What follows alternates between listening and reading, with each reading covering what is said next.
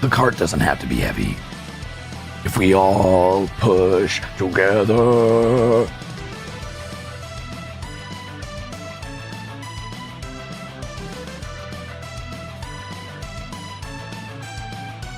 Yes, Inkaru, I will bear the weight of your negative luck, as I will bear the weight of all negative luck in this universe. I will become a locus of power for all things unpositive, unhappy, and unlucky.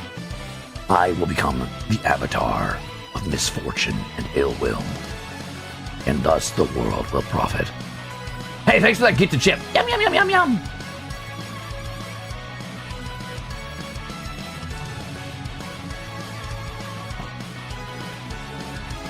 What if I get an underflow error, though? So be it. I'll reset my router. It'll be okay.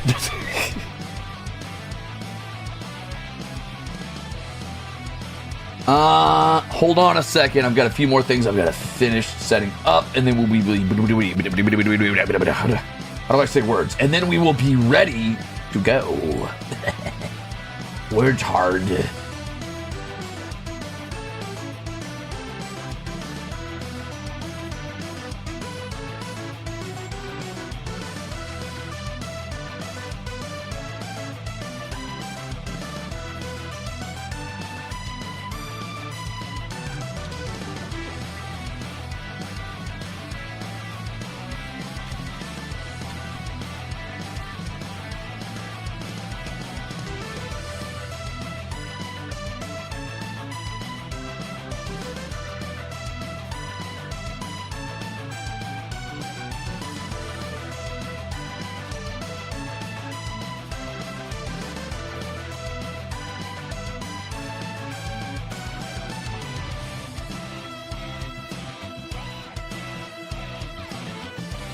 Okay, so the map is maybe a little bit large, but I'm going to show you guys the map. I'm going to recap what we got going on in the world, and I will recap what we're going to be doing today in just a second. But first, let's go chill out. Let's go relax. Let's go hang out in the tavern for a bit, shoot the shit, talk about what's going to happen today, and, you know, Excuse me. Excuse me. I'm busy. Can you get out of my way?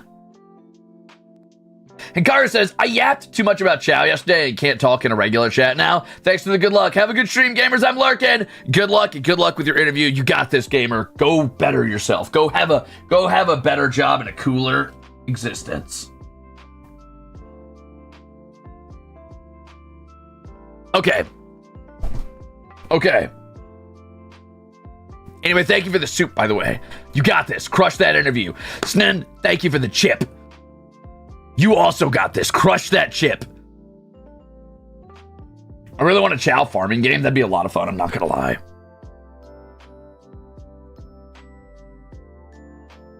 I think Chow farming would suit itself to being a game where you play as an off-brand Sonic character, maybe like Sonic Forces style, where you can just make your own like Sonic character. And instead of being like some hero, you just farm Chow.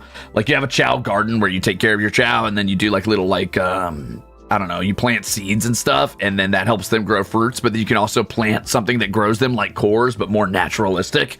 Maybe the Chow could help you with it. That'd be really cute. Anyway. Mystics! Thanks for the gift chip. Yum, yum, yum! No, wait. No, wait. Did I say that right? I did say that right. Yes, I did. Boom, bam, boom. Orthan says, I bought the Armis anniversary merch. Oh, hell yeah! I can't wait to get all four of you to my house. Thank you for 4 months, Orthan. I'm sorry that you have to have those other three plaguing your house with their disgusting, ugly, nasty visages, but I guess you could balance it all out with my incredible beauty and grace and poise and just being the best thing that ever lived.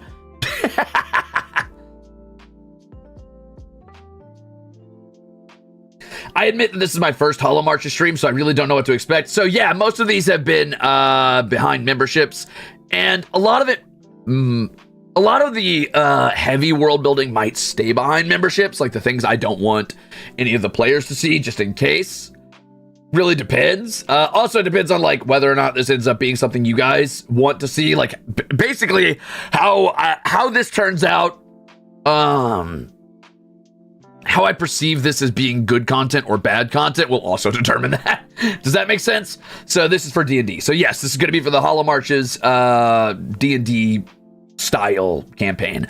To explain to those who do not know what HOLOMARCHES is, it is a West Marches style campaign. West Marches is a term that was coined, I don't fucking know when, probably sometime in like the 90s or 80s. And it's basically a D&D style campaign where it's drop in, drop out play. You don't have to be there the whole time. You're not some like adventuring party that's super tight knit. You could be, but characters are expected to die. It's very focused on a really wild frontier type of area, typically, that is more about exploration than an overarching narrative with a big bad. That isn't to say that there won't be big bads. But the gameplay of West Marches is designed in such a way that players play it more like an MMO, right? Where it's like, okay, what do you want to do this week? And then Axel's like, well, I want to play this week. And then maybe Flayon's like, well, I want to play this week. And then maybe Octavia's like, well, I want to play this week. So I'm like, okay, you three gather up at whatever hub town you're at right now with your main characters, which are kind of like your MMO characters. I'm going to have you three party up since you're all part of the same mercenary group or whatever. And then you say where you want to go on the map. You go on there, go to there on the map, and then I, as the DM, will determine what happens. So this is interesting because it allows for multiple DMs as long as they're sharing notes, and it allows for upwards of 50 players if you wanted 50 players, and all of them can play together in the same world that affects each other. So like, let's say that party is doing something, and I don't know, they kill a lich or something, and they find, hey, can you chill? What is your problem? Arcturus, what? I don't know what you want. You already got fed. Hold on a second.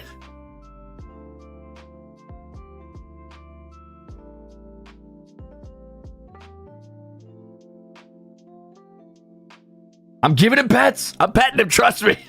I am. Hello. What?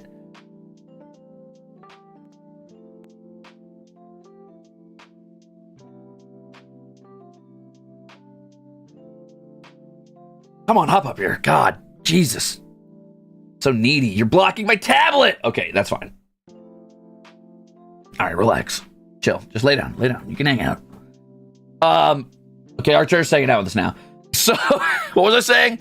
Okay, so anyway, that group might go out and they kill a lich and they get like some legendary lich knife. But the point is, it affects the world in a meaningful way. Maybe that area on the map is safer now, so another party can push a little further into the wilderness the next day. Or maybe because that lich died, undead enemies that have been harassing a group in the last session are suddenly they fall down dead in the next session they play. And that group doesn't have to deal with that anymore. And they can continue on in their own journey, etc., etc. Bye, Arcturus. So yeah, that's how West Marches works. Money for the cats, not you. Okay, so I will give it to Arcturus only. Hey, hold this, bud. I don't know if you know what currency is or how it works, but enjoy. May you put your cat on the mic. Sorry, Rennie. Arcturus does whatever he wants, but thank you for 6 months. You did hear the meows, I hope. I listened to the Armis voice pack today. Y'all did a great job. You were my favorite from White Day, but this time the collab was my favorite. Okay, I can respect that. And thank you for the soup.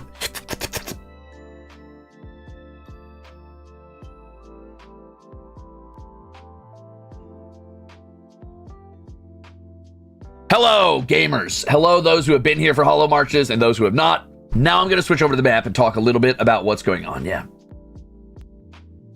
I hope it gets to the point where all the players have to go through trial by combat to participate in the session next week. In a perfect world, all of the players would want to play desperately badly, and they would all be like, oh, Ruze, can we play this week? But I'm going to be honest with you, we're all content creators, and we all have like a lot of pressure on us all the time. And I want to believe in a world where we all everybody wants to play all the time, but I get the feeling what's going to happen is we're going to find a dedicated base of like 2 to 4 players who constantly want to play, and then we're going to have people who want to be in there once in a while every like few weeks or so. But we'll see. Pollux is the one that doesn't meow, he squeaks. Yeah, he makes chirping sounds like a little bird. He doesn't really know how to meow. I can also dream. All right, let's move over here and oh, what the hell did I just do? Oh no.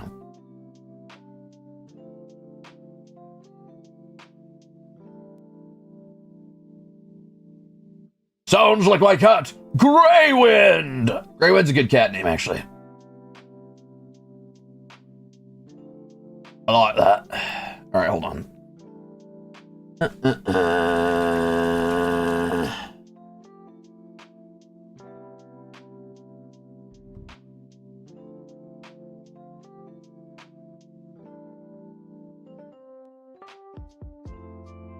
I'm gonna switch it over to some Celtic beats, as I do for these streams classically.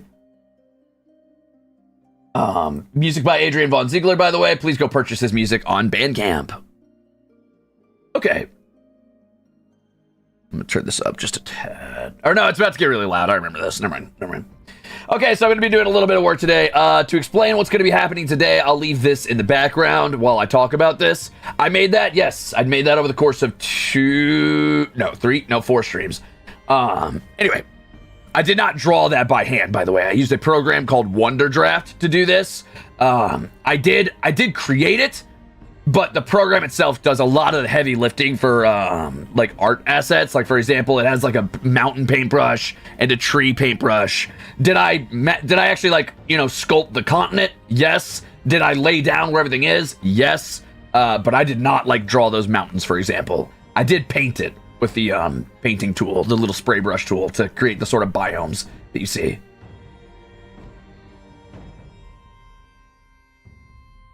Dungeon Draft is sick too for making encounter maps. You know, I haven't tried Dungeon Draft yet, but I might take a look at it. I might. Let me talk for a second about what was I going to talk about?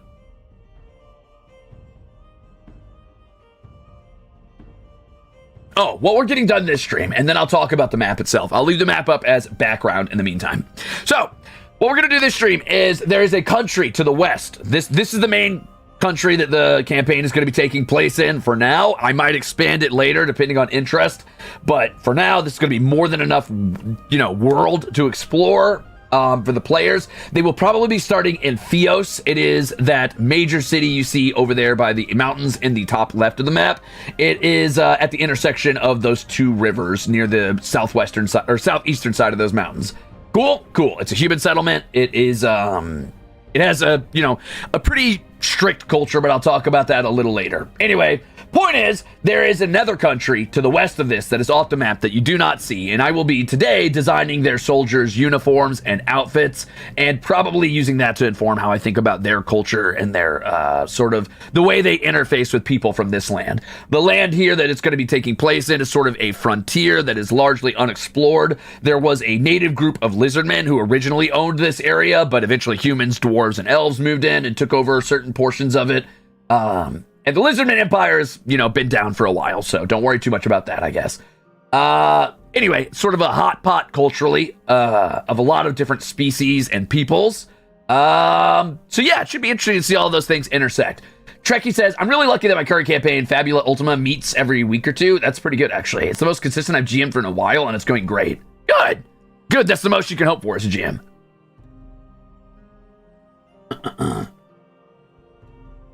Cataphoenix, 6 months, Ruze says, glad I finally caught a stream of yours live.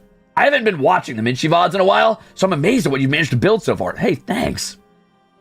I see you there, Pharaoh. What, bud? Where are you?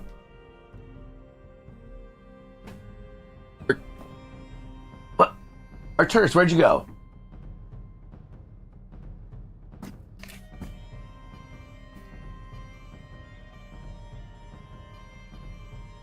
Okay, hold on a second. Let me see. Arturus, where'd you go? I don't know where you went. What? But I don't know what you want. Hell yeah, little Zila. So, what I'm going to be doing today, like I said, is designing that armor from the country in the West and designing their culture a little bit. And then, as far as this map goes, I'm going to quickly explain a couple of the things that are important on it. I'm not going to go over everything we talked about in Minchi, because that was like 16 hours of world building, and that's too much to lay down. And also, some of this is going to, this VOD's going to remain up, and I don't want players to be able to go check out things about world history that they shouldn't know. I will talk about the culture of some of these characters, though. Alex says, today I spoke with my DM and we just reserved a table in our local comic store. Very excited to continue our Witcher campaign. Ooh, Witcher campaign. That sounds like fun. You know what's funny is I've never played a Witcher game, but I like the world building a lot from what I've learned of it. Do we have a mage punk themed civilization? No, and we probably will not. I'm considering a mage focused civilization, but probably not mage punk necessarily. Arturus, I love you, bud, but today might be the worst possible day you could pick to be hyper affectionate. I've got a lot to get done, and I'm juggling a tablet, a keyboard, a mouse, a stream. What? I don't know what you want. You're just looking me in the eyes and meowing aggressively at me. What? Come up here. Come on. What? Yell at the mic if you want to yell. Yell at them. I love you. What?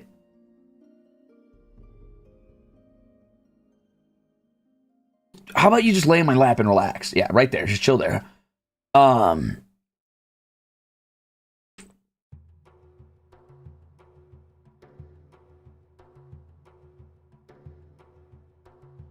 Parotech says, Ruze, your style of world building with that layer of realism in your power systems, pantheon, geography, language, etc. is totally my jam. Yeah, I like to approach world building from a science backwards style.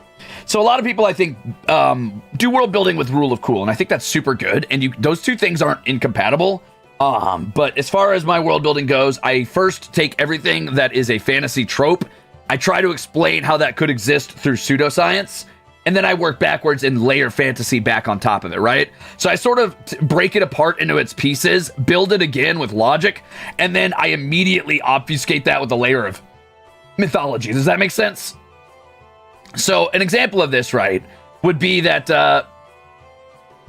my elves are still, like, impossibly beautiful. Like, that's still a thing that's pretty standard of most elves in most settings. Like, oh, they're unnaturally beautiful. And it's like, okay, well, why are they unnaturally beautiful?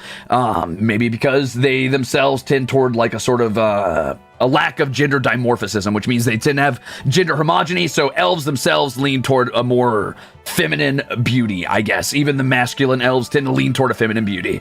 Just inherently biologically, but then they build on top of that because they don't know the science behind that. The elves don't know that scientifically. They also don't know why they live so long. So in their minds, mythologically, the reason they're like that is because they had like a gender neutral god who through some horrible moment in their like mythology got split into two genders or whatever, and then they built their culture around that, and they lived for a long time because they were blessed with immortality before the mortal races came along. And now they don't live forever, but just a really long time. So in their minds, the mortal races stole their immortality by being born. So it's this kind of idea of like, you build with science and then layer mythology back on top of it because the creatures themselves in this world, they don't understand the science behind it. Cosmic Collision says, I'm running two D&D two D&D campaigns. Both groups switch DM each session. Oh, that's cool though. Unfortunately, I am next DM for both sessions and I am not ready for either. You better get to work. One of them's on Friday, and all I have is a single NPC. I mean, that's a good start. You could base an entire session around an NPC.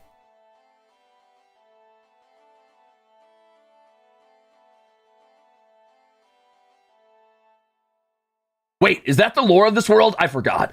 Well, Tired Blob, as far as my world building goes, the gods are not like... So in D&D, right, gods are active participants in the world. You find direct evidence of the gods. They are there. There is no denying that. You can't really be an atheist in a D&D setting. Like you could, but it would basically be I don't like the gods, not I don't believe in the gods, because they are directly 100% there. And the settings I like, the gods exist theoretically, or something that is godlike in power exists, but they are unknowable, and the way people interpret them is much like a real world setting where they kind of just explain natural phenomenon with supernatural mythology, right? So the elves believe that that's what happened, at least the elves in this world. Yes, they believe that, but does that make it true? I mean, no, not necessarily, but they believe in that that mythology, yes.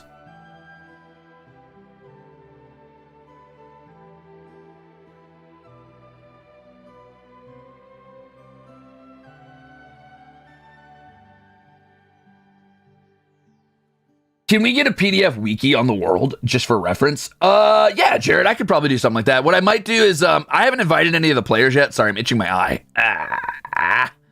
super humongous brain. Thanks. I'm powering my brain.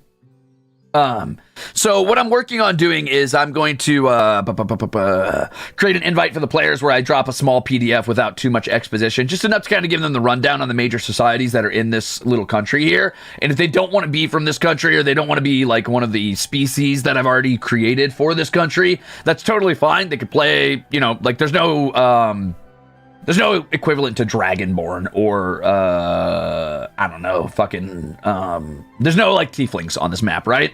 So if they want to do something like that, I'll work with them to create a culture that does support that somewhere else, and they'll basically just be, you know, foreigners or travelers that live here. So, yeah. Well, once I get that PDF done of the major cultures on this continent, I will send, or in this country, I'll send that out to them, and maybe I'll make that like a Minchi thing or something. The Ink Slicer says, does D&D necessarily have to be medieval or high fantasy? Or can there be stuff like sci-fi and superhero campaigns? So, not for lack of trying, but D&D does suit a high fantasy, high heroism setting like a glove, and it does not suit other settings well. I'm not saying you can't do it. They have tried their best to be able to make it so D&D can be modded to be sci-fi, and D&D can be modded to be superheroes, and whatever you want it to be, because they want to have their cake and they want to eat it too. And I can respect that. I understand why you would want to do that as a brand, but realistically, there's better settings for that. So if you want to play sci-fi, you might want to play something like Starfinder or The Expanse. If you want to play something superhero, there's Mutants and Masterminds, or there's another Powered by the Apocalypse setting I'm trying to think of that I can't remember. You could do it through D&D, yes, but it's not a perfect one-to-one, and it would take a lot of work on your DM's part to bend the rules to suit that. Bia Cinnamon says, hi, Ruze in chat. I just got here and saw a HoloMarch stream. As someone who also loves world building, do you mind telling me how you work on your maps? Like, one right now, is that a site or an app? So, Bia, the main way I do my maps lately, I used to just do raw world building, but one thing I really like is working with constraints. So, I play a game that was made by the YouTuber Nookrium, and the game is called Mappa Imperium. And basically, it has you run through the setting of your world, one era at a time, split into 6 eras, right? What do I think of Lancer as a system? I haven't played a Dumb Spider, but it seems really interesting. That's the mech fighting system, right? For people who want to do mech tabletop RPGs. I want to play that at some point and try it out. But to keep answering your question, Cinnamon, the way Mappa Imperium works is you roll dice. That tells you how many like land masses are in your world, first of all. So you might roll like 1 continent and 2 small islands. That's what you have to work with. But then it's just all down to you, super customizable. And then in Era 2, you roll dice for the biomes that are on your map, which I did here, which is why I have, 2 mountain ranges, and why I have 2 deserts, and why I have 2 major rivers and a bunch of offshoot rivers, and 2 major lakes, and 4 forests, and a highlands, and a canyon. And then you just keep going, right? You roll for civilizations. It tells you what race those civilizations are. And then once you get past the first half of the game, you get into the actual living of the civilizations, events that happen to them, right? Like maybe a dragon attacks their settlement or whatever, and they lose a whole town, or they get a new town, or they expand and become like sort of conquerors or globalists or conquistadors or whatever you want to call them. Abner, thank you for the delicious soup. Anyway, there you go. Play Mappa Imperium if you have a chance. It is 100% free on itch.io, but I encourage you to pay Nookrium if you can. Okay, let me real quick. I want to open this in CSP so I can zoom in on things while I talk about it.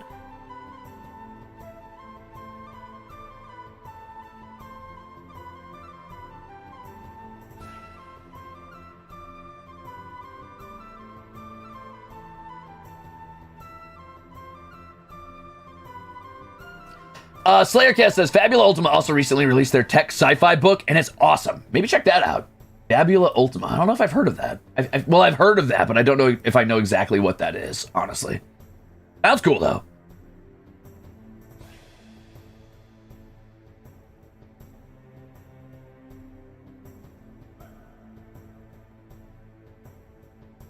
We're going to need a dedicated wiki page. I'll leave that up to you guys. Wait, why did my colors get all fucked on this? What happened?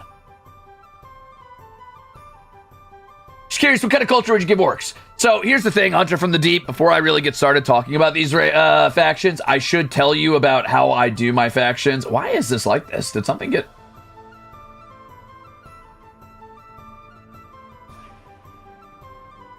Is there a filter on this or something? Did I put a filter on this window for some reason? No. Is there a filter on this?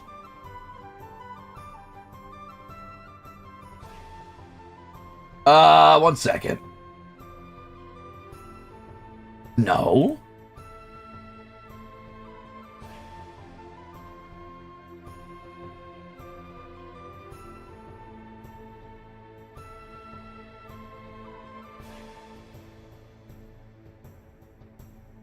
What the hell? Oh, I see. Okay, okay. I fix it. Okay, so to explain something, Hunter, I do not subscribe to the idea that every race gets one culture in your fantasy settings. I understand that is ambitious of me and maybe pretty stupid of me. I understand why world builders do that. I'm not saying there's anything wrong with doing that in your setting, but just like humans, I do not believe there would be a homogenous culture in the races of my setting. I do not believe that all elves would subscribe to the same mythology I described earlier. I do not believe that all orcs would be, inspired by, like, Mongolian culture. I do not believe that all humans are Western European medieval fantasy. Just like humans have, like, hundreds of thousands of cultures, so too should your fantasy races. So the orcs in this setting are actually inspired largely by the Northmen from around the Anglo-Saxon period. So the orcs from this culture are in this setting were raiders from a colder northern land who eventually settled on the peninsula that you see up here. And then over the course of, a couple decades, they ended up sailing over and taking over this island, and that became sort of a main capital for them. It means new land in their language. It's called Vondal, or Vondalv, I believe. And then they set a settlement here on this sort of like this delta, or whatever you want to call this little spot where all this land peeks out into the swampy terrain. So they've got a major settlement here. They've got their main capital here. They've got their area here. They, much like the Saxons themselves, have become a unique, homogenous culture of their own that do take descendants from a raiding culture, but are trying to become genuine political forces themselves and kind of cast off the stigma of being like murderers and pillagers. Mad Play Dot says, "Hey, Ruze, finally got around to watching your cover. I dare say I think I like it better." Whoa! I would never say that because I can't say my vocals are that good, but thank you. I'm glad you like it. And thank you for the soup. Are the orcs green people or boar-headed style? You know what's funny, Cole Van Soak? I haven't decided yet. I really, really, really like the orcs from Dungeon Meshi, but I don't want to take it 1-to-1. So I'm still building. I did see that Finnegan. I did see the cutout guy. I'm glad he has it.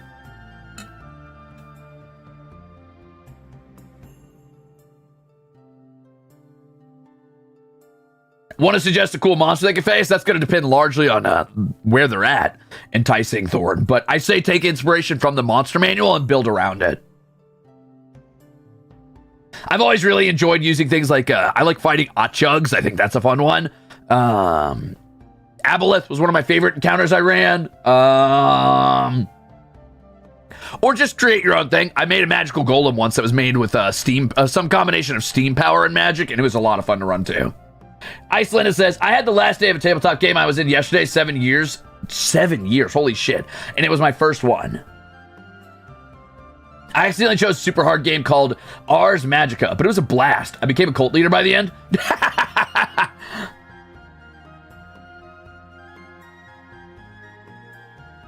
Damn, 7 years of tabletop. That's awesome. Congratulations, Lena. Thank you for the soup.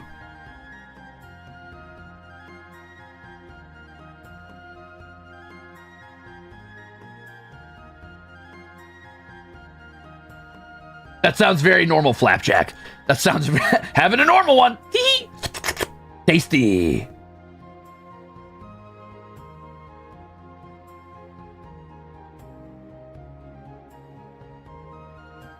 Thank you for listening to the cover, though. I enjoy that. I'm going to get that 50K one day. I promise. I swear it. I swear it. We'll get it there. We'll get it there. Check out Ars Magica if you're even remotely interested in middle-aged wizards. Okay, I'll keep it in mind. Raphael Calvin says, yeah, the pig-headed orcs are a very Eastern take. Closest thing to Tolkien, like orcs in anime, is usually ogres. Yeah, so Tolkien's orcs are interesting because they're often just monstrosities in some way or another. They're just bastardized elves, right? So yes, they are like terrible monsters in the sense that they're usually very ogre-like in the way they're interpreted. But I do wonder how much our modern perception of big green man with pointed ears and like fucking gorilla level like muscle structure and underbite teeth, I wonder how much of that is like Tolkien, how much of that is Warcraft, and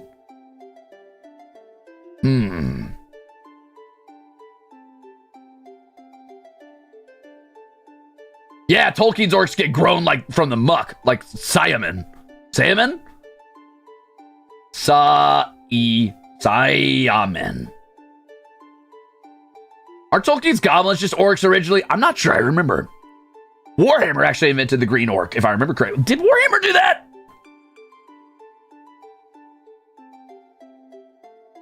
I don't know who beat who to what.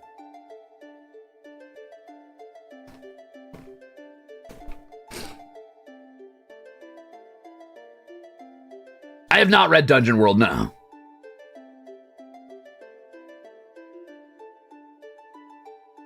Oh, okay, so Warhammer beat everybody to the green orc. Okay, there you go. Now we know. To be fair, Warcraft borrowed a lot of... I mean, early Blizzard borrowed a lot of their stuff from a lot of places. You didn't hear this from me, because obviously as a company, I'm not allowed to say this, but I mean, it's pretty obvious inspiration if you're looking at something like, I don't know, every alien race in StarCraft and popular sci-fi at the time, and...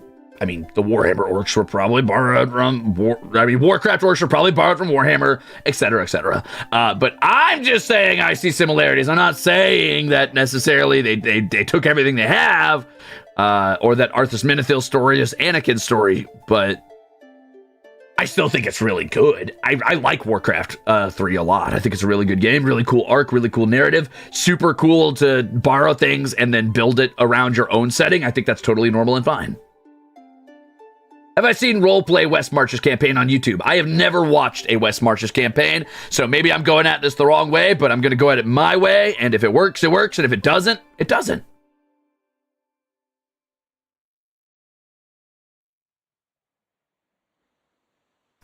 I have not, Fanchi, seen all the changes to the 5e Player's Handbook, but I'm curious about checking it out at some point. All right, here we go. Let's talk a little bit about the world, shall we? I'm going to quickly run through a few of these characters, a few of these, important people. I'm trying to remember how I zoom in this. I had a hotkey set up for it.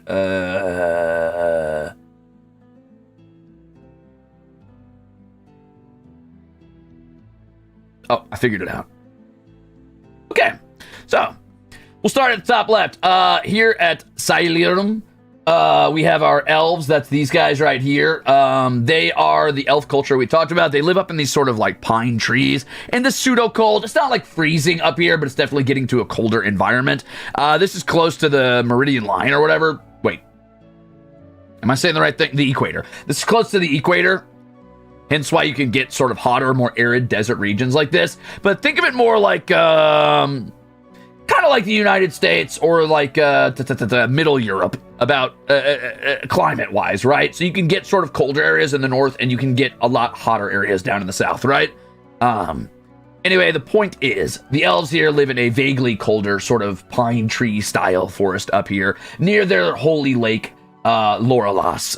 And they have a temple up here for their old religion called Tasiulo, which still has a sect of monks that are sort of ascetically living there. Isvale is where they first touch land after coming from up here. It's where they first know that they hit this continent in their older texts, and it is an important port city where they do a lot of textiles. They are currently dealing with an evil enchantress here at Crickets. Crickets is called that because not a sound is made in this part of the forest. They have these magical runestones that create an unnatural fog throughout their entire forest here, which only they really know how to navigate, but the runestone nearest to Crickets has been turned to malevolent use, and there's an enchantress of some sort living in that tower. Cool? Cool. Okay. Anyway, here at Cintas, this is one of their border forts. They keep an eye on Silvertier, which is where the halflings live. Halflings in this setting are essentially what you get if humans and dwarves become a pairing. Gnomes are elves and dwarves, etc., so on and so on. Anyway, Silvertier used to be a halfling settlement. It has been raided many times from Spear, which is a goblin settlement, which was founded after the goblins took over Ima Dormir from the dwarves. The dwarves here in Uthakarna had Ima Dormir as a forward settlement for mining, but the goblins of Ima Penguin took over Ima Dormir, took over Spear, and then eventually led multiple raids down from the mountains into the hilly land of Silvertier. The halflings did eventually lose that war, called the Little War, which went on for almost 100 years. The elves kept intervening and eventually fought the goblins to a standstill, but were not able to retake the city. So now most halflings live in Utakaya, which is a sort of logging settlement here at the edge of this forest in between these two rivers. Cool, cool. The Itty Bitty War, the Little War. Anyway, I'm going into too much detail here. Give me a second. I'm gonna slow down on detail a little bit. This is an important event in society, but yeah.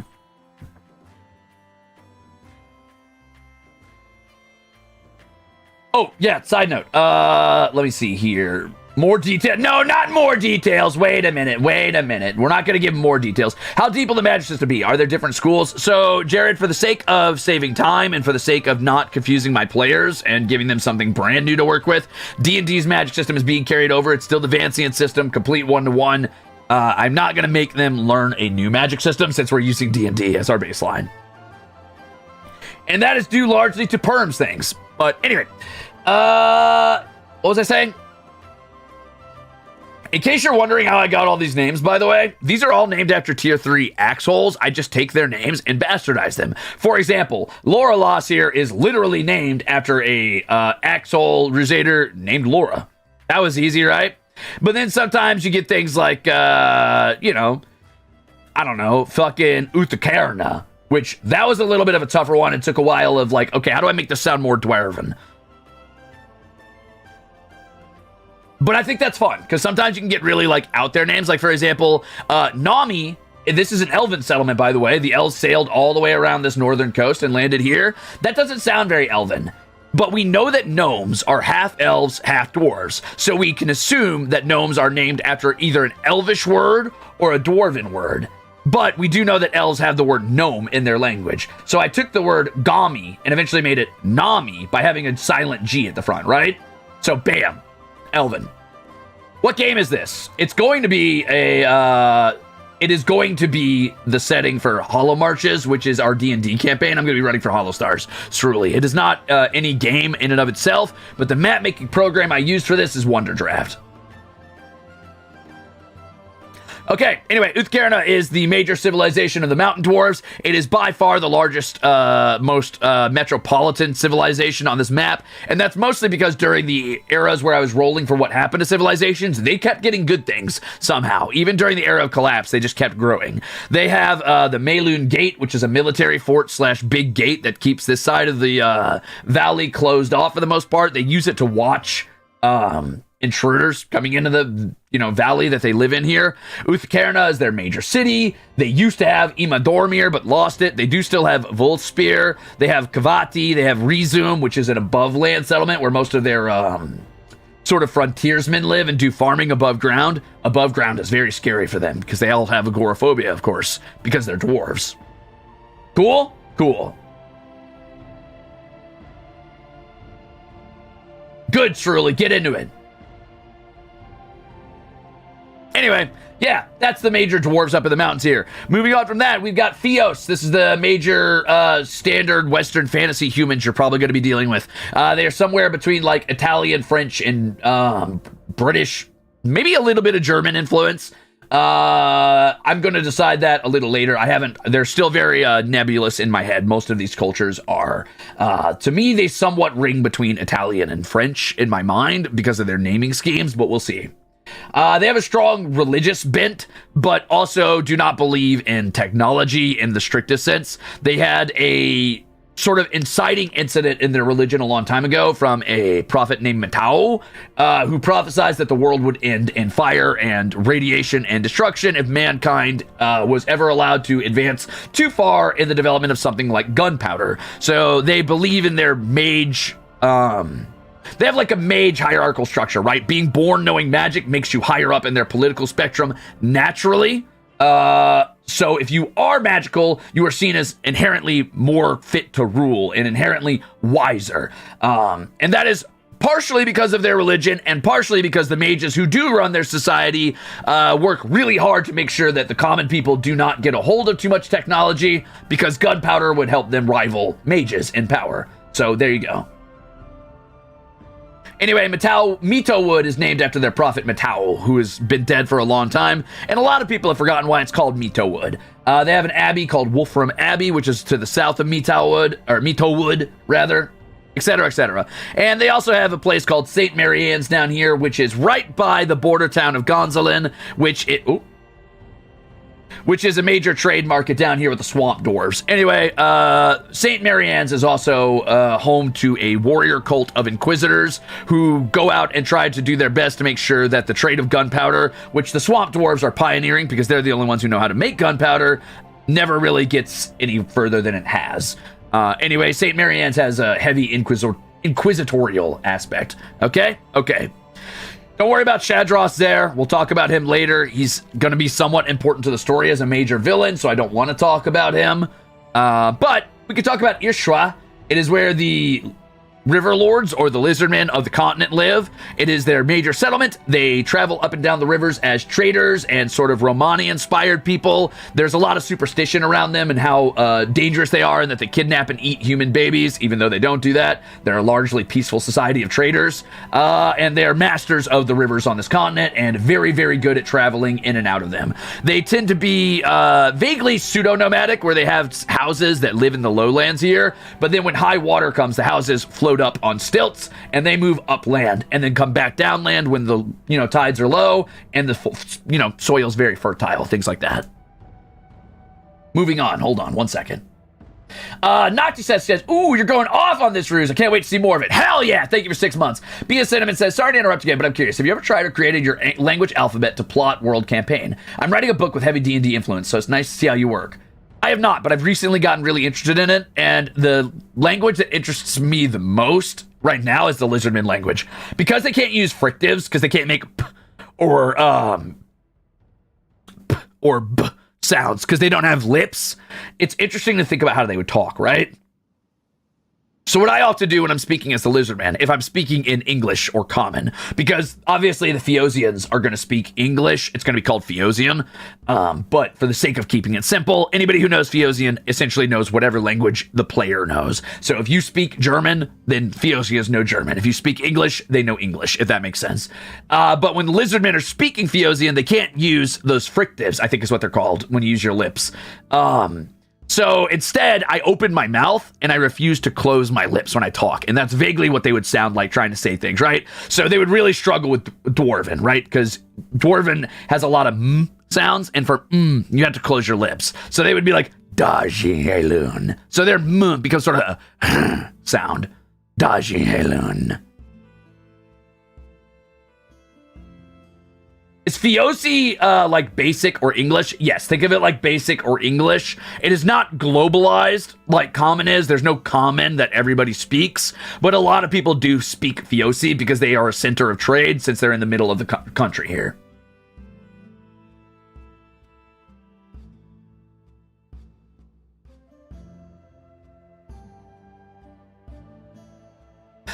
So that's how it is. I understand everything now. Exactly. Plosives. That's the word I was thinking of. Plosives. Thank you, Enticing Thorn. Not frictives. Plosives. They can do, like, theoretically, sounds, though relies on the, lip, so maybe not, but S and sh should be possible.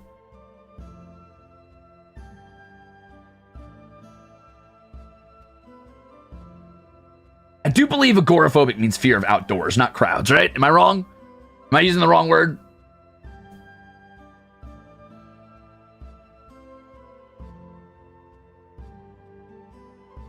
Anyway, let's keep moving, shall we?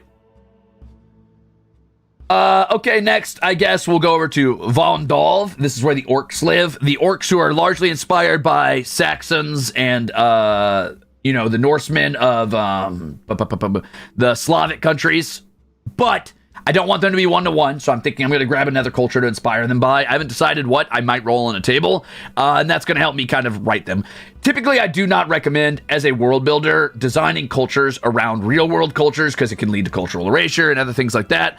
But, I mean, everybody's got to start somewhere, and I simply do not have the time. Yes, like Vikings Greenwell. I simply do not have the time to genuinely write up a unique culture for each and every single one of these with no influence.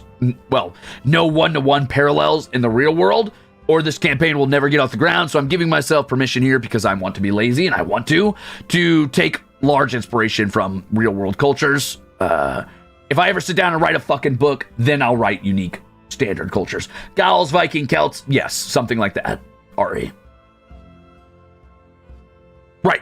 Anyway, so those orcs are still currently dealing with the bias that comes with coming from a culture of raiders and pillagers and killers. They are not like that, theoretically, as a culture anymore. Like, they do not espouse those ideals. I'm sure they still have a violent bout to them. They do come from a violent people originally, and it is a violent world that they live in. But I don't think they want to be perceived as, like, terrible monsters from the north that just come and kill. I think they want some cultural and political legitimacy now. They've kind of cast off the chains of their ancestors in a lot of ways.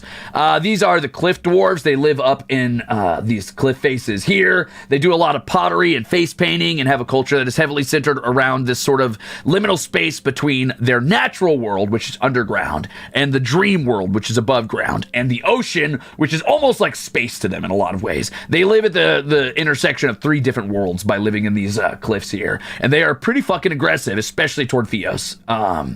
Moon says, hearing you go full force in world building makes me so happy. Coming from someone whose first creative love was writing and inverting popular tropes to see how far they can be stretched. Huge brain, Ruze. Thanks, Moons, and thanks for being a jackaxe. Happy 2 months, gamer. Do you have all these notes in your brain, or is there actually a doc? They're in my brain right now. I should write them down so I don't forget them, or I will forget them. But right now, they're in my brain. Okay, these are the ocean lizardmen. They live here at Iwashi. Which they can't make the wa sound appropriately. Wa is just the Theosi written word, or written letter rather, to symbolize lizardmen, like ha sound, like ha. So Iwashi is more like Iwashi than it is Iwashi, but a Theosi would probably say Iwashi. Anyway, they own most of these islands. They have traditionally come into conflict with the original orcs who came from the north, but they also have an orc society here in Kihi-Lahi, which was originally Kihil, or Kihi. Lahi was added later when it was ruined by the orcish raiders from the north, but recently there's become an orc sect of refugees who were basically kind of shipwrecked up here in these northern islands, sailed down here, took over the ruins, and then started to try to sort of integrate into the Lizardman society. The Lizardmen of the ocean are very much like it takes a village to raise a child type people. They do not believe in building walls in their structures. They're usually just sort of like, roofs, posts, open housing with like lots of curtains and beads and stuff, and they believe very much in the idea of like nobody owns anything in the strictest sense. Everything belongs to everybody. So it's not uncommon for lizardmen to, like, I don't know, be helping somebody build a house, and then they're like, okay, it's nighttime, I'm gonna sleep at your house. But there's no possessive in their language in this culture. It's just, I am going to sleep at this house here, because they all own the entire village together, right? They all raise their children together. The idea is that they're a very collectivist culture. They're very peaceful. They don't do a lot of war, which is funny because their sign is a hermit crab living inside of a lizardman's like skull. That is their flag.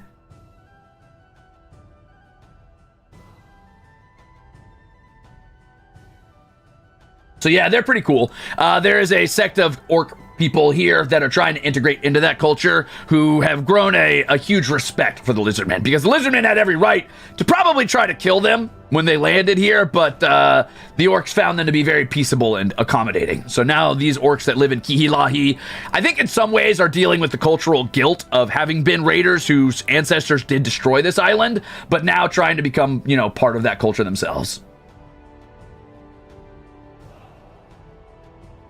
Do they wear hats or are they more into bandanas and light? Good question, Greenwell. I'm not sure yet how clothing works for the Lizardmen. Since they're pseudo-warm-blooded like dinosaurs were theorized to be, I'm not certain how clothing would affect their body temperature. So cold-blooded creatures can't wear clothes because it would kill them. The heat from their body, since they don't produce heat, would sap out into the clothing and eventually basically freeze them to death. Where warm-blooded creatures can wear clothes because we produce heat from the inside and get heat from the outside, right? So that makes sense. Let's keep moving, though. Felix Hold here belongs to the people in the eastern country that's off the map. Don't worry about them yet.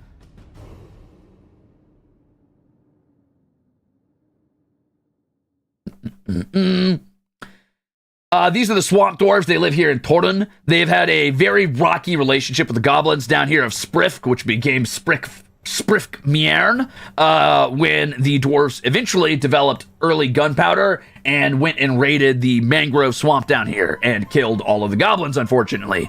They then sailed across the ocean and took the fight to the goblins' home region of Jedisku, and killed them there too. The goblins escaped and made a place called Imperiksdrocht down here. And then eventually some goblin ships got shipwrecked up here on the southern peninsula of this desert, where they created this sort of weird it's like a city that is built on the wrecks of their ships called Lubruk.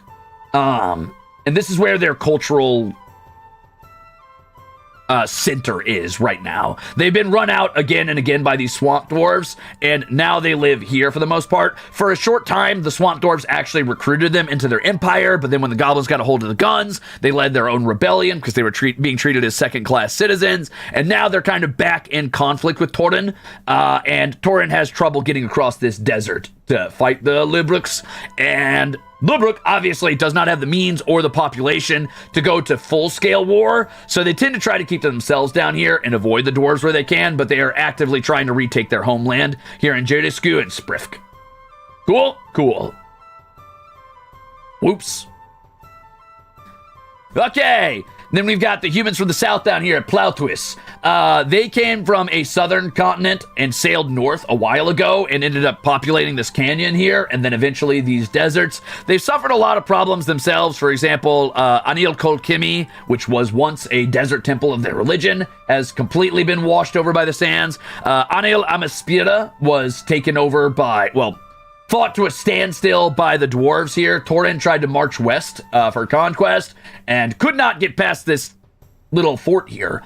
But the fort's holders were largely wounded to the point where they could not quite make it back to their capital of Plowtwist, and the fort was eventually fallen into disrepair. So most of the desert from here to here is a largely uninhabitable zone now with no real society in it. But society still hangs on pretty tough around here at Plowtwist and along this canyon. They even have a huge school up here known as Sinisatoi, which is where they study the stars. They have a lot of astrologers and astronomers up here, up at the top of the mountains.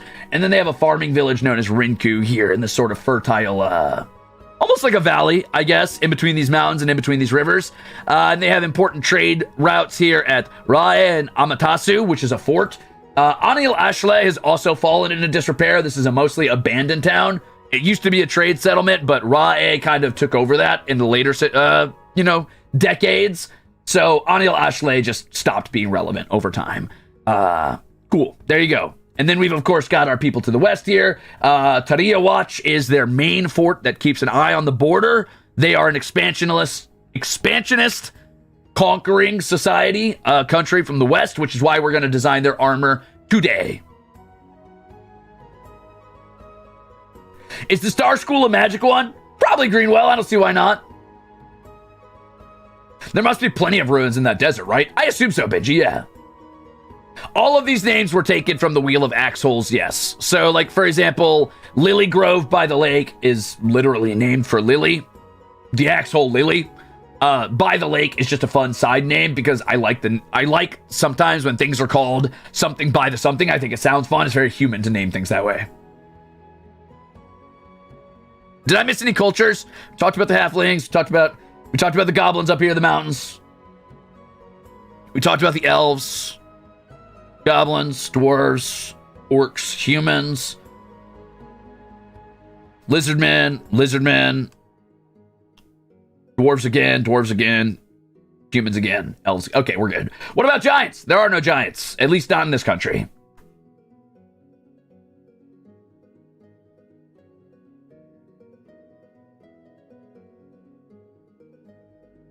Do gnomes have a unique culture? So, Silent Eric, in this setting, gnomes and halflings are the half-breeds, essentially, of other races. Essentially, the idea is that they function in the cultures they are typically born into. So gnomes will often, function within the culture of elves or within the culture of dwarves. But if they do eventually, get a sense that they're not welcome or get the feeling that like the culture they belong to looks at them as othered, because to a degree they will be othered, especially by elves, since they're not as long lived as elves. They will sometimes form their own settlements, but largely there's not enough halflings, gnomes, hobgoblins to form their own settlements. So that doesn't happen very often. But Silver Tier up here was a culture that was largely halfling dominated with a few gnomes sprinkled in. They were eventually, unfortunately, conquered by goblins in the Little War. The elves did come in and save them at last second because the elves had this little border watch here where they got word that they were being raided by goblins consistently. So the last stronghold for true halfling culture, which is just halfling, is here at Utakaya. Are orcs and goblins related? Probably not. I think humans probably see them as related, but that's just human ignorance. The same way humans think that, like, I don't know, probably halflings and dwarves are the same thing, even though halflings are just as much human as they are dwarven. Are there any were-like creatures, curses, diseases around here? Since this is set in the D&D rule set, yes, probably. What would be the cross of humans and elves? Probably half-elves.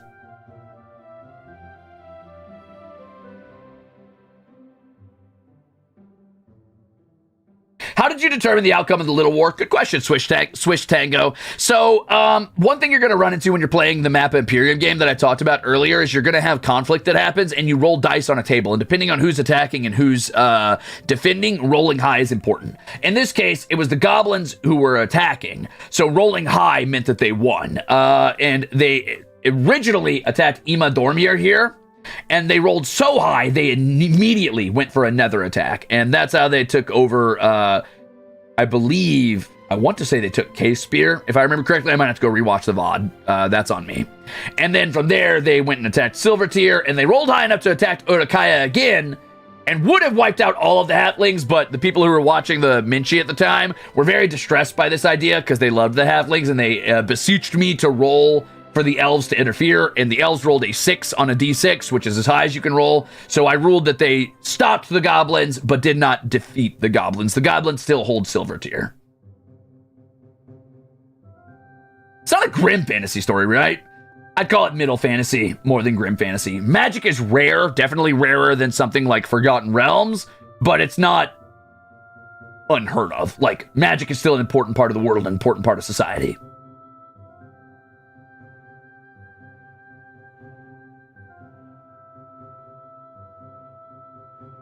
Were there any empires of dragonborn tieflings, and were they in conflict? In this country, no. In the world, almost certainly.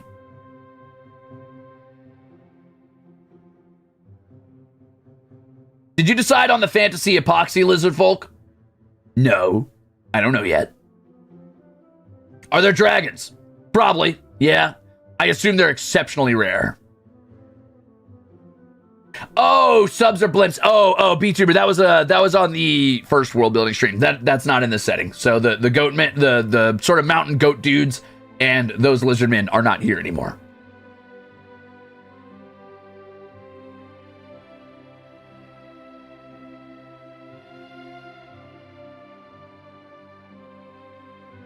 Are there any places for dragons, giants, and other large monsters to live? I can imagine dungeons are as common as in other D&D worlds, but I'm curious if you have world-building ideas. So I imagine dragons would live anywhere they can essentially perch, right? So obviously mountains would be a good pick, assuming they have good cold weather resistance.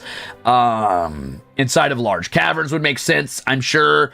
Honestly, I could see dragons dominating plains biomes, so areas like this would be prime targets for a dragon, mostly because there's nowhere to hide. Prey would be easy to get a hold of, but The problem with dragons in a setting is you really need to plan around dragons because they would have such an irrevocable effect on the local fauna.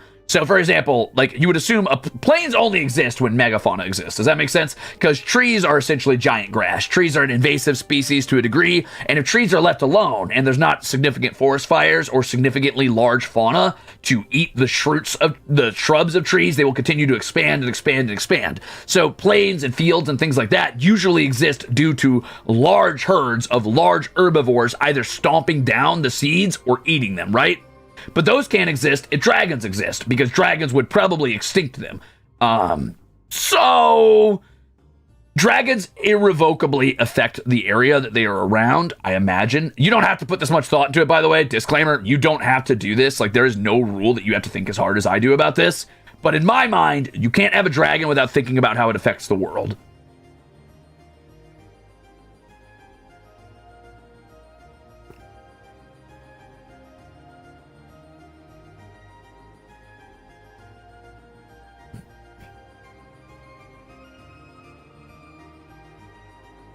Do we have a lake hydra? Maybe.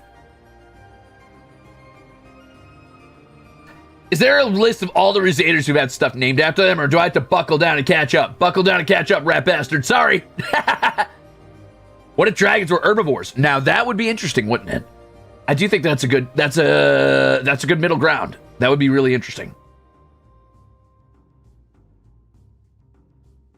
Would upper planes and lower planes exist adjacent to this world? I have not decided about planes yet in this setting. It'll take some time for me to kind of reconcile that. So in a vacuum, I would not... in a vacuum, I, for example, probably would not have tieflings or dragonborn exist in this setting.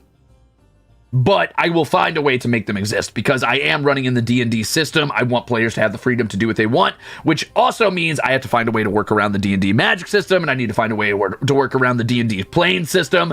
So yes, I am going to find a way to do this, but I'm definitely going to flavor it in my own sense.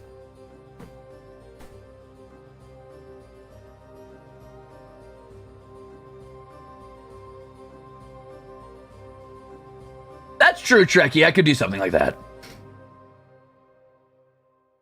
Will you have fallen or ancient kingdoms, or have most of them been raided already? So, that's an interesting moment to touch in right here. Shadros Zair here is a necromancer from the original empire of the Lizardmen. He is essentially a lizard lich. Think like crocodilian skeleton, bipedal crocodilian skeleton with really cool fucking jewelry. He does not fuck with Irshwa for the most part. While he does see them as his kin and his descendants, he is frustrated at their peaceable nature and the fact that they are largely traders and journeymen, and he does not like the way they are treated in culture for the most part, but he also has his own ambitions of reigniting the Lizardman Empire, and killing them all is not the way to do that. So, he does not fuck with them, but he does not like them. He really, really, really wants the old Lizardman Empire to come back. Zakukaz, for example, is an old temple that was part of the Lizardman Empire that was here originally. So yes, there are ancient kingdoms, and there are remnants of that around the swamplands and things, you know, of that nature. But I haven't decided how many ancient kingdoms existed out here. He is, in fact, the disappointed boomer.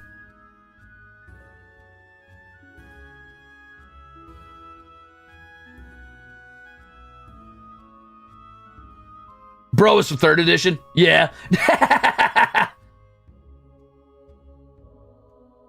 Donkey Kong Country destroyed his kingdom. It's true, actually. The DK crew came in and dunked on him, and now he's mad about it.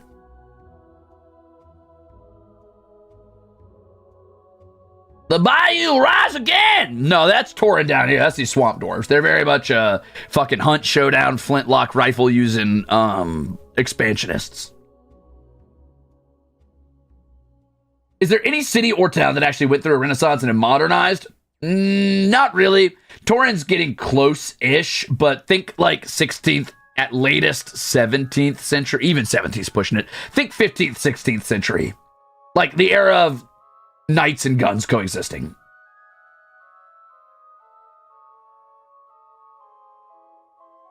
Are artificers a thing in this world?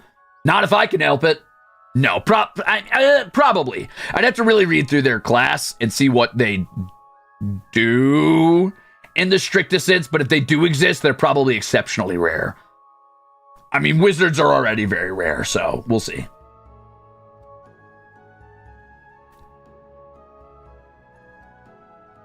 Any technology magic combos? Everlasting flame steam boilers? I haven't decided yet. So one concept I had for guns is the idea that maybe the Fiosians or the Fiosi are trying to find a way to rival the guns of Torin without using gunpowder, because even if your culture bans the idea of, you know, technological expansion, people will typically find a way around that. They don't, I mean, culture does not omit progress, right?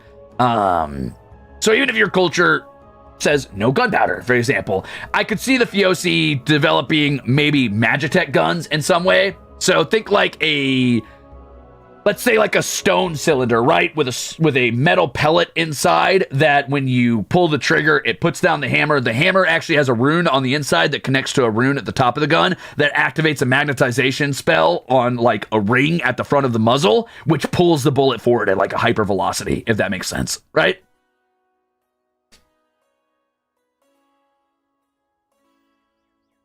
And then you pull the hammer back when you want the magnetism rune to stop touching.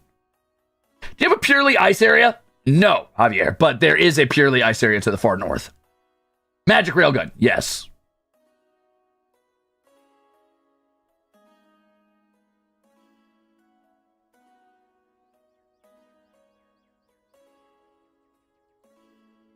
I love this Q&A, but is it time to get designing army uniforms? It is time. Yeah, we've had a lot of questions. It's been an hour of lead up. Let's go ahead and get started, shall we?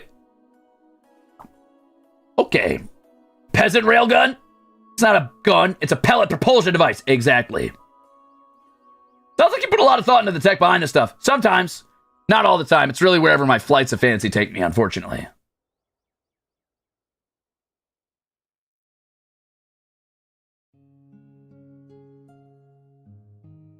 What are the regionals in the world? I don't know what you mean by that.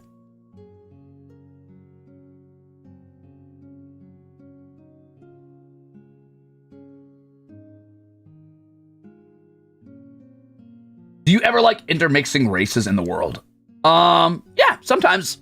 I think that having like a giant hub of everybody gets along is good for facilitating gameplay, but does not make a ton of sense in a world building context, because if that was the case, everybody would probably just live there.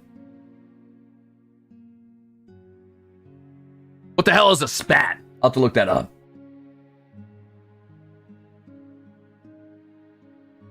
Stringless crossbows?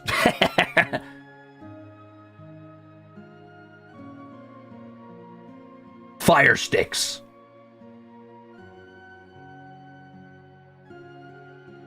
Well, I guess that's what you would call regular guns, since they make explosions. I don't know what you would call the magnet guns.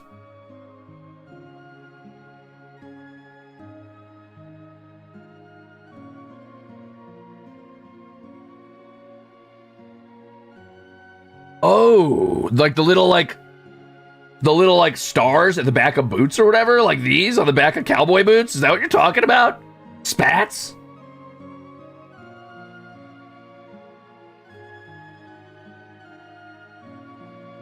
Those are spurs. Okay, so what the fuck is a spat? Stretchy pants. Holy shit. Like leggings?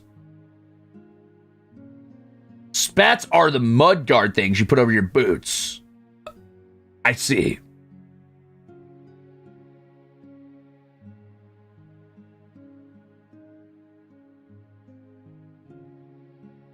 So, assuming this is okay, let's draw a little boot here real quick. Forgive my art skills. We're just gonna speed draw a boot. So this is our boot, right? Yay, boot. So spats are like those things that come down right here and hook under the bottom of the boot, right? And then come up over the toe, essentially. Is that what we're talking about? Is that a spat? I see. And or come down and hook under the heel, I guess, and come up over here. Okay, I got it. Okay, got it.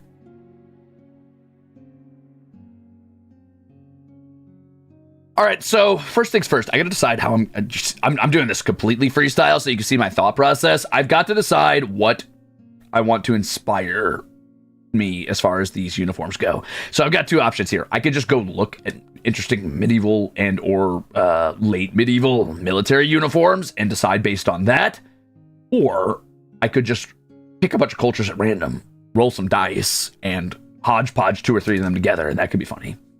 Metal or leather? Good question. Probably depends on how much money they have. I'm going to assume largely, like most armies in military times, or medieval times, cloth, probably. If you had a lot of money, you could probably afford padded cloth. If you didn't have a lot of money, you could probably put a little bit of metal, or sorry, if you had a lot of money, you could probably afford a little bit of metal. If you did not have a lot of money, you probably wore a lot of padded cloth and gambesons and things like that. Typically, having metal on all of your soldiers is not something most nations can afford.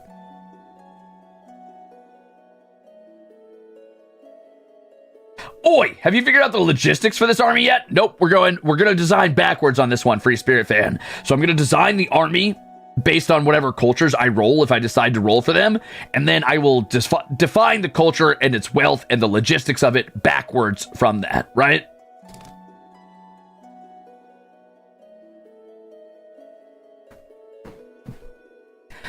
Mostly because this army, for the player's perspective, they're not going to see many people from this Western culture other than soldiers and the occasional mercenary. They will probably not be seeing many just random civilians because the people that are going to be in the country we're going to be playing in that come from the West are almost always going to be some sort of military people.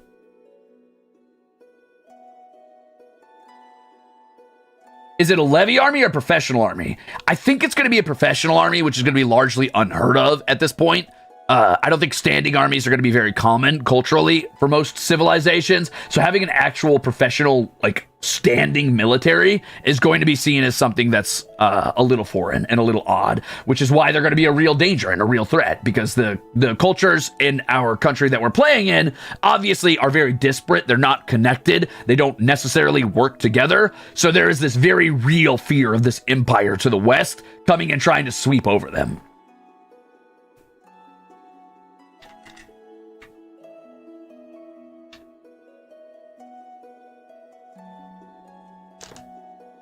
What are their main weapons? I don't know yet. Let's roll dice, shall we?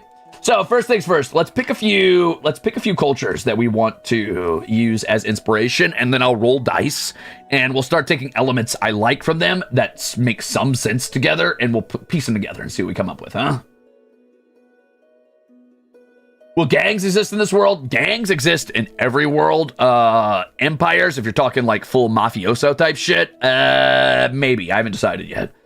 If you're talking like Thieves Guild type of stuff, it's possible, but I've always found that, while fun, a tad campy.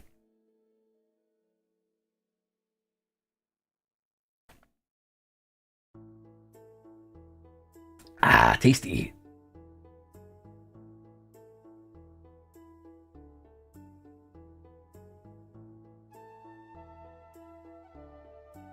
Let me pull up a new window, and I'll keep you guys on this side, and...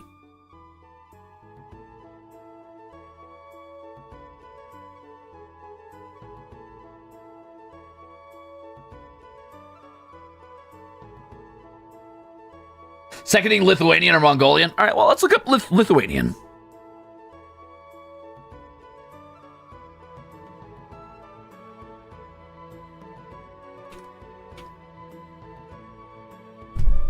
Okay.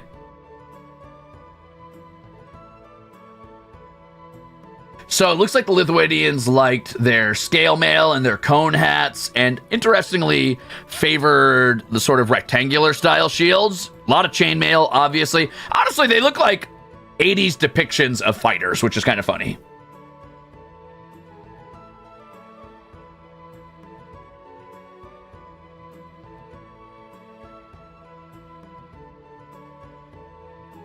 Huh.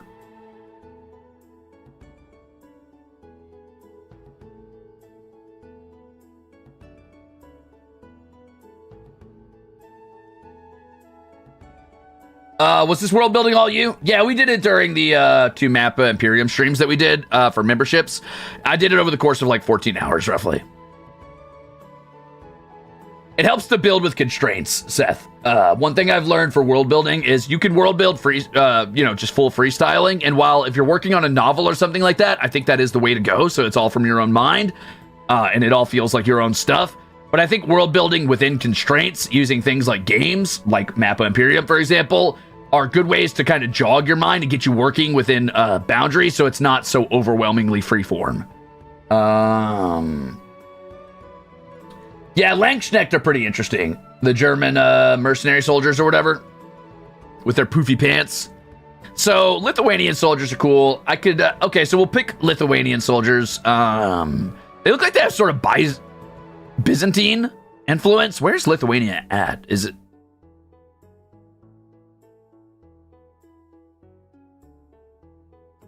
Huh.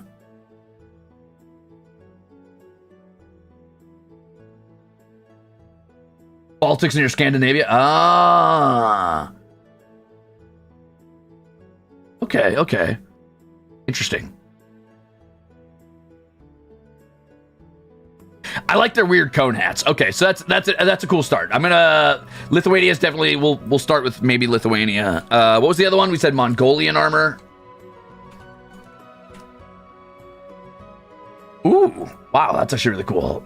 I've never really seen full sets of armor for them. I like the tasseled hats. Tasseled helms are cool. Ooh, their heavy armor's really cool too. They also have that really conical, they have like conical helmets, but they taper at the top. Not super cold mouse, no. Winged hussars. That could be cool.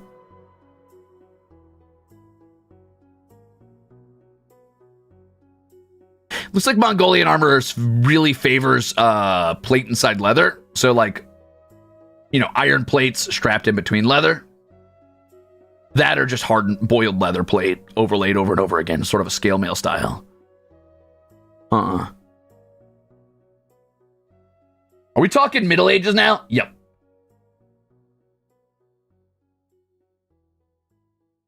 Are you searching images online? I'm just looking online.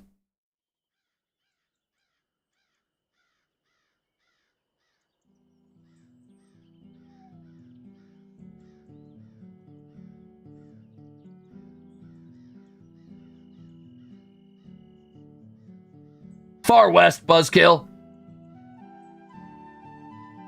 Okay, well, that's an interesting start, but let's keep grabbing culture, shall we? And we'll roll dice. Let's say we grab 6 cultures, and I'll roll 2d6, and that'll determine which of the 2 cultures I decide to hodgepodge together. How's that sound? Cossacks, okay.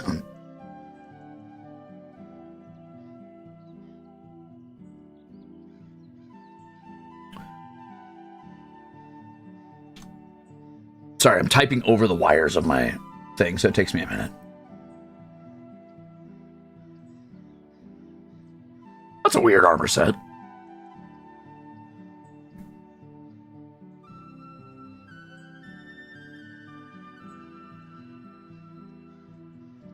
Huh.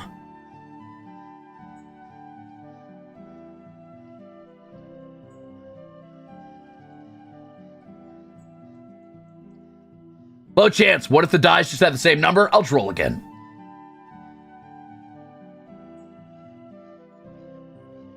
Elven? Is a fantasy culture okay? Yeah, I don't see why not. Aztecs not bad, yeah. Mesoamerican cultures have a lot of really cool armor designs. And really, really cool weapons. Very unique weapons. Swiss pikemen, huh? Janissary. I'll pull up Janissary. Give me a second. I'm trying to find some a reference for good Cossack. Oh, that's good. I like that. Okay, cool. Late 17th century Ukrainian Cossack general. Okay, I like that outfit. I'm gonna look at that for a minute. I'm gonna use that as my baseline and work around that.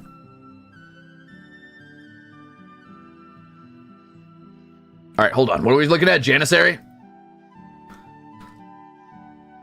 So the Janissaries were the famous riflemen from the... Where are they from? I almost said the Balkans, so that can't be right. Ottoman.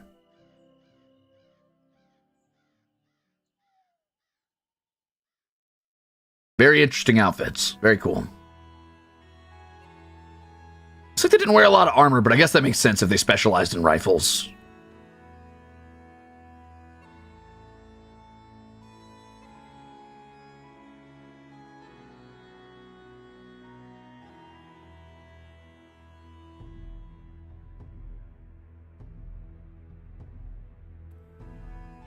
Maybe Andalusian? Let me take a look at that real quick.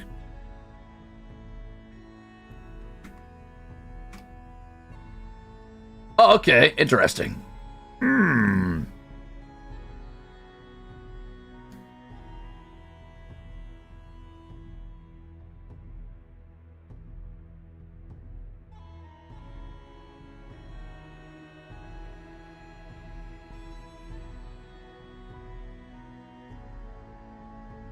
Looks like they favored chainmail shirts.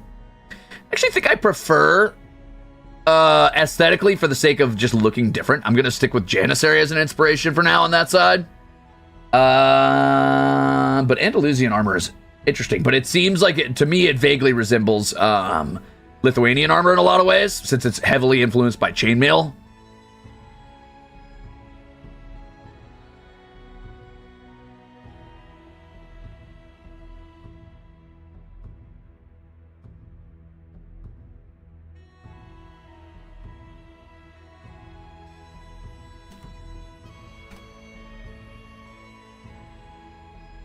Sure, let's take a look at our Arabian armor influences.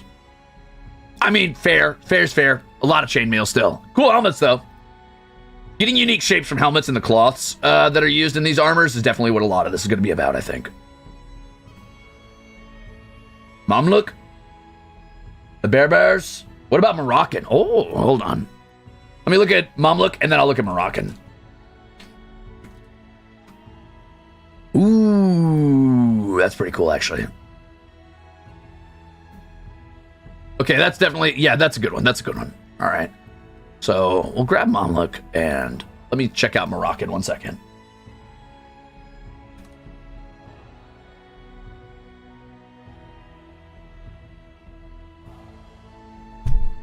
Ooh, it's not bad.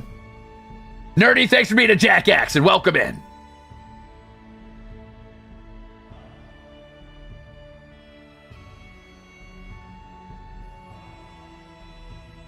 See you later, Ray.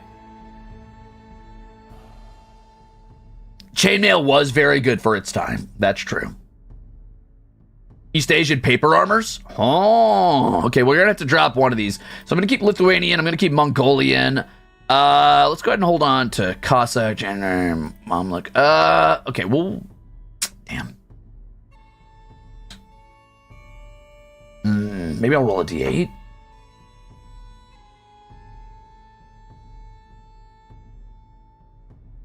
I have not done Old Norse yet, no.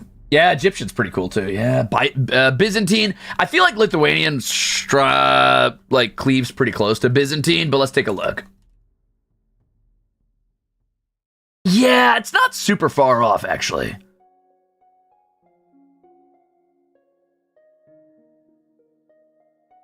A lot of cool Byzantine armors, though. There's like a lot of cool Byzantine armors.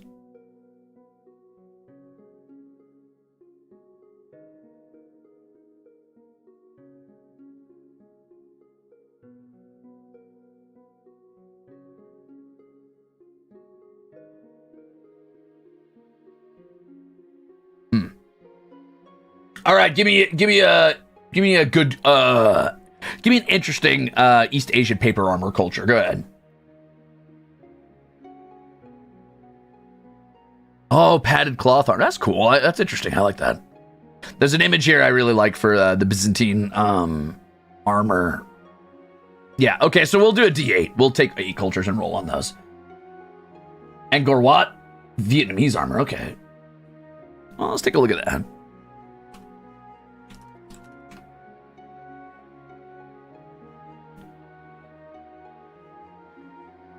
That's interesting.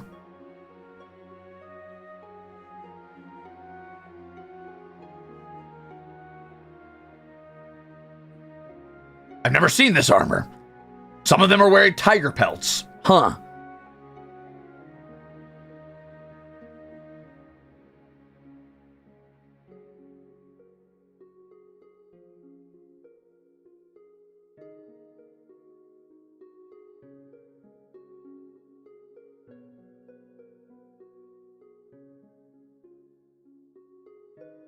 Sure. Okay, cool. Cool.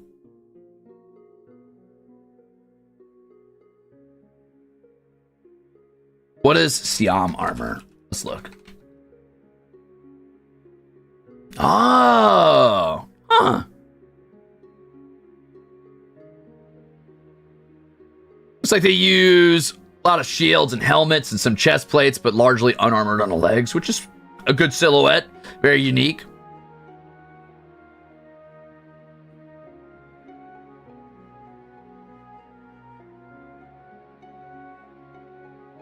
Yeah, okay. Sure. I like the sort of very rounded helmet design. It's almost like a sallet, but not like not like pulled out, not like oval in the back.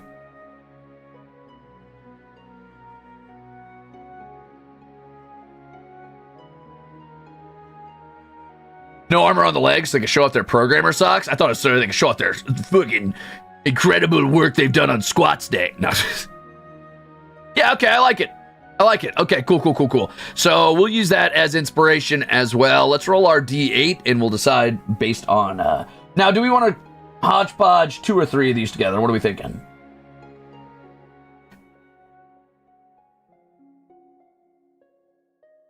Three? Okay, I'm getting a lot of 3s. 3 is a crazy choice. Okay, let's do it. Fuck it. Start with 2. We'll go with 3, but we might not use the 3rd inspiration as much, so we'll consider that our tertiary influence. How's that sound? Here we go. All right, so number 1 was 2. That's going to be Mongolian for inspiration. Number 2, was 6, so that is, hold on, 1, 2, 3, 4, 5, 6. Moroccan, so we got Moroccan, Mongolian so far, and then our tertiary influence will be... Lithuanian. Cool. So, let me move my pages around here, get rid of a few of these. All right, Mongolian, Moroccan. Okay, I can already see that those are similar-ish to a degree, which is pretty fucking cool. And then Lithuanian as extra design. Got it. All right, let's get to work. Mongolian is great for horse fairy culture, so we can assume there's a lot of... I think Lithuanian also used a lot of horse or cavalry. I could be wrong. Correct me if I'm wrong, obviously.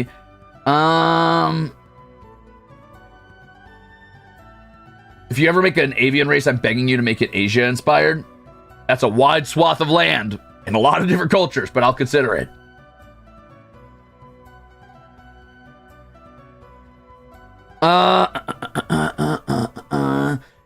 So what stands out to me about these designs? Moroccan, I really like the implementation of cloth in their design, and that they often seem like they use a lot of different skirt styles, or long coats underneath the armor, which is really fucking cool.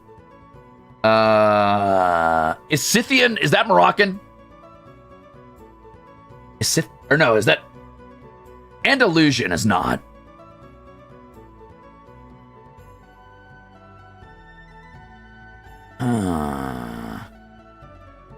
Ancient Ukraine. Okay.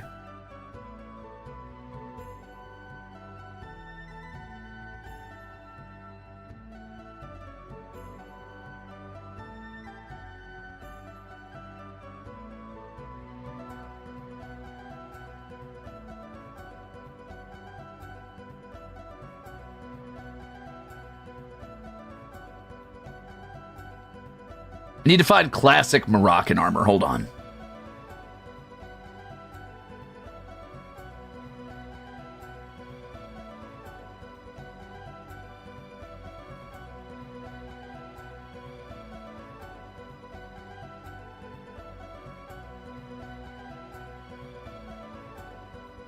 Seen a lot of Andalusian.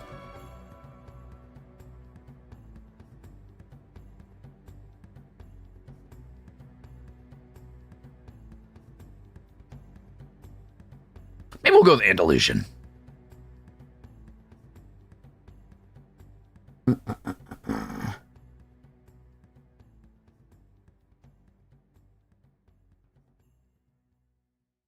Were the Moors?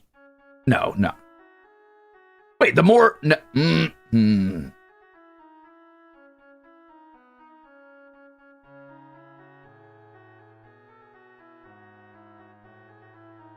Okay. Okay. Yeah, I'm getting a feel for that. Okay, cool. So, okay.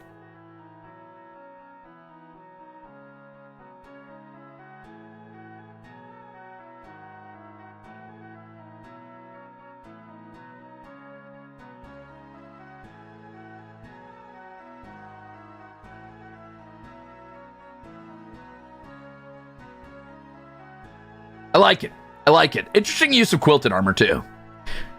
So the image I'm looking at has an interesting shield shape that has sort of like a. I'm just gonna really quickly do a fast sketch of the shield shape.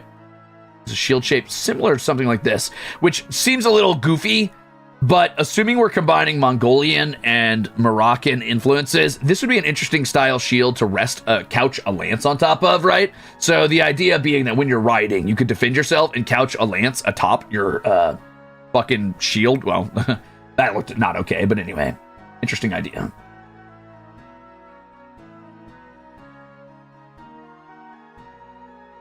You could also go with this style of shield that has like sort of the pelta style from Grecian design, right? And then rest the lance on top of that.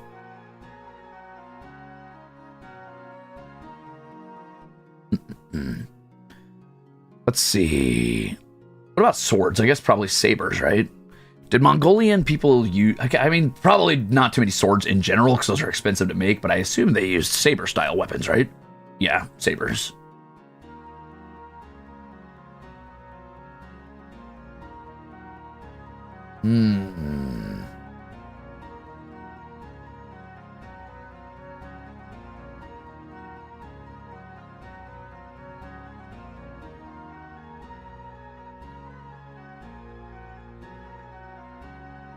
Probably mostly lances and shields, though. Okay. Getting kind of a feel for this. Well, let's start with like just a basic paper doll or whatever. Let's go ahead and get our little guy going, and then we'll design around our little guy, shall we? Yeah, compact bows for sure. Any horse archers if you're going for a Mongolian influence? I mean, I feel like I kind of have to go with horse archers, but on the other hand, it depends on if I want it to be horses or some sort of fantasy creature that I design. It also depends on how much I want it to be on the nose that I'm using Mongolian and Moroccan influences.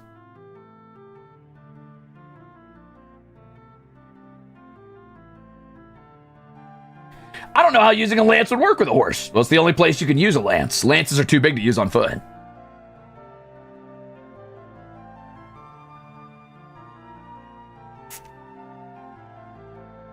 Griffins? Drake wardens, that is cool. Would a drake run as fast as a horse, though?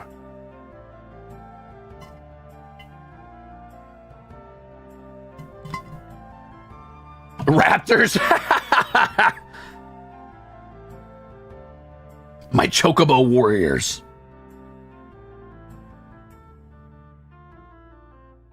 Gators can run fast, but not for long periods. Now, I guess they could have some sort of like dog gator combo, kind of like, not like baryonyx, but like, what's that quadrupedal sauropod? What the fuck is it named? I don't remember what it's called anymore.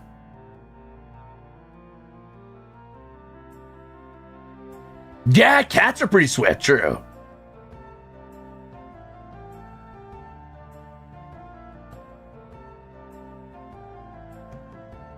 Mountain goats could be mountain goats could be a lot of fun. Mountain goat cavalry. How would that work? You could get really cool, like, sort of leaping cavalry, where when they're doing their charge, right, they do like a hop high up in the air and come down with their lance in like a really heavy downward strike with all the weight of the mount and the soldier behind it. That could be really cool, actually. Ooh, I think mountain goat sounds fun.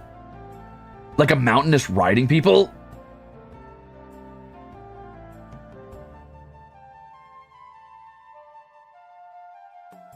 It'd be great at breaking shield lines.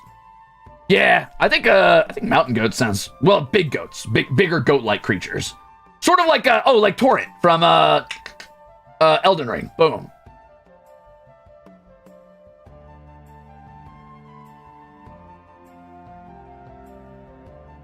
Yeah, like Torrent in terms of moveset, exactly. Yeah, very cliff excelling fighters. Cool. It wouldn't be stable if you're going for archer mounted. True, yeah. We might have to get rid of the, that would make horse archery very difficult, actually. Well, maybe they just dropped the archery aspect, I guess.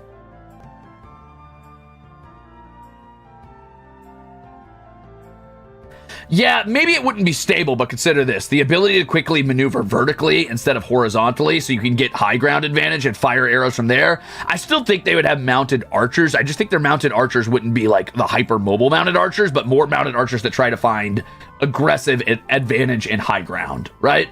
And then park their mount or whatever and fire from mount back.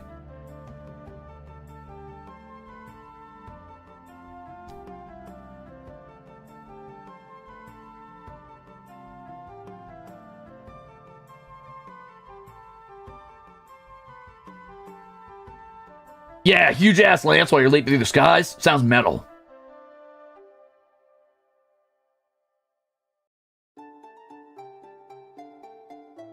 Caprasuchus. Thank you, Dane. You're right. Caprasuchus is the dinosaur I was thinking of, the dinosaur on quadrupedal legs. I think I'm going to save that for a more swamp-like people, though. But I like the idea.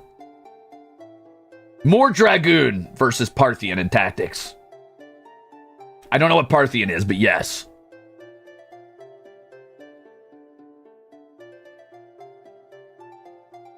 Giant grasshoppers. I think that would be really cool, but it'd be hard to justify a giant grasshopper in any logical sense.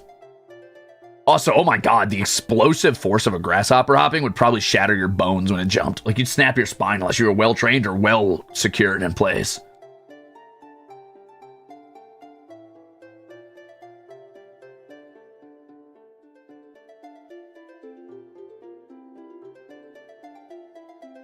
Oh, rhino beetle would be fun. It calls to mind the giant beetle mounts and sort of domesticated creatures from Krug Smash's Dwarf Fortress sessions. Damn, Mog Fails, that's too many cheese puffs.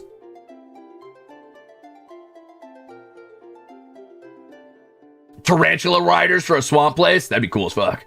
I could also see tarantula riders in a desert biome. I imagine tarantulas get across sand pretty easy.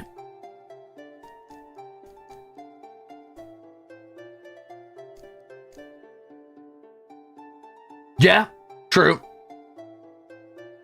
Telecus, I do think that's a good idea, yeah.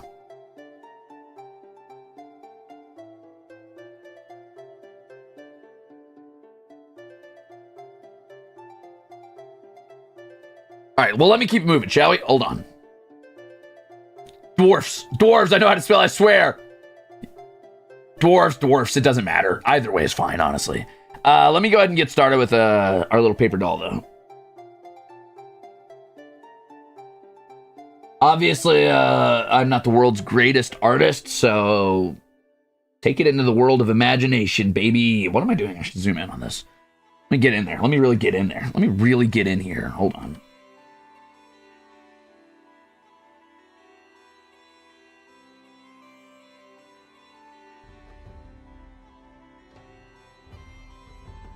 You know, we'll just start with a sketchy layer. We'll come back at it again with a better example in a bit.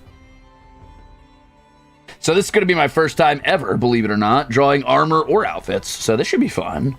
I've never designed an outfit before.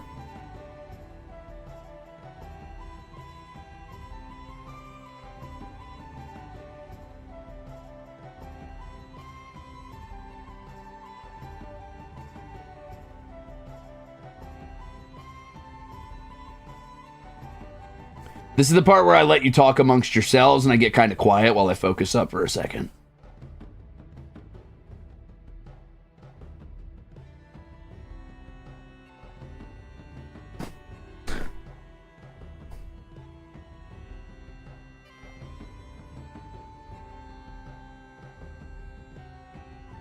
Damn, he's got that sassy neck.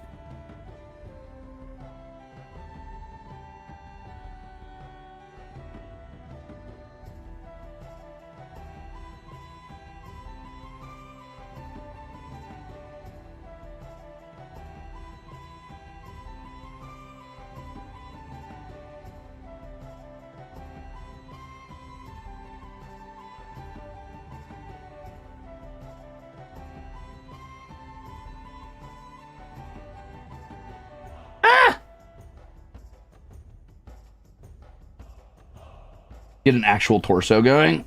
Okay. Obviously, this is just a naked man under here. We'll give him some actual definition and clothing a little later.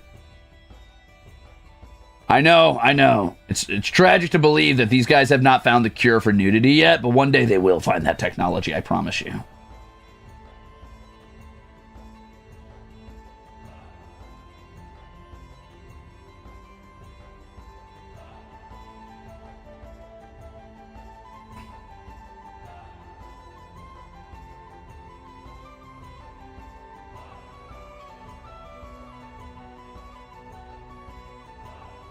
We should probably give him a wider stance, huh? So he has room to like actually have clothes or the boots and stuff. Uh-oh. Is he too tall, too short? Uh-oh. How do I just move him up? Oh! Why is this on a separate layer? Ah! Hold on, I pushed the wrong button.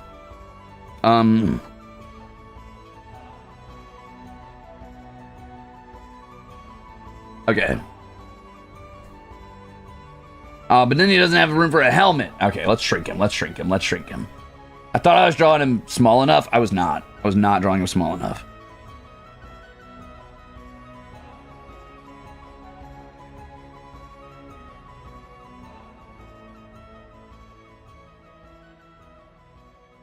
His legs are probably going to be too short still, but this is fine. We don't need him to be one-to-one. Cancel. Okay, back to work.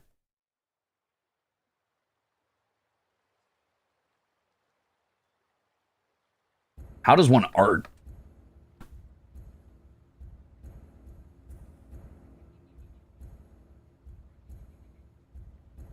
Ah!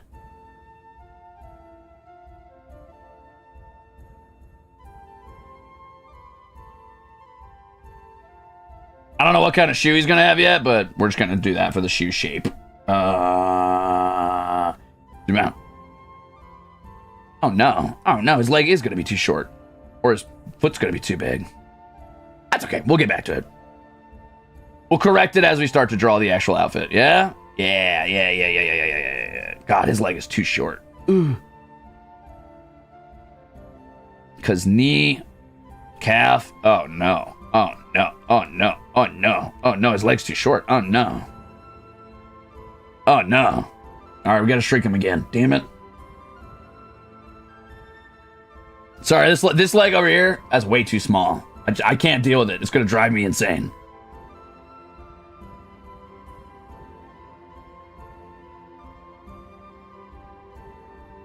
I'm going to make him even smaller than I thought I'd need. Because I need room for a big pointy helmet, too, if I decide to go with that.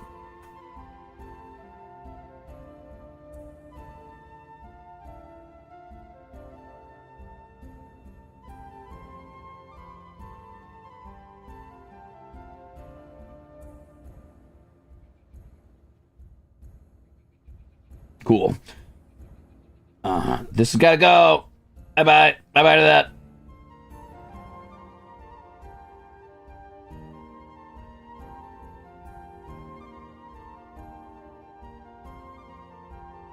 I don't like it. I want it to go away now.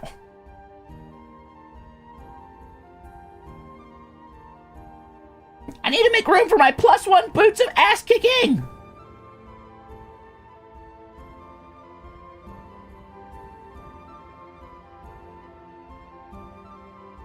Wait, why am I drawing an actual fucking... Whatever. I don't care.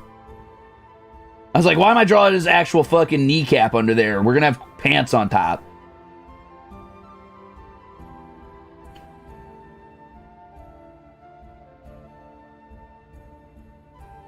It'll be alright.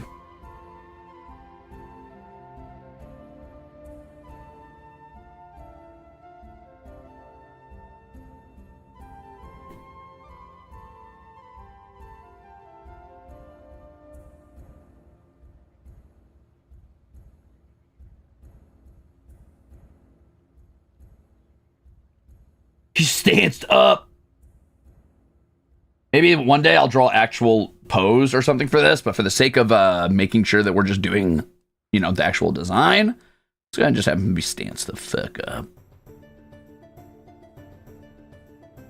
Okay, easy as that. Now let's just pick some elements we like and get to work, shall we?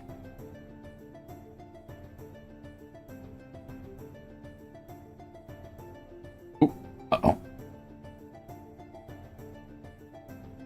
I want to start with the helmet. I think that's really distinctive on both of these designs. So for Lithuanian armor, it tends to be very conical and very tall. For Moroccan armor, it's often swaddled in some cloth or another, either to protect the face or keep heat away, or just for aesthetic, possibly for rank.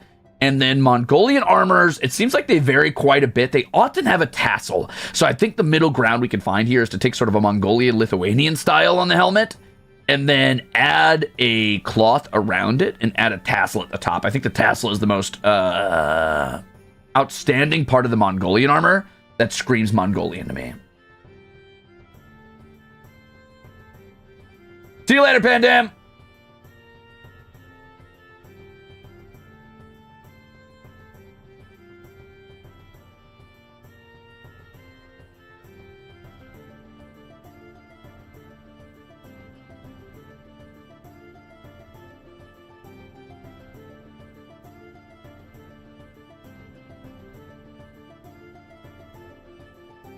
War Fez.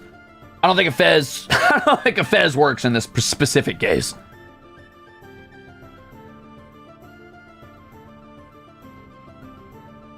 Okay, so we assume slightly wider than the head, obviously.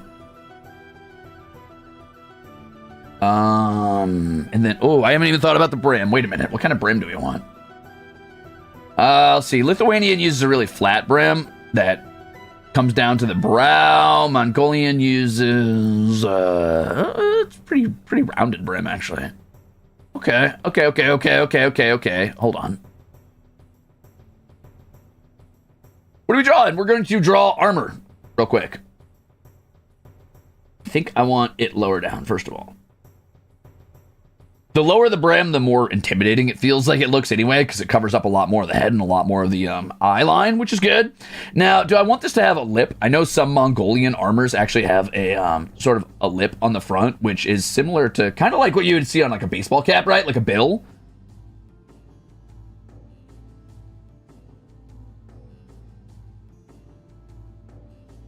And then it would circle around the head, right?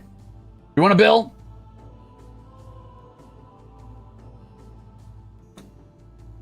I could do a bill and then do side. Oops. Brim with no Yankee! Okay, so then if this were Lithuanian armor, it would be essentially something like this, right?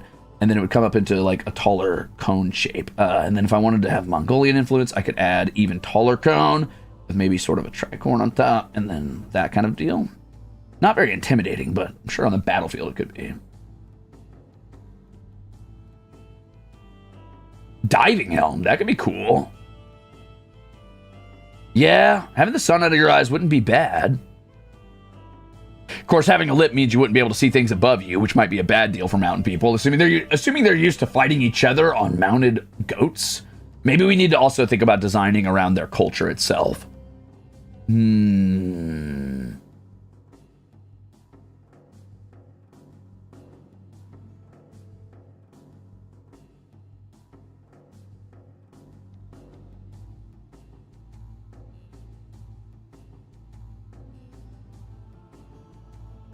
Actually, you know what? I think culturally, I don't like the lip. I don't think that makes sense. They wouldn't be able to look up. They wouldn't be able to see things above them. That seems bad.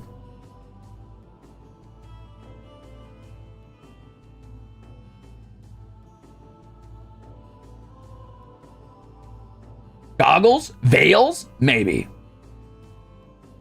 A visor could be interesting, yeah. Yeah, that's true. That's true. You could have sort of that Saxon style where you had the spectacle helm. So Saxons had these style of helms, right, where they would have this sort of like this nose plate almost visor, right, where they would have cutouts for the eyes, like so. And then that could obviously, this part could flip up or down, I believe. And then they would wear that on their conical helms. That could be interesting. One of the problems is that this is hard to communicate a brim from a front face.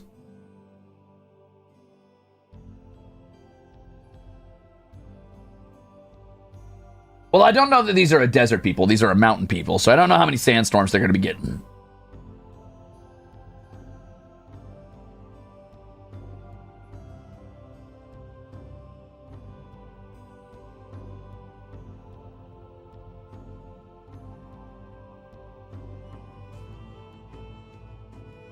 Faceplate does add intimidation. I do want to add intimidation. I do want them to be intimidating. Now, one thing I do want to see if I can't incorporate, so I definitely think I want a face cloth minimum. I think that's going to help with adding Moroccan influence, so something along the lines, of like,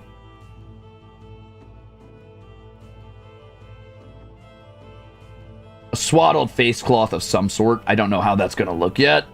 We'll figure it out as we go. But I do know I want a face cloth. Raven Revenant, thank you for the delicious chips. Yum, yum, yum, yum, yum, yum, yum, yum.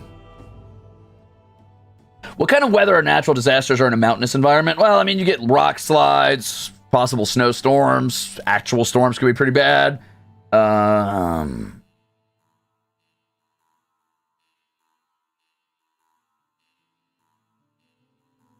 You seem to have studied a lot of armor. I have not. But I do like armor. I've never drawn armor, which is a shame. Mudslides? Yeah, you get mudslides probably.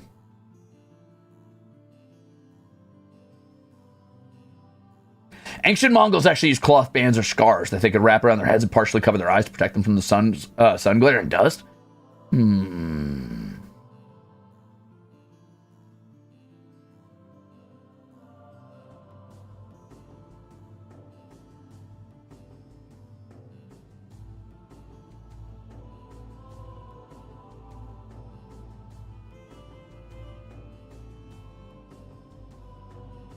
Okay.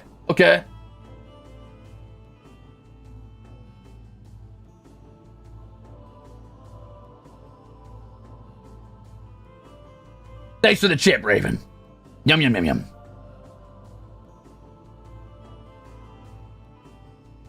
Interesting. All right, let's get our... Obviously, this is going to be a slightly more heavily armored person. I don't know if they're going to have like a perfect uniform military style. We'll see.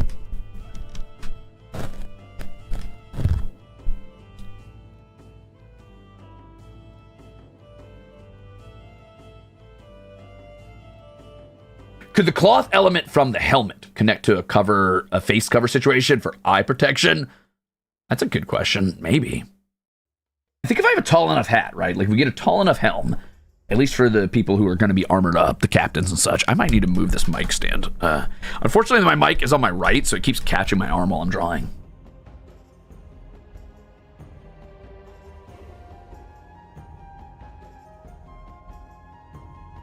Thanks, CJC. And good morning, Melee.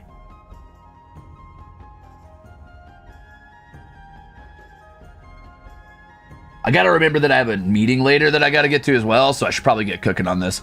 Okay, so one thing I know I want is I want a sort of, whatever this is, this defining line here. I want a defining line that travels up, and then the brim here.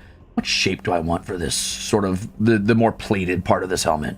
Let's have this one come down in like this shape here. Yeah.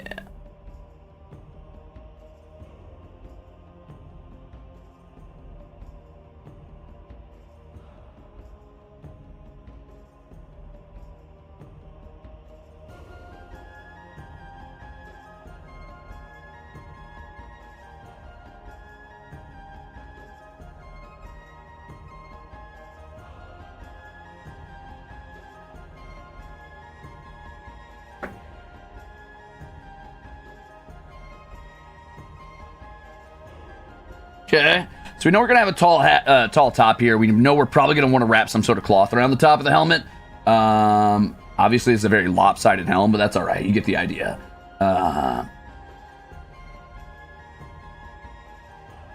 Right Slab says, here's a question. Is it a professional military, which would have more uniform equipment, or would they have more individualized equipment? So I think that this is a country that is largely going to be It's going to be one of the first countries that has a standing military of like active soldiers. Like your job is soldier. There's no like peasant levy type of deal, right? Which is going to be a foreign concept to the country that the players are going to be in, which is going to make them very scary. So there will be some level of universality to their armor, but I don't think it's going to be perfect. I think there's definitely going to be variations depending on like status and rank. But I'm trying to draw your average, regular, relatively well-equipped soldier.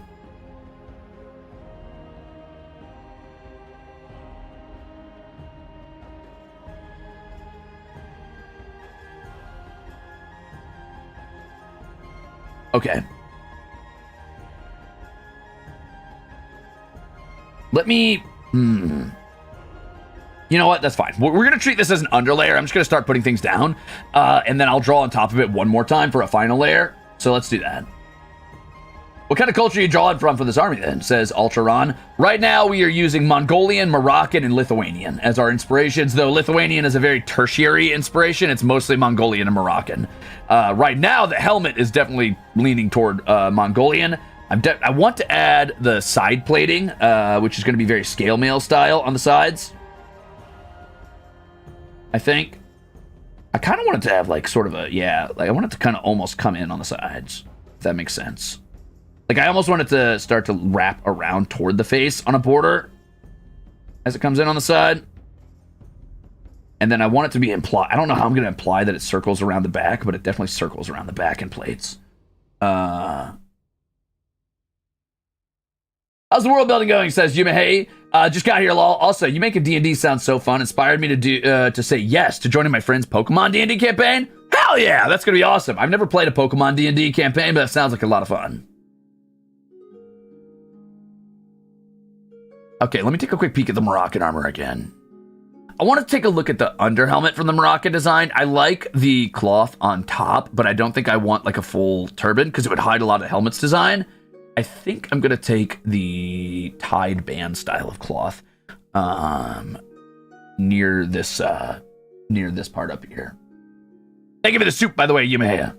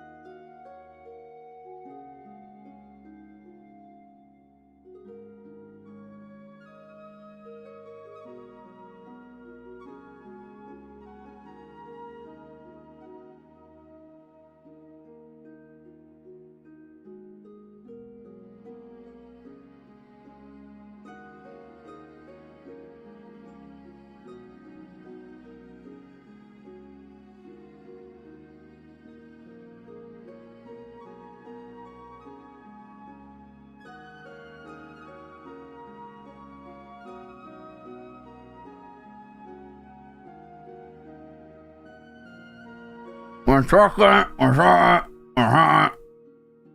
you're watching, okay.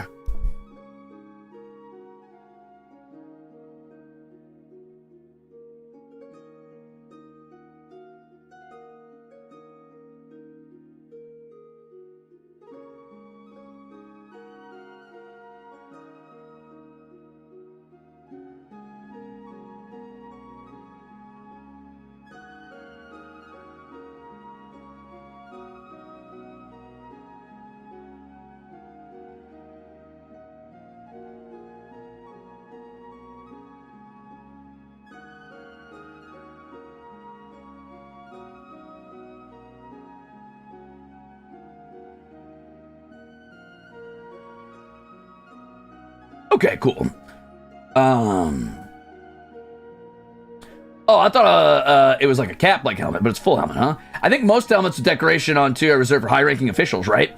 Well, it depends. I imagine their highest-ranking people are probably going to be the ones who, I'm assuming, are their goat-mounted people. And the way I'm envisioning it so far is this sort of like bond between the goat mount and the soldier, and it's tradition to take like hair directly off your goats. Maybe they're cool bearded goats or something. To take hair off your goats and put it in your helmet, essentially. The goats. The cloth plus helmet gives me shredder vibes. Oh, fair.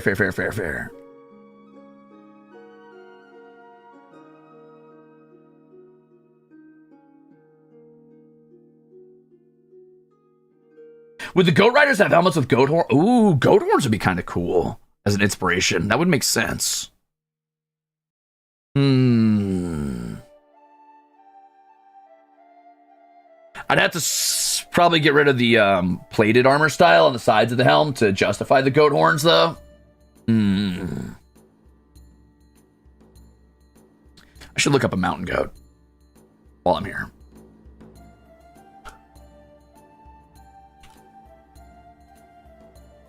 But how would they make the horns? Magic!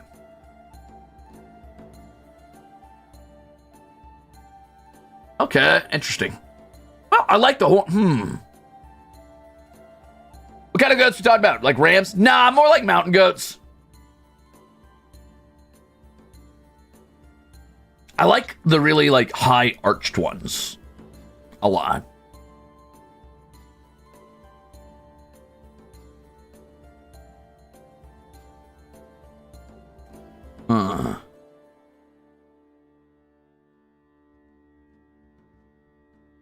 Oh, not the guy with the loud bike again.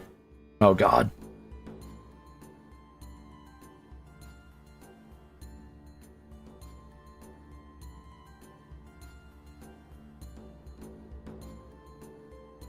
Yeah, horns from previous or fallen goats. That's true. That's true.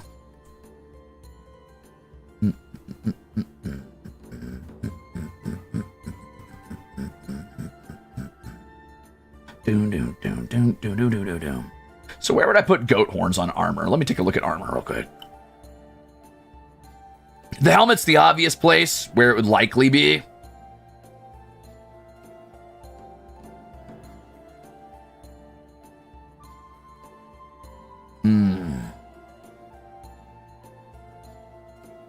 Could be shoulder pads. Could be shoulder pads. Oh, fuck off, bro. Go out on the highway.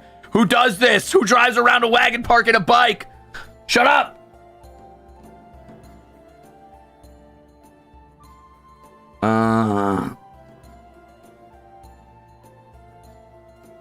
Could be used as hip or skirt armor. True. Horns is a shredder gauntlet for climbing. That's not bad, actually. I don't hate that.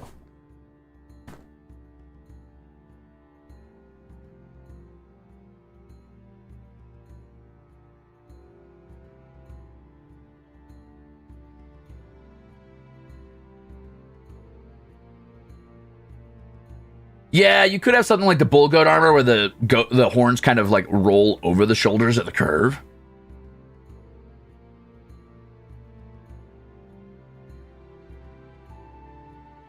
Hello, Kamimi. Is the plume goat hair? Yes, the plume's goat hair.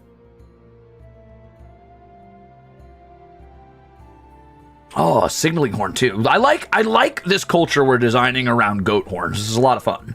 I think this is a good start. So what I'm gonna do is I'm gonna put small horns on the helmet, like smaller goat horns. And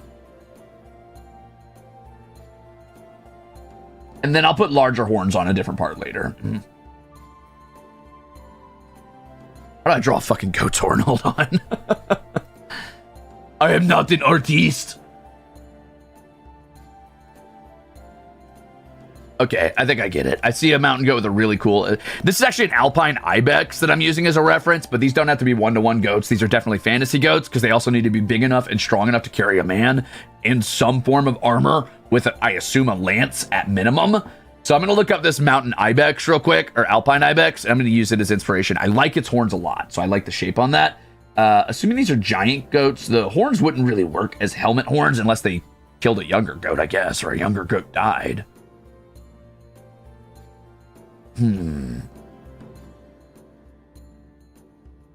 That's all right.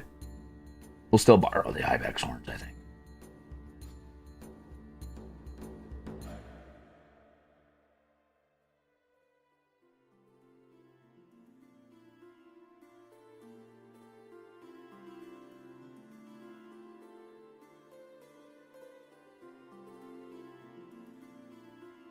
Which I'm sure the Theosians will see as signs of their demonic nature and that they are bad people or sent to punish us for our sins or whatever.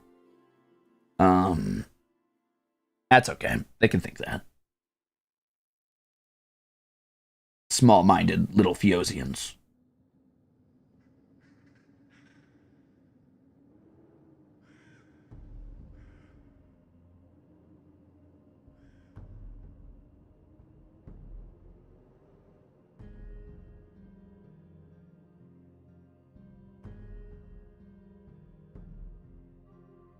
Someone said, oh my god, you draw. Not really. Not worth a damn, but I do draw.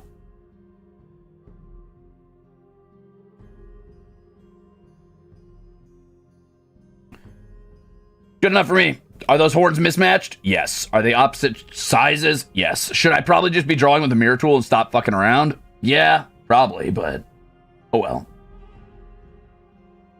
I'm getting ahead a bit, but boots shaped like goat horn. Oh, pointed toed boots. I like that. That sounds good.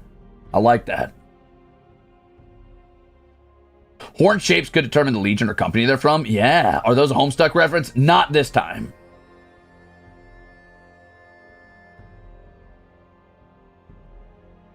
Are you switching layers and are you remembering to mirror? I'm not switching layers and I'm not mirroring. You know what? Maybe we do a quick new layer and we mirror on top of this and we just kind of sketch on top. You know what? No.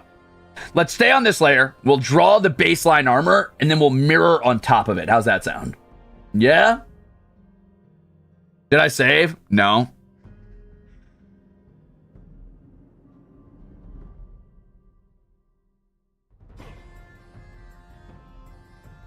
Well, real goat horns also aren't perfectly symmetrical. True.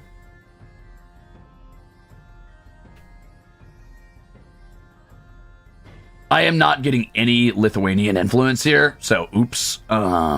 Maybe I'll take the Lithuanian scaled shoulder plates. Or not scaled, what's the word I'm looking for? Lithuanians have shoulder plates that are similar to how you might see Roman legionnaires' armor designed, where it's overlapping plates of steel, but I think in this case we might do overlapping plates of layer or leather or bronze. I haven't decided.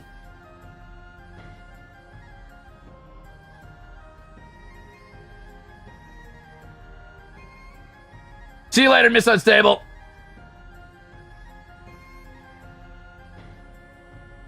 So how's our swaddled little face cloth gonna go here? I think what I want to do is have a sort of design here where I'm gonna erase this real quick.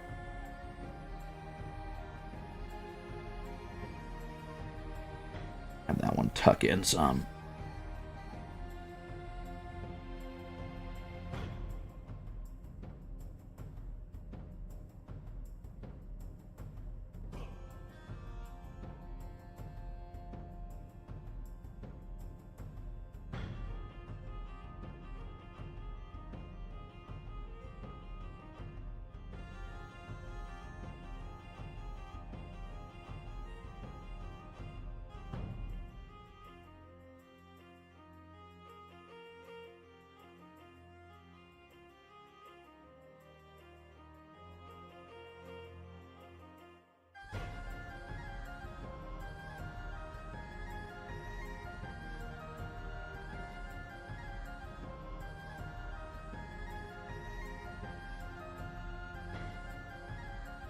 There we go. Add a little bit of Lithuanian influence in there.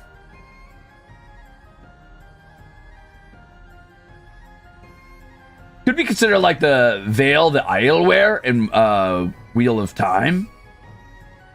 Possibly, yeah.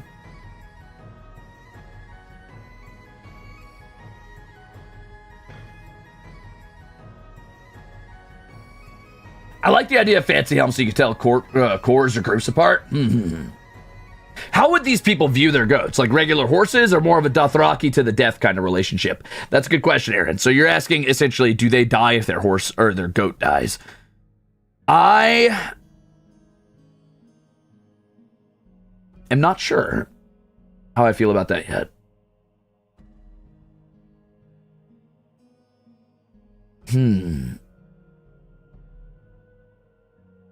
Do the goats wear armor too? Probably. Am I going to design that today? Maybe.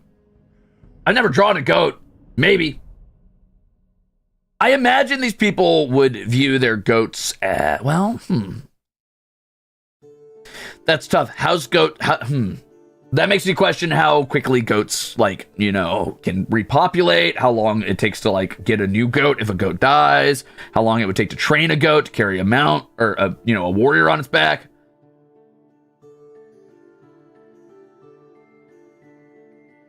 I don't think they're the type of people who would, like, kill themselves if their goat died or anything.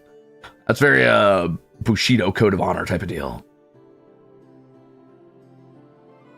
I mean, I imagine they'd be, like, sad and they'd value their goats a lot. Maybe, like, a treasured family pet or, at best, a, like, secondary family member, but...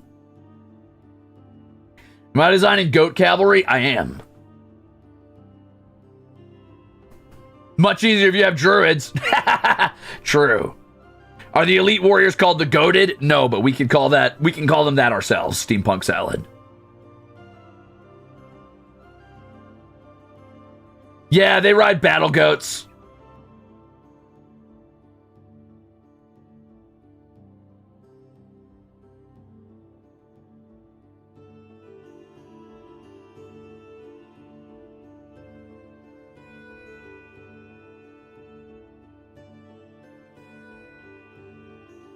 Short cape made of animal skin, huh?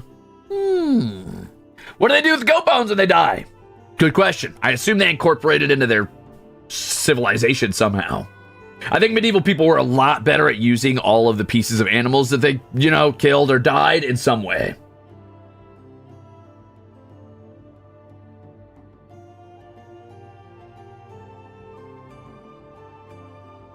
Huh.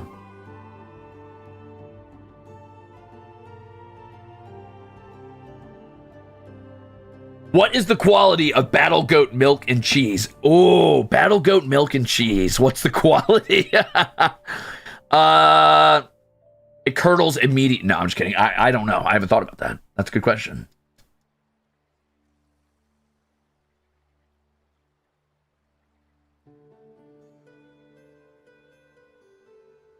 Bone steel, huh? That could be interesting.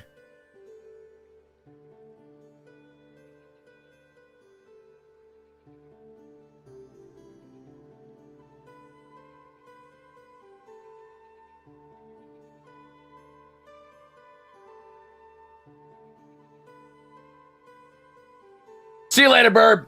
Yeah, I like the idea that, like, owning goats and keeping goats and raising goats is considered, like, a nobleman's pastime in this culture. And typically the mounted goat warriors are, like, your commanders and your officers in some way. I definitely think they would reuse the goat's parts when the goat died. I'm assuming the helm horns, rather, probably come from, like, old goats, that were important in some way, either like a venerable mount or maybe like a brood mother, for lack of a better term, that raised a lot of really cool goats in a specific lineage, etc., etc. A hormet. See you later, Poulette. Sleep well. There are no goatmen in this setting, Crawler. That was in the previous one we did.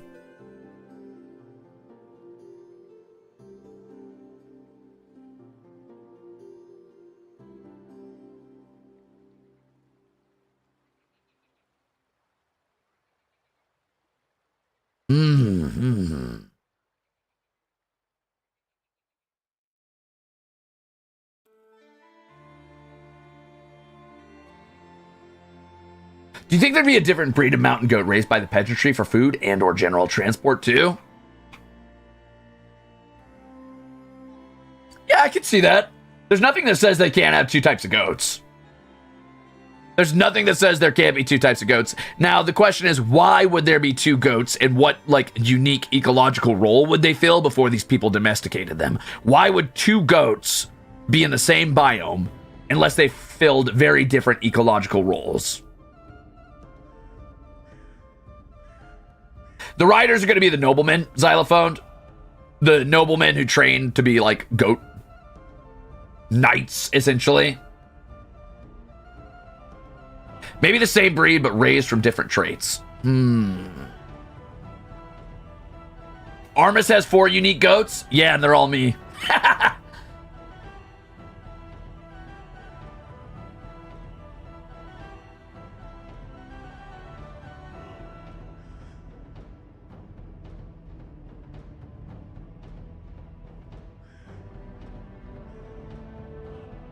Okay. Okay. See you later, Cosmic. Good luck at your job.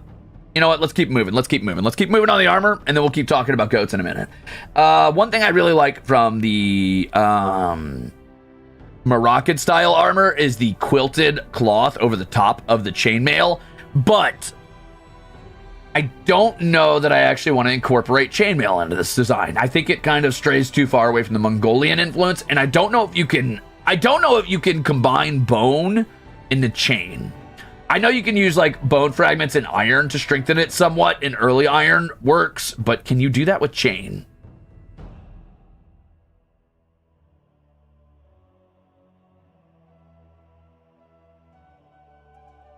Do the foot soldiers just have woven cloth armor? Basket looking style?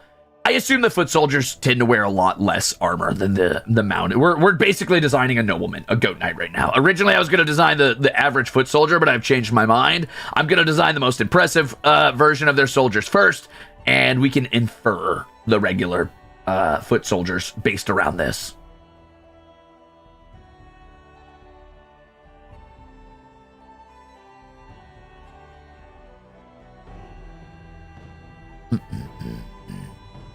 So the problem I have with Lithuanian armor as an influence on top of this is that they tend to be very classic knight style, right? Like big chainmail coifs, chainmail shirts underneath, scale mail above the chainmail. Not a lot of embellishment. Like at best, they might wear like a tabard or a tunic over top of the chain shirt. A lot of your very standard, like, very classic fantasy knight design probably came out of Lithuanian-style armor.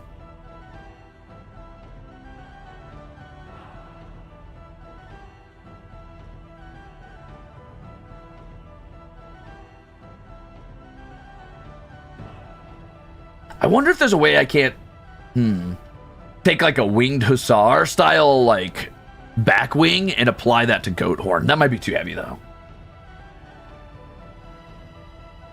If you go for Mongolian style armor, go for lamellar plating as the baseline.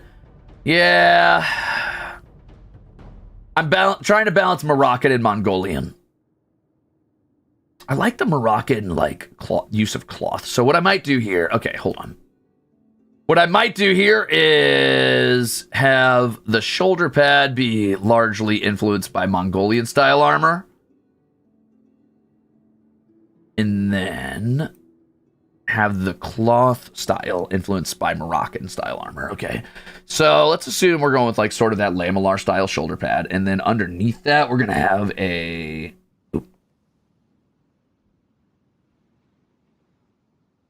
large, exaggerated cuff on the sleeve. Maybe with like little runes or some shit written on it, you know, some sort of decorative thing.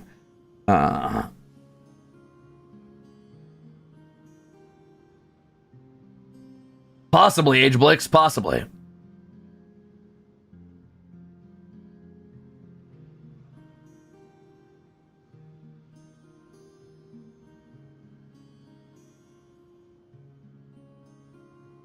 That's not enough. I've decided that's not enough. All right, what about this? Hold on one second.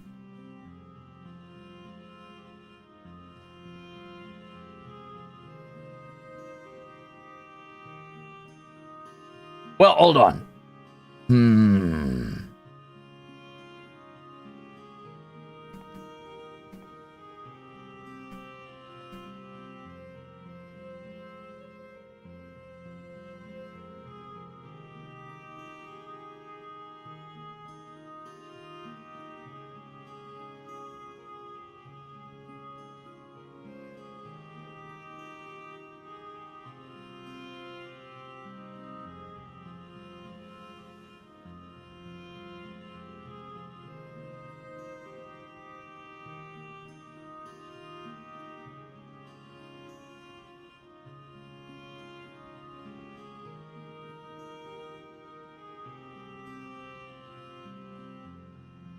I want this to be a really wide sleeve at the bottom, and then underneath that wide sleeve that ends about halfway down the forearm, I'd like there to be a tighter cloth underneath, and that cloth to be tucked into sort of like a vambrace of some sort. So we do like this nice You know what? Maybe we do like a whole bracer, possibly. We could do.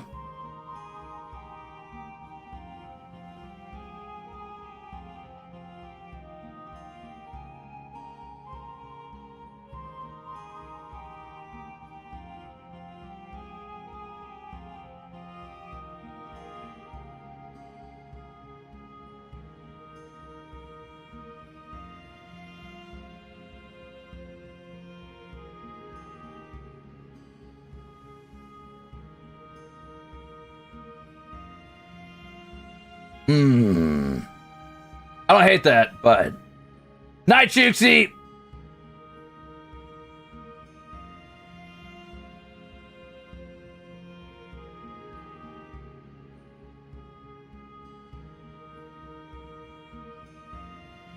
I think incorporating the goat fur pelts is think of like long wool greatcoats. Yeah, I definitely think it's gonna have like a long greatcoat style with like sort of a skirt armor design that I like.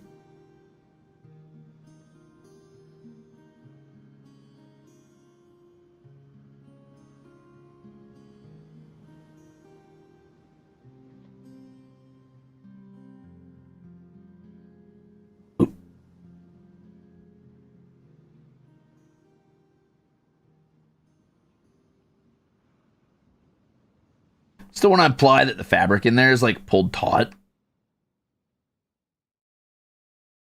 There, good enough. That's fine. And then obviously we need like a back of the handguard, and I don't see them wearing like full plate gauntlets or anything. Probably just leather gloves. I don't want to draw fingers, so I'm not going to. Let's draw the knuckles. Good enough for me for now. Split skirt or butt skirt so they can mount the goat. Absolutely.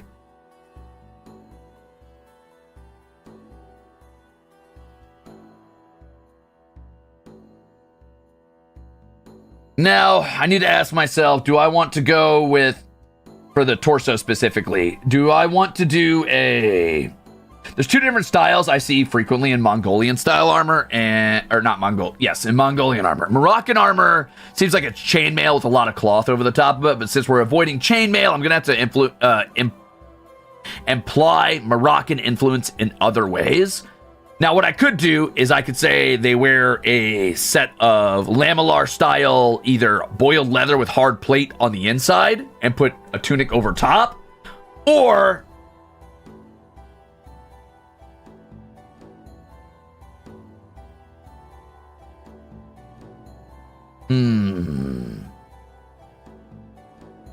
Tactical war booty shorts. Let's go.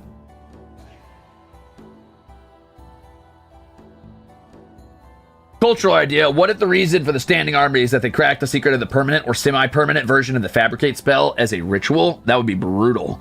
Probably not, because the implications there would be nutty. But I do like that idea.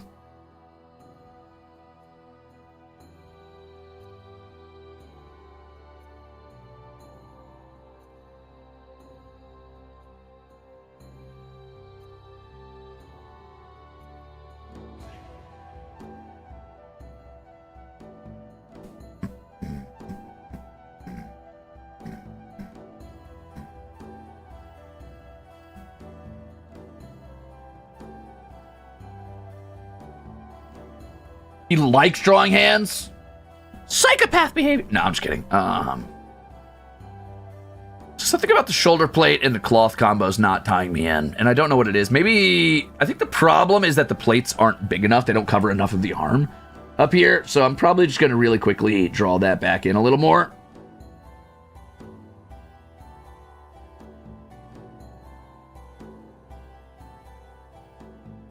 Okay, and then, don't worry, I'll draw over this layer in a better way later. So it looks like they wear like a...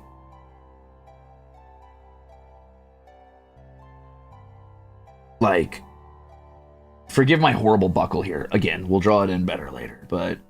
Looks like they wear like a leather jerkin style in a lot of cases with like maybe double leather belts to hold it down, yada yada. We got this and that. And then this comes under the chest or under the arm, right? And cycles back up over here. And it would come down into sort of a almost like a shirt before it gets corded off, and it gets corded off here. And this doesn't need to be 1-to-1, so I don't have to mimic this, but I'm just showing you what it kind of looks like. And then, obviously, you'd have that sort of very classic, you know, steel and or, in this case, maybe bone style thing here.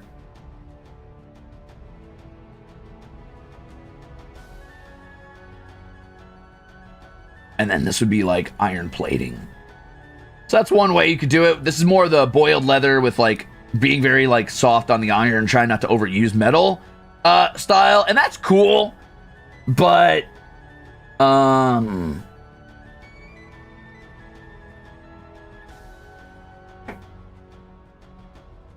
might be a little too 1-to-1.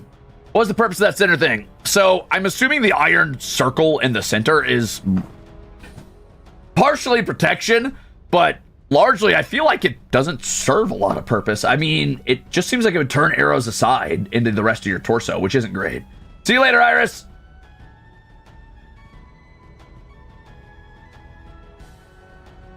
So it's actually like a steel bowl.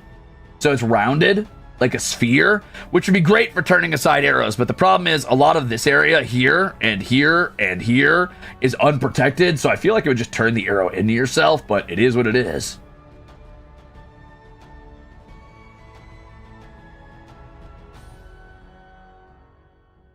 Make the center sigil a goat head. I got you. Hold on.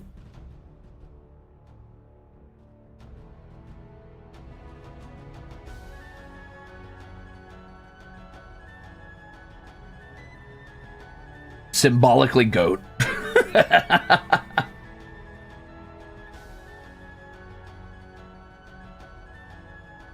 Now, the other style of armor that you often see, I feel, and this might be a little bit more realistic, that you could get away with is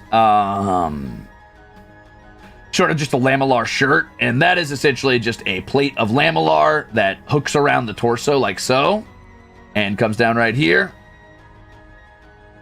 and wraps around the body for a bit, right?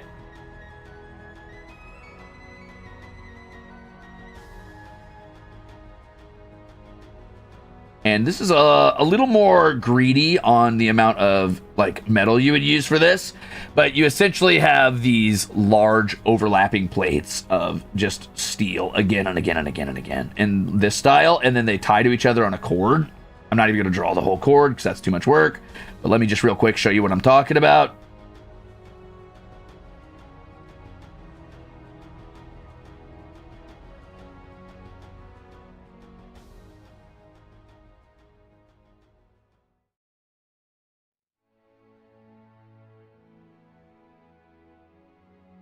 Okay, and then they just tie into each other with cords, right?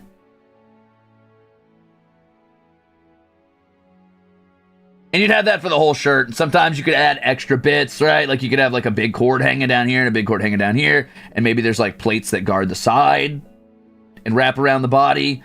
And then leave the front open so it's easier to sit on a horse, etc., etc. See you later, Agent Blix!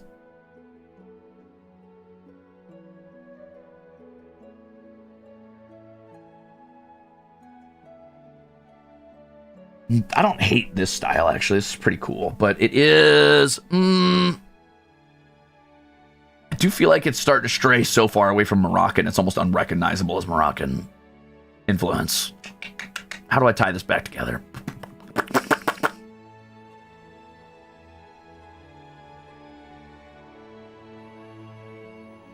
The undercoat? Maybe the undercoat. Probably the undercoat is how I'm going to tie it back together. The easiest way to kill someone in full body armor is to go for the left armpit. Yeah, or the eyes. And sometimes even the neck. Ah.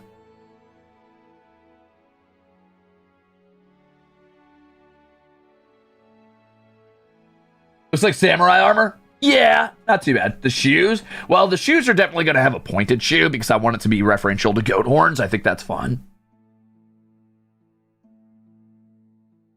Could also be interesting if they had goat horn. Capped shoes. Like they actually cap their shoes with the goat horn.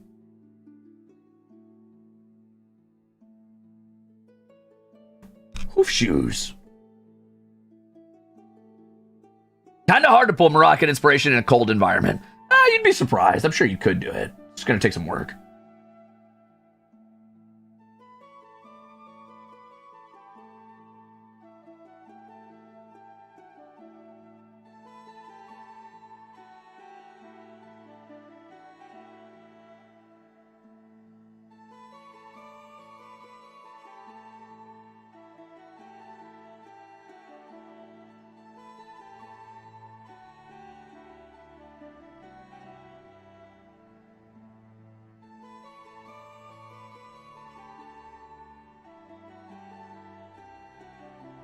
Dun, dun, dun, dun. Give me a second.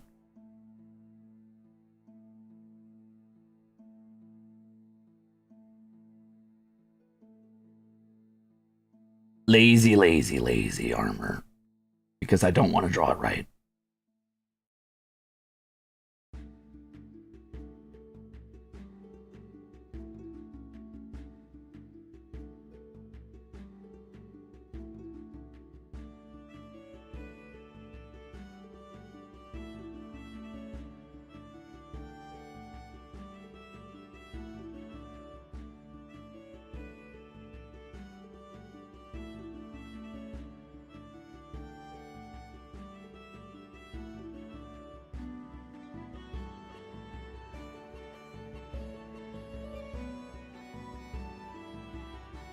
Good enough for me.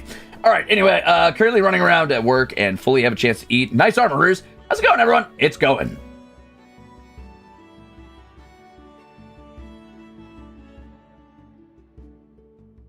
Yay! Could it be the tunic / dress silhouette of the Moroccan armor? So yeah, what I think I'm going to do to tie the Moroccan armor back into this is I am going to have the... Hold on, let's get this done. I'm going to have the shape of the Moroccan tunic underneath be hopefully prevalent.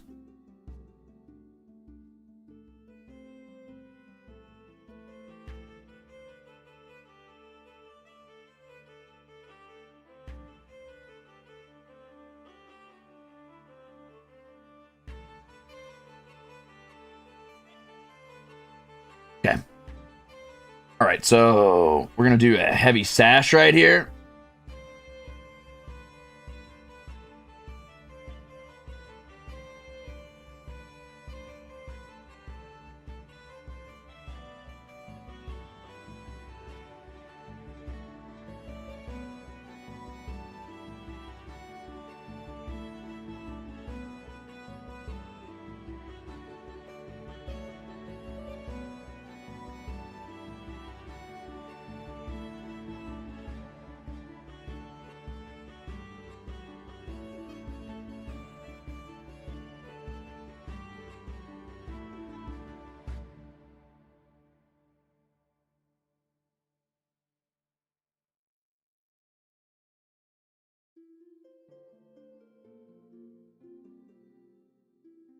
Oh, you know what? Hold on.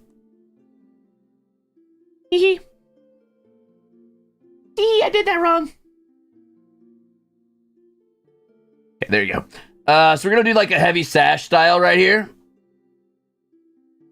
on the inside of the armor, and then I'm gonna have it come down into like this nice, zoom out a bit, this nice long coat that goes underneath, and I'm gonna have it come down pretty fucking far. And I think I want to do like a layered fabric. So the first part of the coat's going to start here. It's definitely going to come down really, really far. And then I want the second coat to come even further down. And this one's going to be like ridiculously long. That being said, I do still need it to be a split coat so that they can ride easily. But you know what? Actually, I changed my mind. Hold on. I have an idea.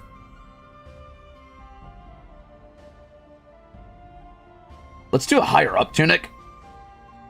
And this one's going to be their more, I could pull this up while I'm riding type of skirt design.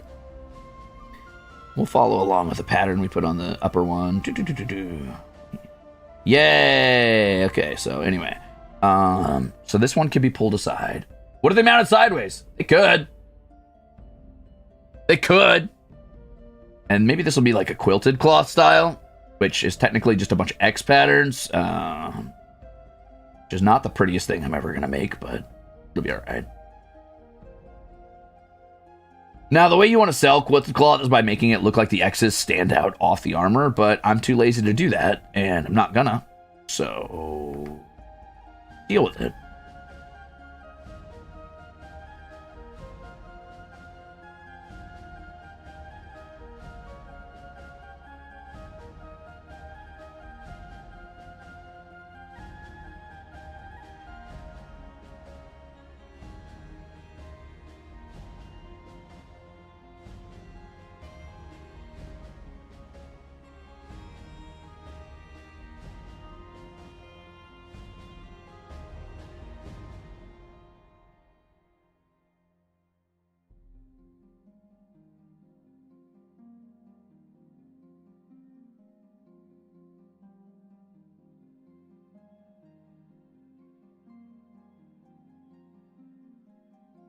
We're going to accept that that's quilted for now. It's ugly. We'll come back to it later. Hey, Ruze, would you be okay if the artists in chat give the try drawing this outfit and tagging you? Yeah, of course. I don't see why not. We haven't named these people yet, so it might be a little hard to, like, decide what we're going to call them, but I don't see why not. All right, I want to tie in. I'm still thinking about how to tie in more Moroccan influence here.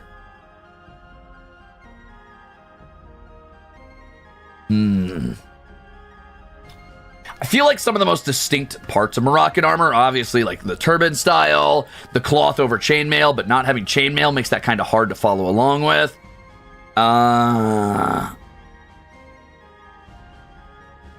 Maybe I could find a way to have like a long robe over top of the armor. I guess not.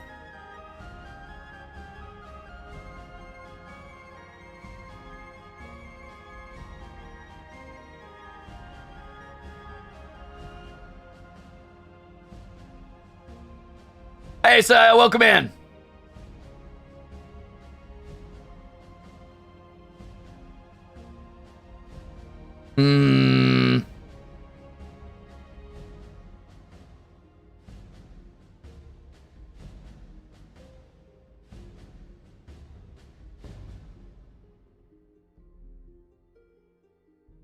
What you drawing? I'm drawing the armor for one of our cultures. Well, technically not one of the cultures that are going to be mainlining, but close enough.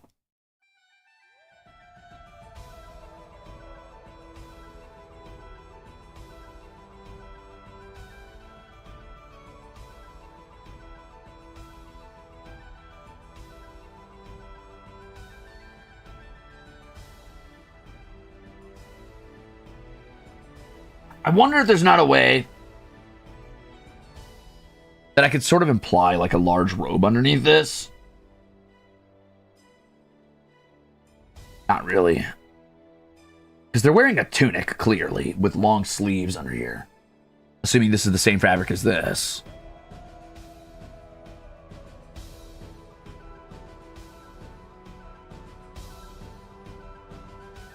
Could have a large cape.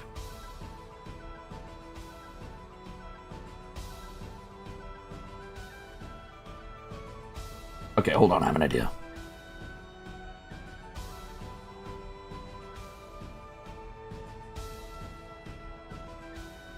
I think one thing that really sells Moroccan armor design is frequently having really like heavy draping cloth styles.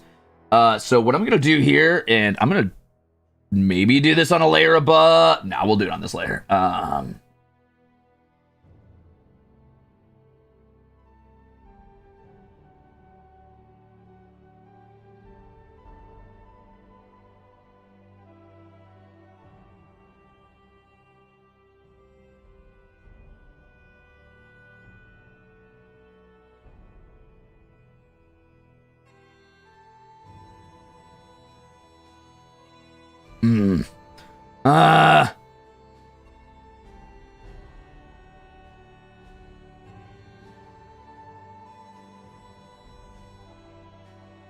I need to think.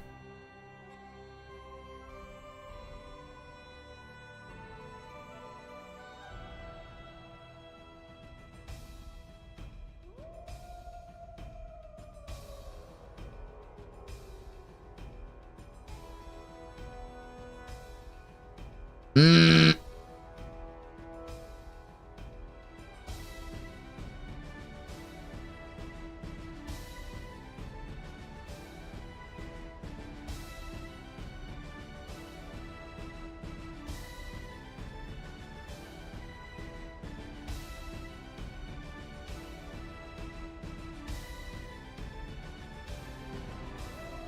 It's too much detail with not enough color. Maybe some of the colored or pattern, some of them are colored or patterned differently to signify their unit, troop, battalion, etc. Big shawl or scarf wrap. Yeah, I mean, they've kind of got a face cover, but that's like the only thing I've drawn from Moroccan so far. And the undertunic, the armor itself is almost entirely Mongolian, which doesn't feel like I pulled enough from Moroccan influence. And it's making me mad. I mean, I could do weaponry style to kind of sell that. And I do have a shield that's vaguely Moroccan in design, which is the shield that has this sort of shape to it. Hold on.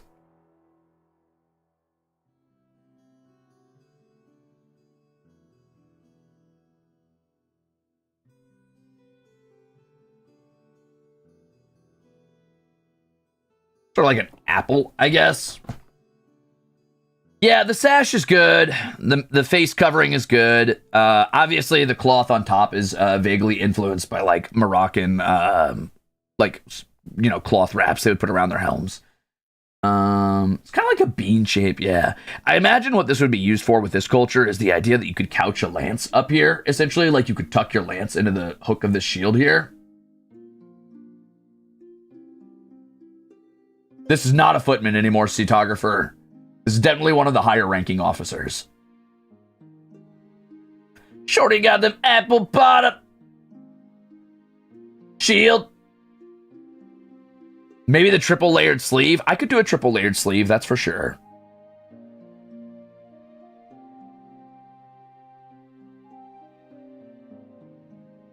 Yeah, maybe I just need more sleeve. Let's add more sleeve. Sometimes, when in doubt, just add more layers and see what happens.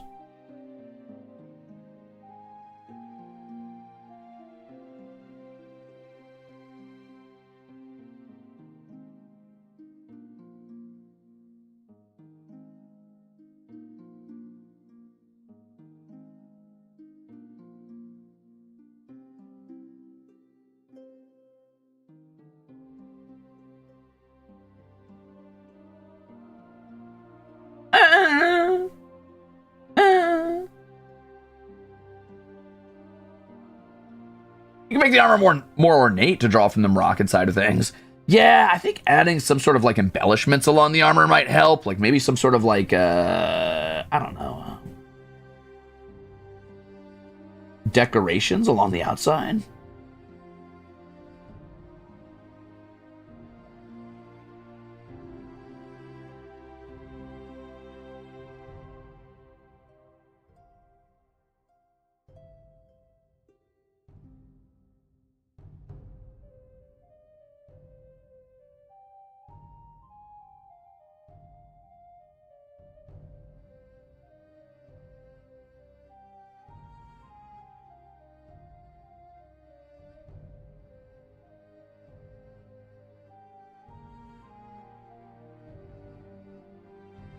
I just tried to wipe away pencil dust. I don't know why.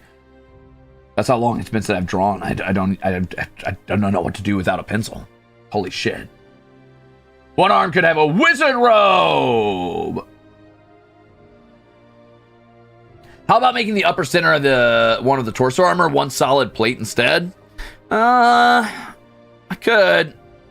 I feel like even Moroccan armor, though, tends to have like a scale mail influence design at best and chainmail underneath.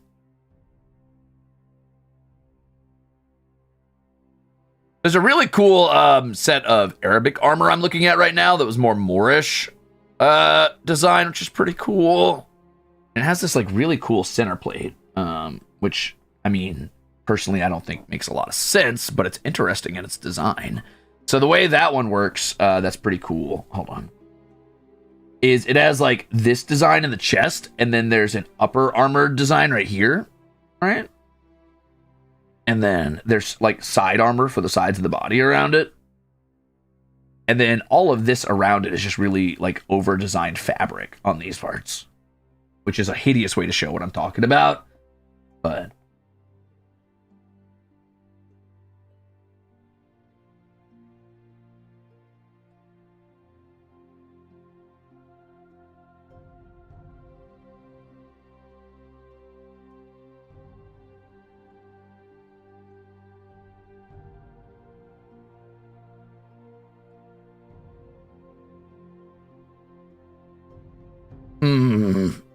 But on the other hand, you also see that reflected in a lot of Mongolian armor, which is funny. It's funny because Mongolian armor is one of the only other armor styles I see with a big like bowl of like iron in the center.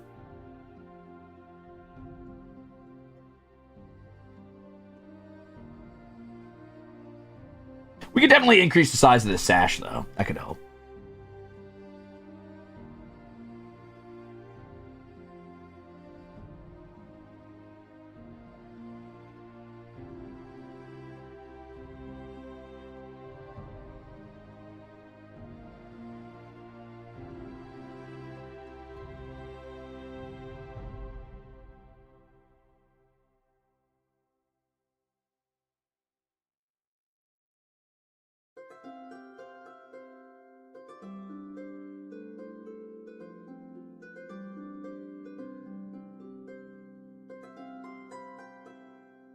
Feels like a lot of armor for people that might have to offset their goat riding with some sneaky through the rocks. Well, assuming that these are like the high-ranking officers in this military, I don't mind them offsetting it a bit. At the end of the day, being sneaky is cute and goofy and all that, but if you're an organized military and not some specifically guerrilla force, assuming you're like a commander in an army, your main goal will always first and foremost be to survive, and surviving an errant arrow or errant sword blow will always be more important than sneaking around. Otherwise, you just wouldn't bring armor on that mission. I'm guessing. I kind of want this to be even longer, even more ridiculous. Like really, really sell that this is like big armor. Or big sash.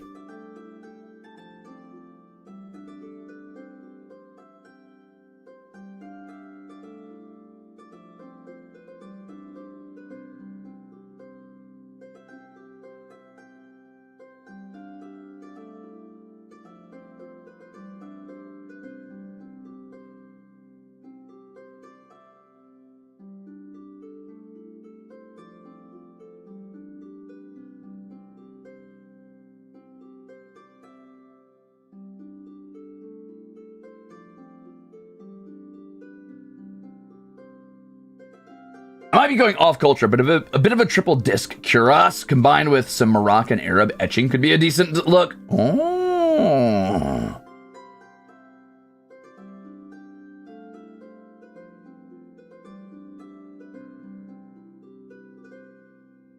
These are big goats, xylophoned. Big goats. Like horse-sized goats.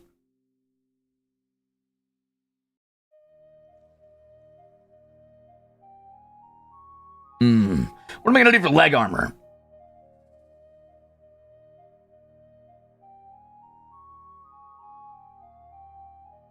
I'm going to add another layer of fabric underneath just because I can.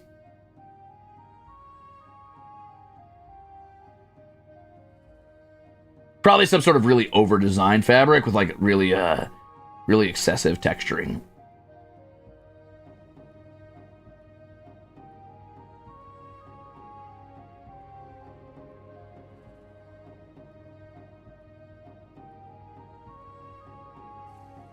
The cinch at the ankle? Yeah, I'm assuming no armor on the legs. Not no armor, but, you know, less armored on the legs, which might seem counterintuitive, and to a degree kind of is, since you're mounted, so you probably want some sort of armor on the... Well, they probably do want some armor on the legs. But I really wanted those puffy little pants tucked into, like, cinched into boots.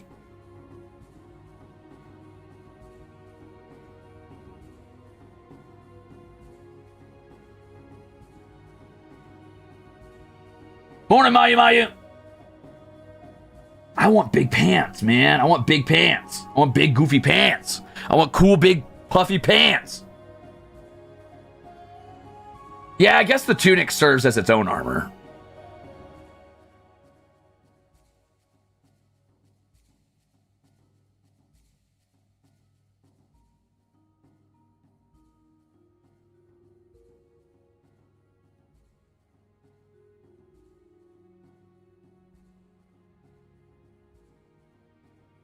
Oh, the horn boots are definitely going on.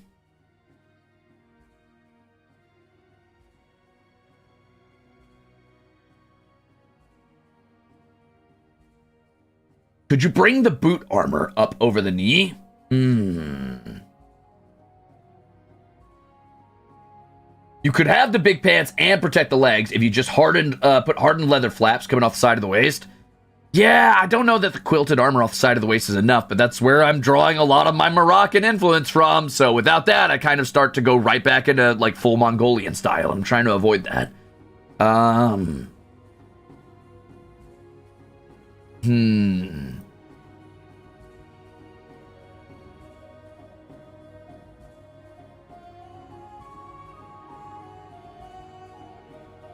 I think it's got to be. I think they've got to have like fucking leg guards on. But I want my poofy pants. Fuck.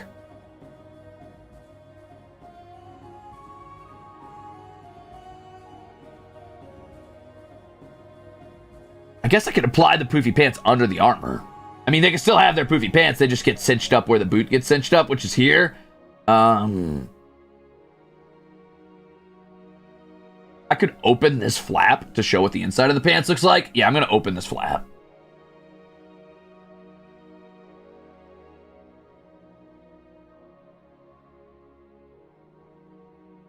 Does that make sense? As in, like, would that be like that? No. I don't care, though.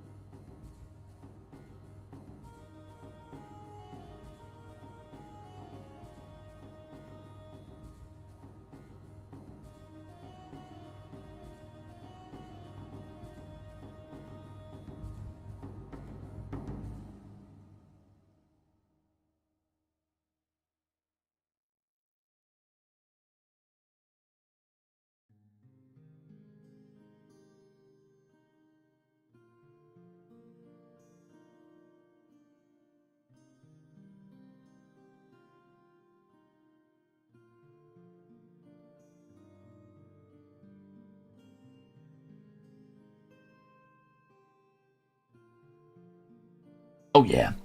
Hello, Jojoko.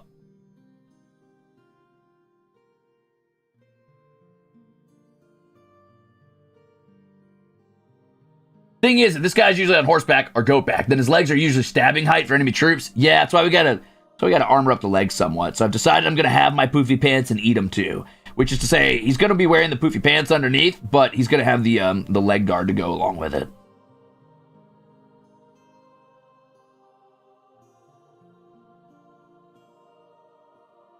Assuming we're still going like lamellar style leg plate here, maybe with like little buckles on the bottom. Yeah, we'll do like that sort of bolted in vibe. And then we'll strap it around the back with a belt. Strap it around the back with a belt. Boom, boom, bam, boom. And then this is going to be like a sort of tighter leather boot. And then the boots themselves, I really want to be capped off with goat horn. So I think we're going to have like sort of this number.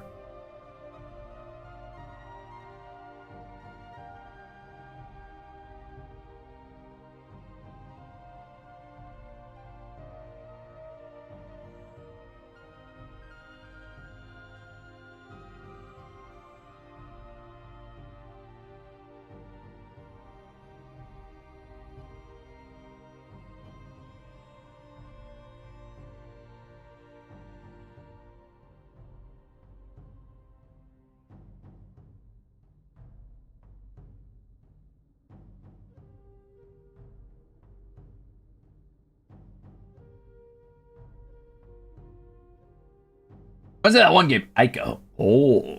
The plates might jab the foot. Huh?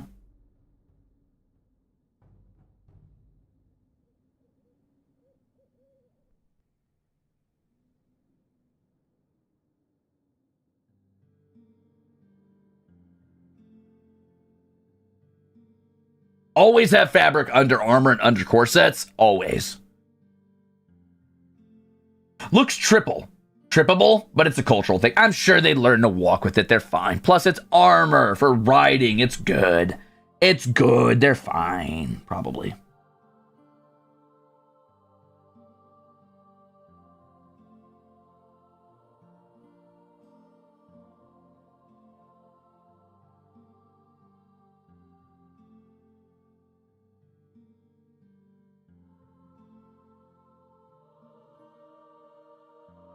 Ignore my mismatched size feet.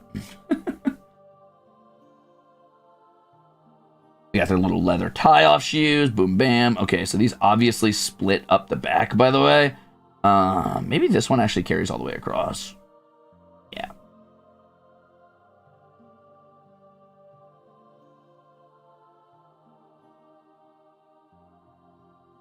Okay.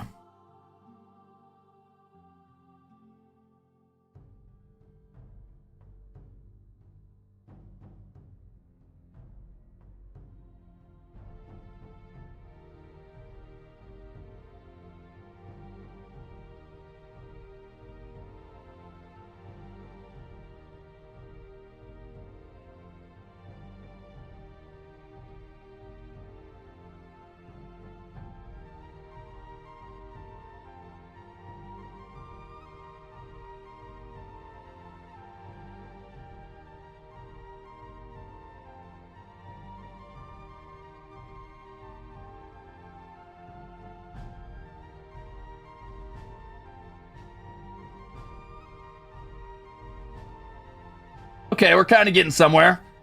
Okay.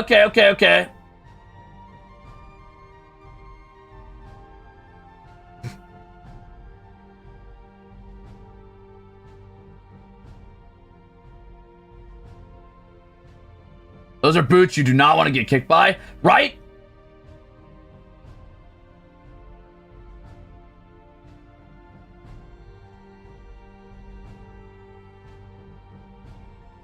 This is a fraction of the pain we feel when drawing your outfit. Oh, yeah?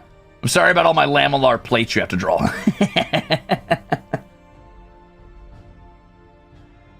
I'm kind of liking it. It's culturally distinct still, but it still feels like you could tell where the influences came from, right?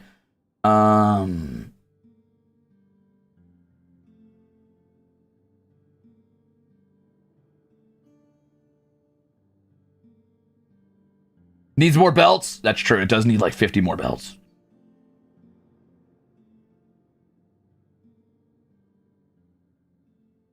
Yeah, I like the pants a lot.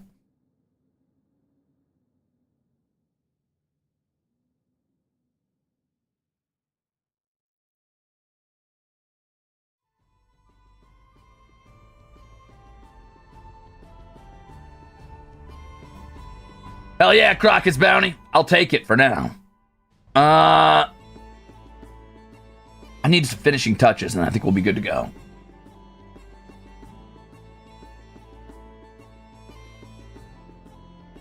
The influence is Moroccan Mongolian, I believe. That's great, because that's exactly... How'd you pick that?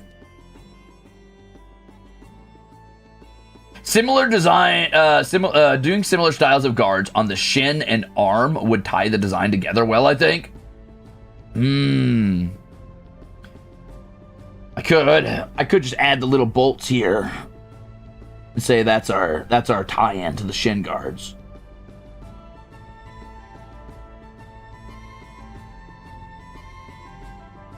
Do it, Honey Kiwi.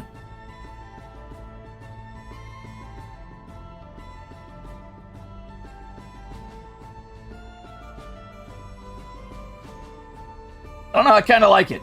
It's not overly complex, but it serves its purpose. I do want to quickly, like, differentiate these shields a little bit.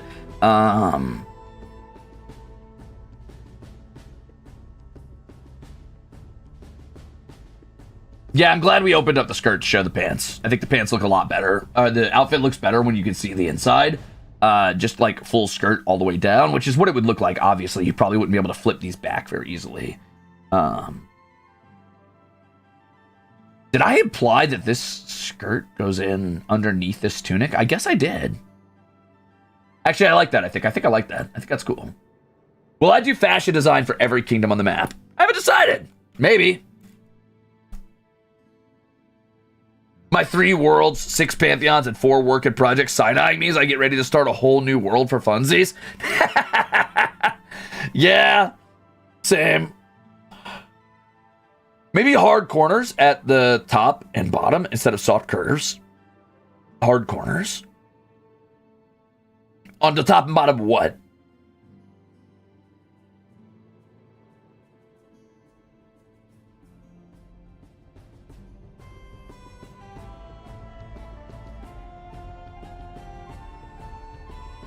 I wonder what kind of metal this world has access to. That's a good question. Well, I definitely think all the real world metals are still going to be there. As far as fantasy metals go, I obviously need to think about how they influence the world and what it means to get a hold of them and what they do. Typically, fantasy metals just fall into the bracket of real world metals, but better, right? So, like, adamantium is essentially just stronger fucking steel or stronger iron. Mithril is hyper light steel that's also stronger for some reason.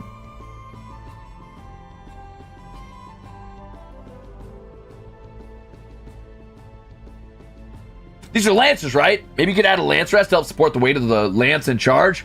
So the idea right now is that the shield, it has the lance rest up top, like the lance is supposed to tuck in up here.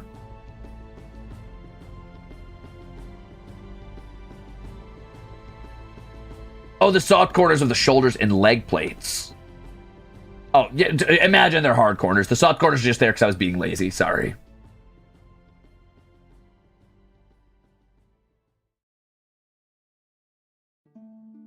Oh, the shield. So you make it more of an axe shape. I see. So you're talking like a pelta style, like where it goes like this, essentially, right?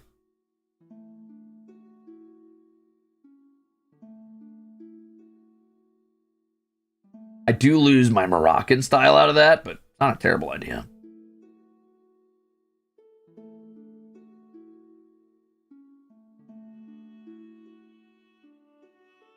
Here's a suggestion from me. Have some major factions have weaker metallic armor despite using the same metal because of different smithing methods. Well, I assume these guys wouldn't have the most insanely strong metal because they are using iron mixed with goat bone due to, I mean, religious reasons and also because it's what they have. So I assume they don't have insanely strong metal, but I mean, it is what it is. Do it, Honey Kiwi. Draw an entire armor set. It doesn't get in the way of the soldier sitting, right? How big is it?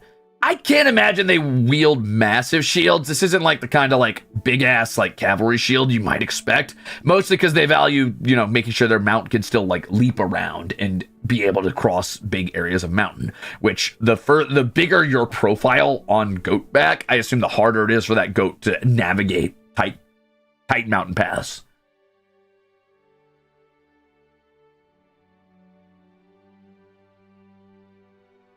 How big is a big goat?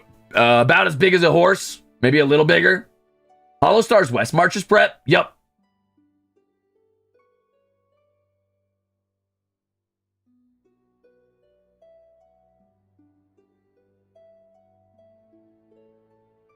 Oh, well, maybe their metal's actually better than regular iron then.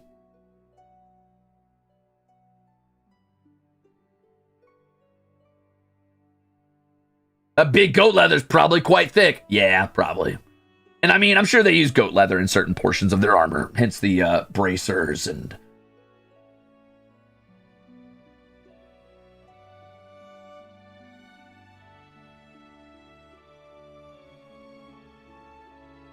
Hell yeah, Aurea.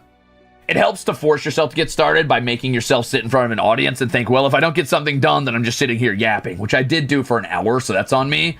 That helped me a lot. I kind of want to find a way to incorporate a goat design into the shield as well, like maybe a way to add goat horn or, I don't know.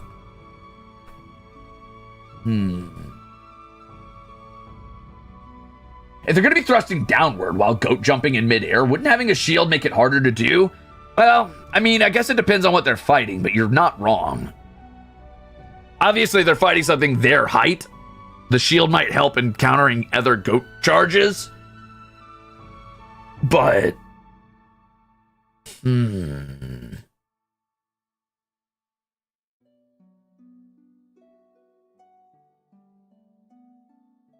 What's your advice for art? Says Binto Whoop.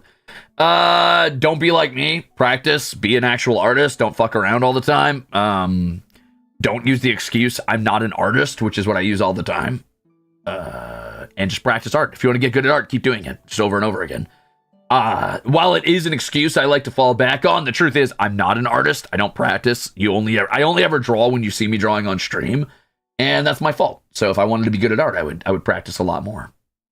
My advice is, like any skill, keep doing it. And don't be afraid to do poorly.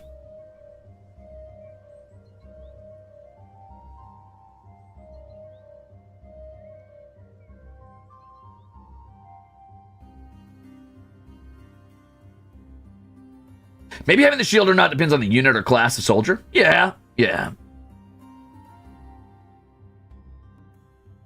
it could be a demoralizing shield on purpose.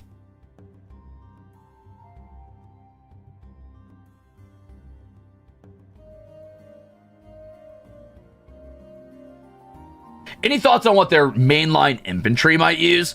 Well, I imagine they're probably fighting a lot of people who are in cloth and not in as nearly as much armor as this.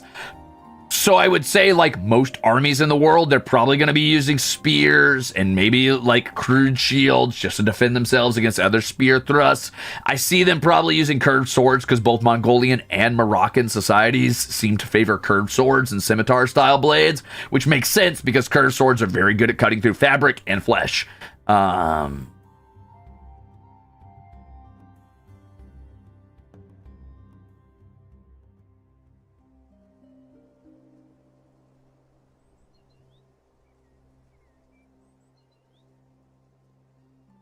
Like a Khopesh? So Khopeshes, I think, are... Isn't a Khopesh a reverse sword, like an Egyptian-style sword that has the blade on the inside, like a sickle sword?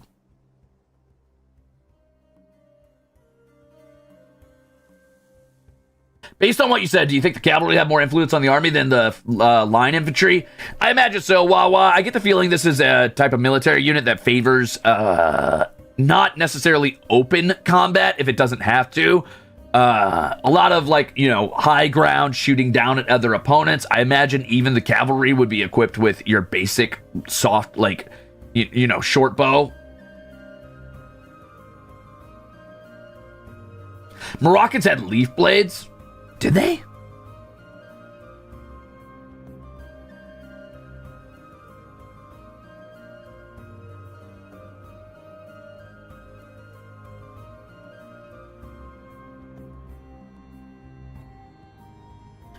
Hell yeah, Shrewy.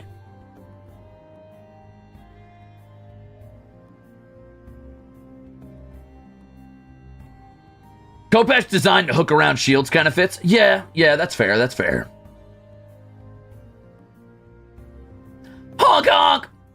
Hey, Battle, welcome in. Hello, Battalion. We are currently designing an armor set for a culture that is vaguely Moroccan/Mongolian inspired that come from the west side of the West Marches campaign that I'm designing for the HOLOSTARS-EN boys.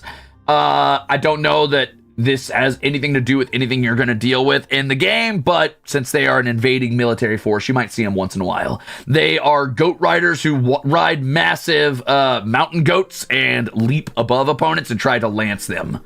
Essentially sort of dragoon goat riders. Cool? Cool. Hence the goat horns on their helmets. And on their shoes. They have a cultural tie to goats. They like their goats. Wait, there's a game? Oh, there's gonna be eventually, yeah. You guys want to see the map I made? Boop. There you go.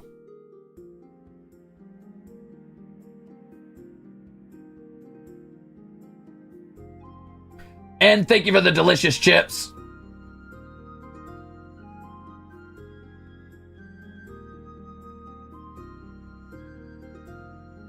all of these places are named after different axe holes from the Ruzeators, so forgive the silly names in some cases. But I tried to tie them in some way that made sense with the languages they belong to, whether that's Dwarven, Elven, Human, or Lizardmen, or whatever. Anyway, yeah. We're currently designing the people who watch over Taria Watch here, or Taria Watch, I guess. They come from the far west. They're off this map, but they are an invading, conquering military force that have a fort right here on this bay. But they come from a very mountainous region and tend to ride mountain goats in a battle. A war scythe? You mean like a Falx? Grim Tuesday? That could be possible, yeah. Tabar axes. I'll look up a Tabar axe. Give me a second.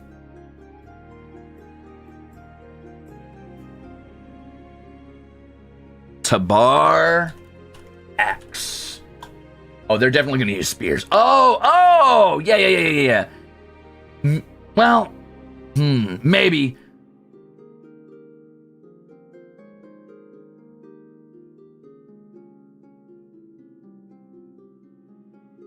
Dude, have you played Battle Bros? I have not. What is it?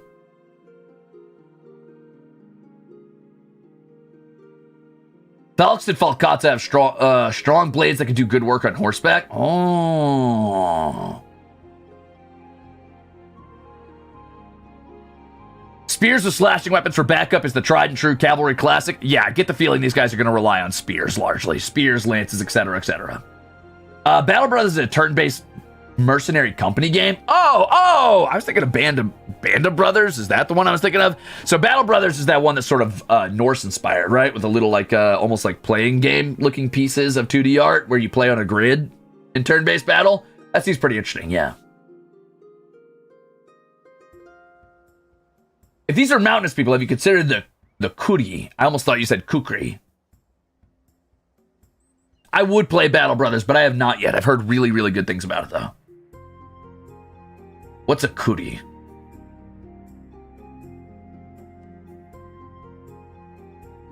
All I pulled up was some guy named James Curry.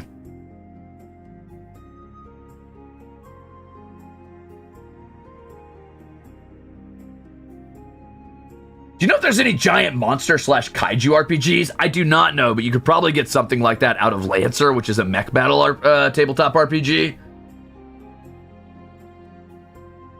Yeah, the War Scythe is like a Falx, right? Yeah, like a Falx, but longer.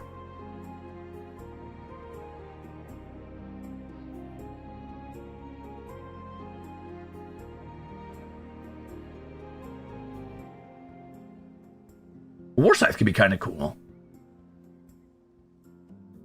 Wasn't it the Celtic people or the Germanic people who used Falx for the most part?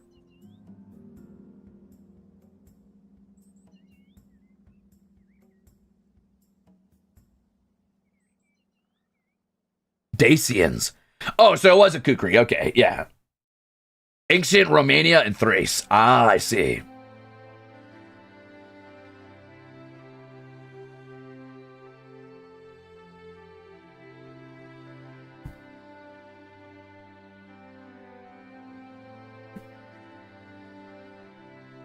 The war scythes are so cool. I didn't know these were real. Yeah, they're real. Night Wolster. Romans hated them. They added a ridge on their helmets to stop them. That's kind of funny, actually. So how would a war scythe work on horseback or goat back, though? I guess I could see it being a weapon they use when they're off the back of the goats, though. Sure. Let's assume that they use a Falk-style blade, then. So we're going to give them a mostly hiltless blade. I'm going to actually add... Maybe I'll add goat horns on the top of this as an intimidation thing. Maybe they, like, just put goat horn on their shield. Both to symbolically, like, make it look like a goat to them. No, that's too silly. That's too silly. I changed my mind. I don't like it. See you later, Raven. I'm going to make this like a boiled leather shield. A boiled leather shield with iron studs, like so. Do I want this to be a ridge that buckles out?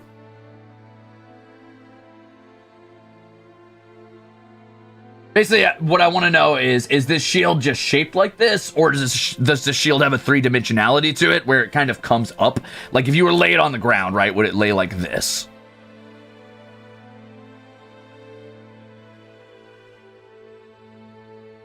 Ooh, Butterfly Shield would be a cool ass name for that, actually.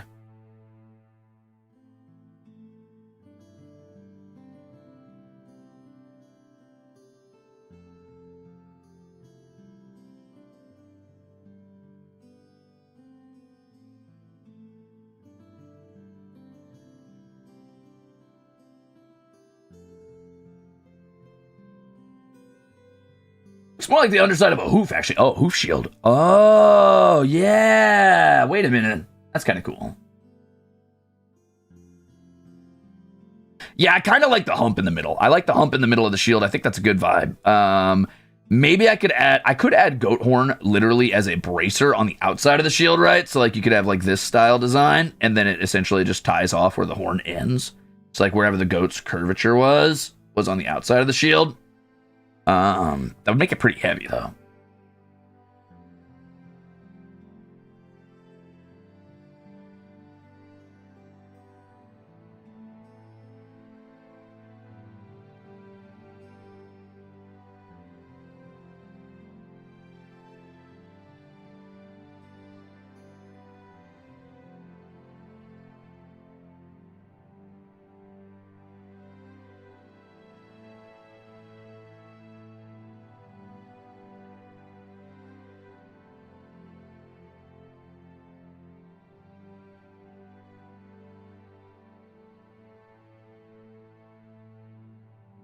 Maybe the hump in the middle is made of goat horn. That's possible.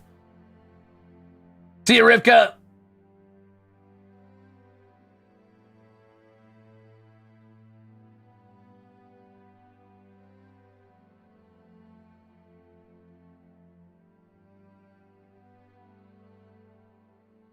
Yeah, I mean,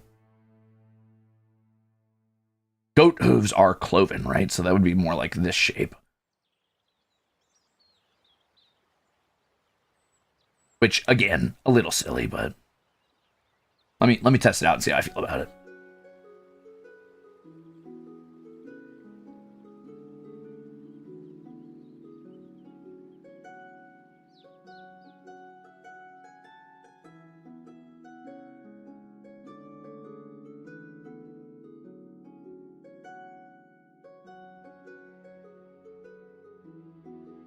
Maybe the horns could be in the middle.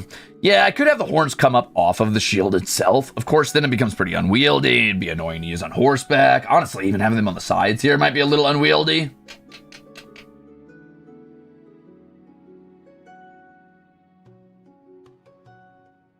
Okay, let's skip the goat horn here. Maybe the hoof design is enough. It still has a Moroccan influence too. I'm pulling this directly from a Moroccan style shield. That's why it had that sort of soft cover, soft siding on the shield itself.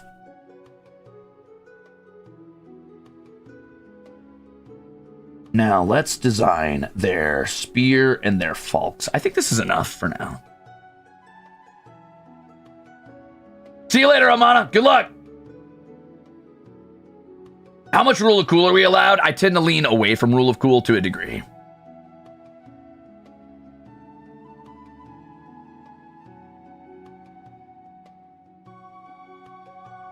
Maybe decoration could bring out the hoofiness.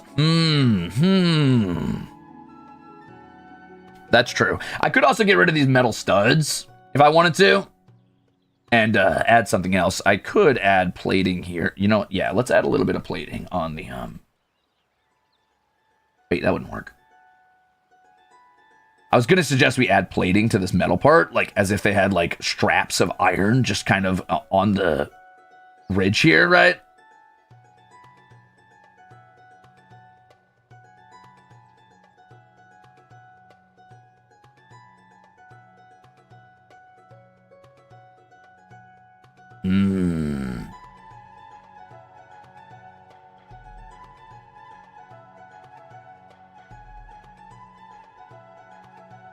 Yeah, for cavalry, small shields are more preferable also, since you don't want to put more weight on your palfrey, especially if this thing needs to jump. Like, making your armor out of a lot of boiled leather style armor instead of heavy iron is probably the move here. Even the lamellar shirt might be too much, but we'll see.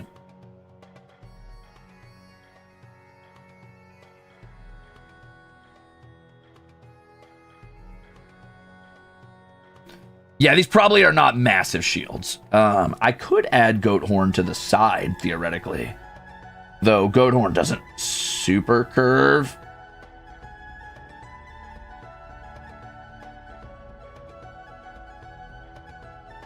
Nah, I don't like it. Maybe we just keep it simple for him. I could add tassels. I know the Moroccan shield I was pulling for had like tassels on the front of the shield. Personally, I'm not a huge fan of it, but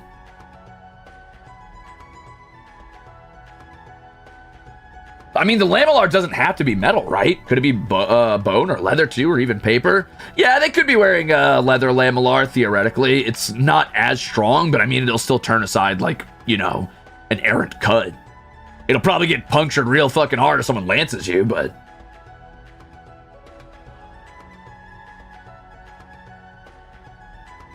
goat horns where the circles are for spikes. What kind of goats do they ride? Are they based on a specific breed? So right now, mountain ibex is what I have in my head, but I'm not sure, Green.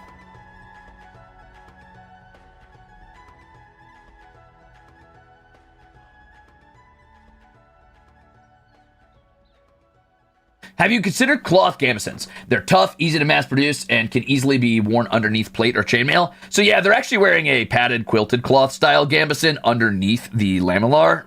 But most of the gambeson is just a chest plate under the lamellar with no sleeves, and comes down into a long dress style here, which is really poorly represented by my shitty X cross patterns here. Bad idea. They wear it over top of this like long tunic skirt, and then the actual tunic underneath is under the lamellar, but above the skirt and above the pants.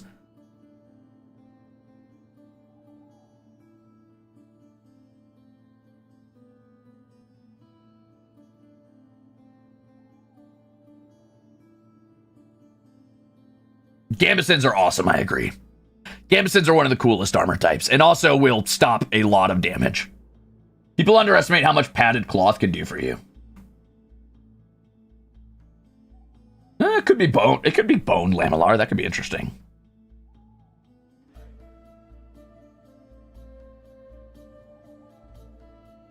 All right, let's assume we get rid of the plates. I think what I'm struggling with here is I don't love the plates, even though I like the idea of a butterfly shield because that sounds really pretty and fun. And I mean, goats aren't like the only thing these people care about. I'm sure they revere goats, and goats are probably like the highest like animal in their mythos or whatever. But that doesn't mean they can't pay respect to other animals.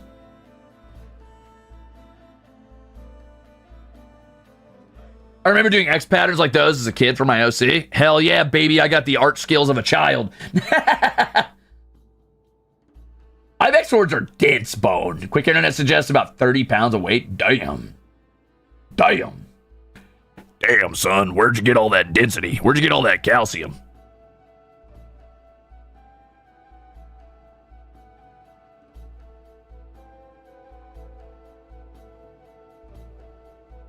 Very true, Zem.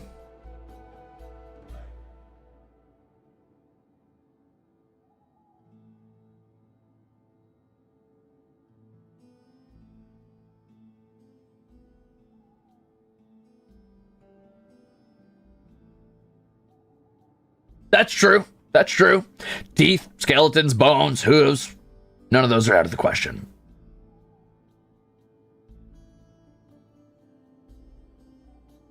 The shield looks like a goat hoof pattern. Yeah! Pretty good, right?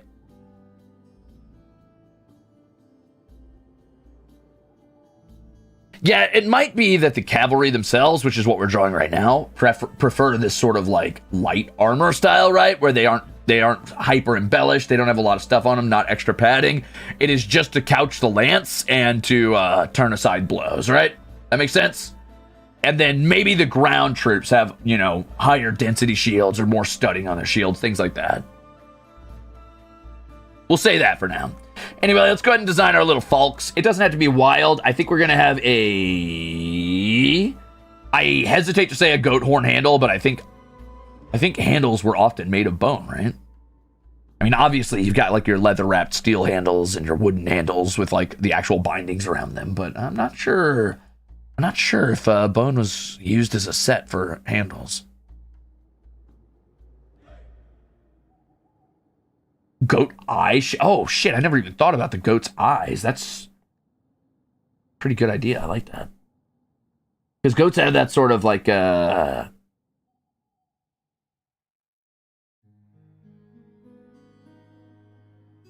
intimidation factor. Let's go. God, I cannot draw a circle right now. Good enough for me.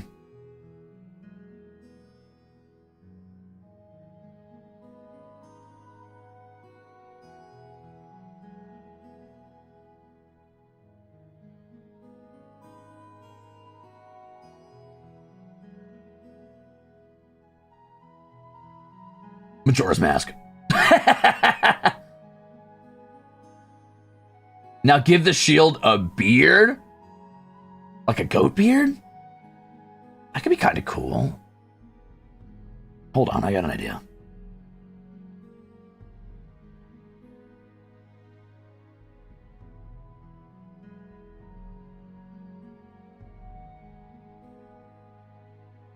I've been taking mad during this series of world building streams for fanfic purposes. Yes, no shame. Remember your meeting, by the way. Yeah, I'll remember. Don't worry.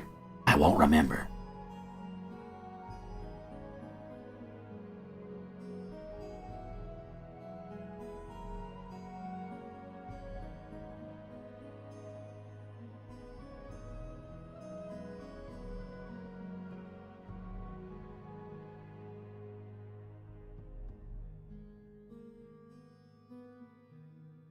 Maybe they use like a fabric that's meant to simulate like a goat beard.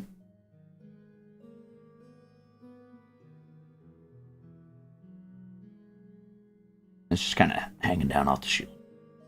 Yeah, I like that. I like that.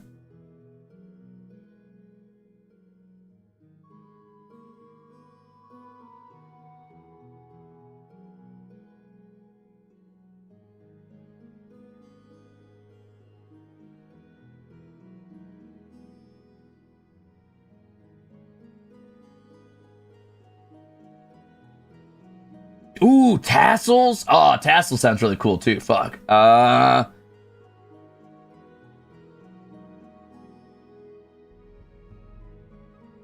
Victory says, have you thought about the mythos of this culture? Is that something that's done on the fly? I think mythos can evolve from many things, but I think all things reflect each other in some way, right? So I assume that this culture has some sort of mythos centered around, you know, probably their connection to goats, whether that be a goat god or that their god gave them goats as like brothers on this planet or like kinsmen.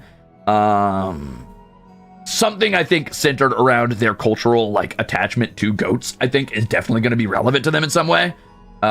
Just because they obviously use them as a touchstone for their culture in general.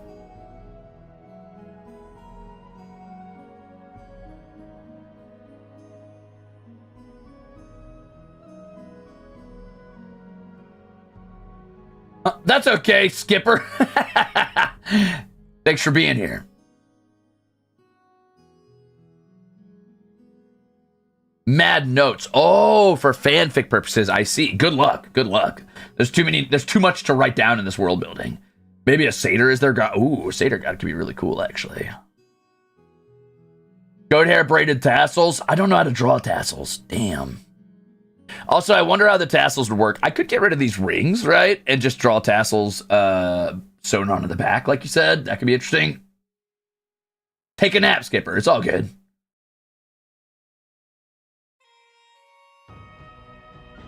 Very true, Grim Tuesday, yeah.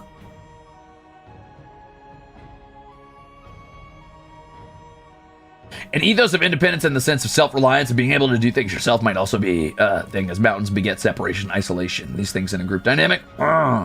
Is there satyrs in this world? Not as far as I know, but possibly. See you later, Susu.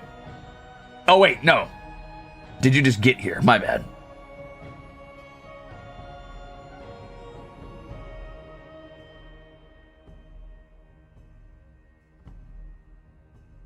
Would the goat beard be for all warriors, or is it for leaders and elites? So the goat riders are leaders and elites, because braiding goats, at least war goats, is seen as something that only nobility partakes in.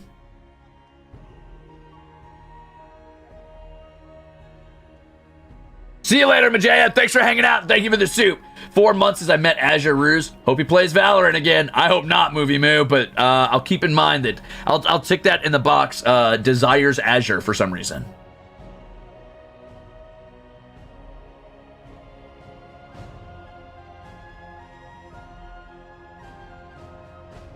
See you, Xylophone.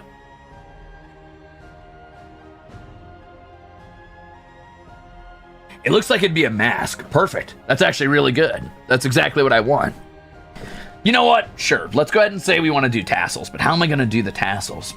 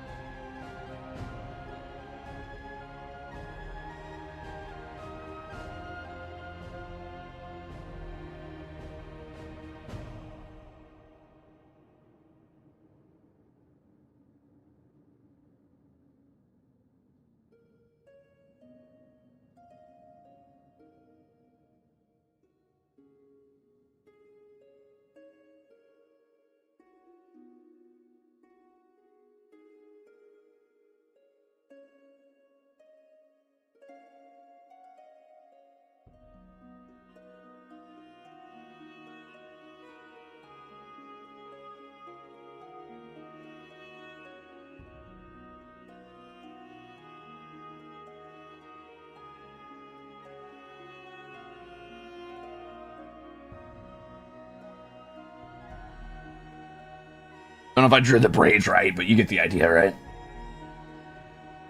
Damn, they got jetpacks? Fuck yeah, they do.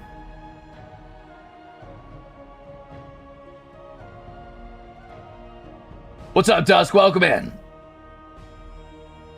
You're damn straight it's gonna be from their own personal goats, Angie, just like their fucking horns and stuff. And the tassel or the goat hair on the top of their helms.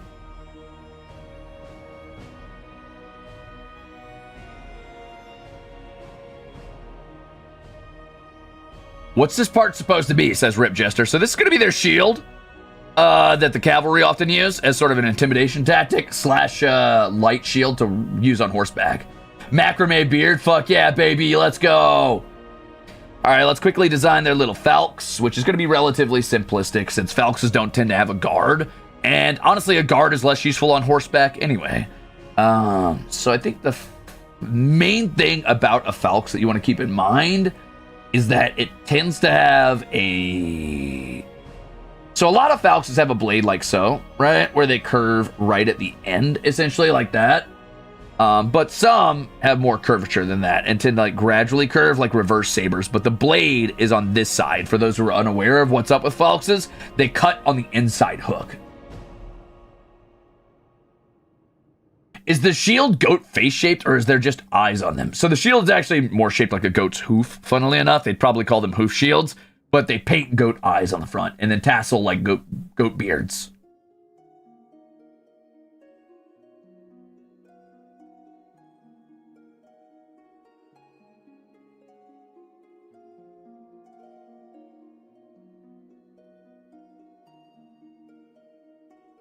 In a pinch, their shields do also double as flamethrowers. That's true, because of the jetpacks on the bottom. There's no jetpacks, I'm just saying that.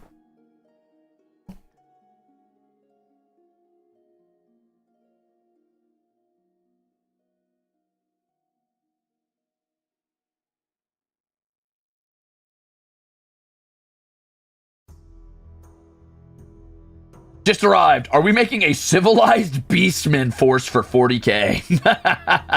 No, I'm creating a force of people who ride large mountain goats into battle. And they do like this sort of formation where they do a synchronized leap, high leap over shield walls, basically, or over shielding forces, and try to lance down over top of their enemies. They carry long spears and very light shields. The armor is based off of vaguely Mongolian Moroccan inspiration because we just took a bunch of cultures and then rolled dice and combined two cultures together. So you got Mongolian Moroccan style armor with light shields, heavy lances, and mountain goats. And the idea is to be able to like take high ground and pepper opponents with arrows, or hop over, shield formations, or hop behind infantry lines.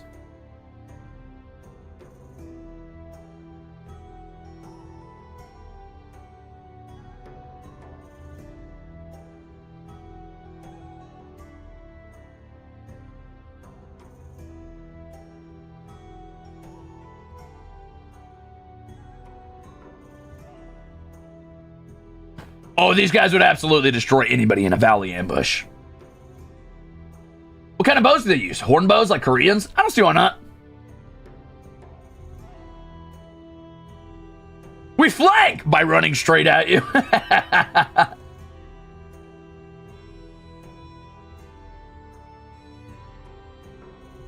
Wait, what if they use their shields in like cultural dances and whatnot? Fuck yeah. I mean, they take the time to decorate their fucking shields. It's essentially a work of art as well as a war tool. I don't see why they wouldn't do cultural dances with their shields.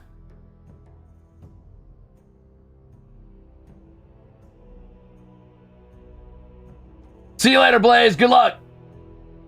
These would be some very large, muscular goats. Oh, yeah, they would. Are we doing spears or lances? I'm assuming a lance, but not like your classic fucking tournament lance. I'm not talking... When I say lance, I don't mean like a tournament style, like tapered, like this. That's not the kind of lance we're talking about. When I say lance, I mean a true fucking like hyper long wooden pole with a spear tip at the end, designed expressly for running people down on horseback.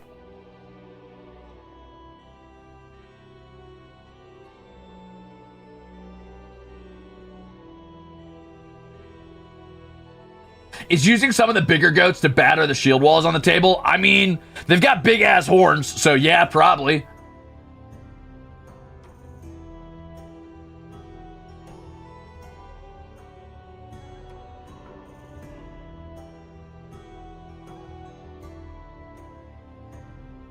Bakar War Dog, huh? Maybe. They're a mountainous people, so it's possible, but it might be hard to swing that. I guess there are mountain dogs, though.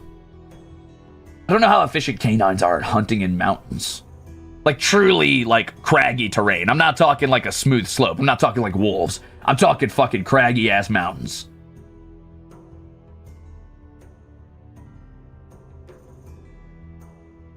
So if they use lances for cavalry, are their infantry poleaxe or pike-based? I'm gonna guess pike-based. It doesn't seem like they have enough steel and or iron to really justify using something like poleaxes.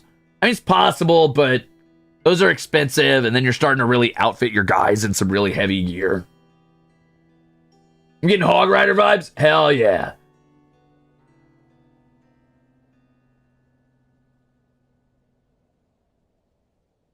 We need an enemy for the goats, a predator, snow leopards, or something adjacent to that.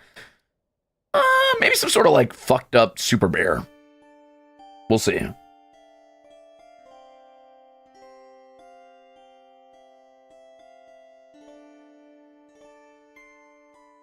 Yeah, a giant feline of some sort would be kind of cool.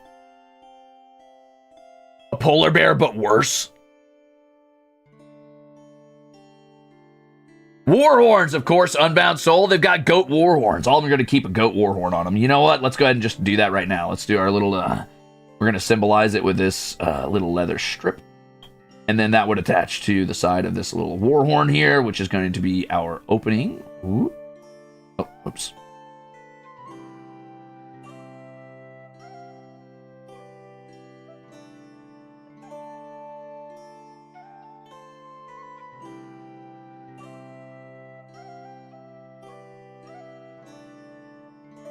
And of course, all their captains would carry these into battle.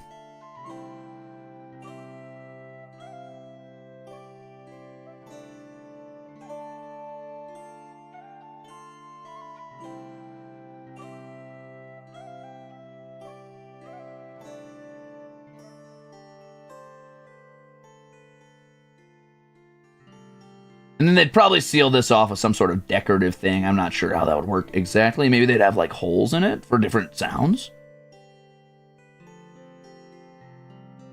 And then this here would be sort of a tip piece that they could use to play the actual war horn. There you go. Boom. Wow.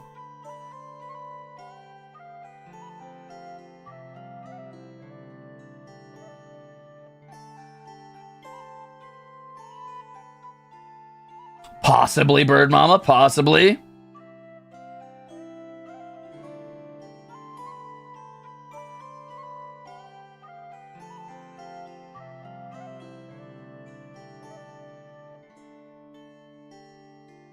Okay, let's finish the rest of the outfits design here real quick, just so I have it set.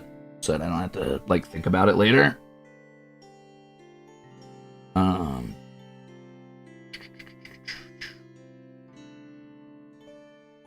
That was terrible.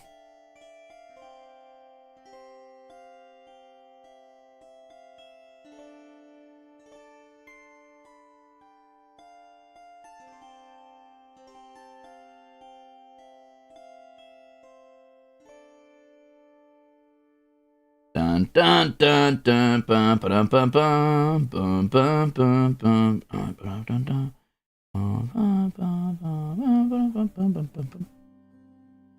This arm's way smaller than the other arm, but I also don't know if I care.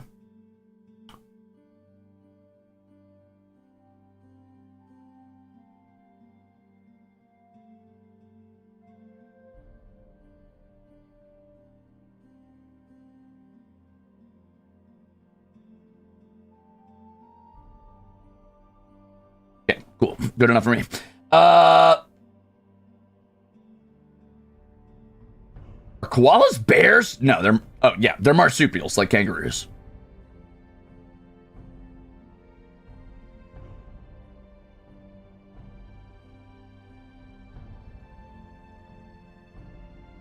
Okay, so we design our little falcons real quick. This doesn't have to be anything fancy. They're not super defined by the falcons. It's just the sidearm they choose to use. Though I'm sure it has some vague cultural relevance to them in some way, somewhere, somehow.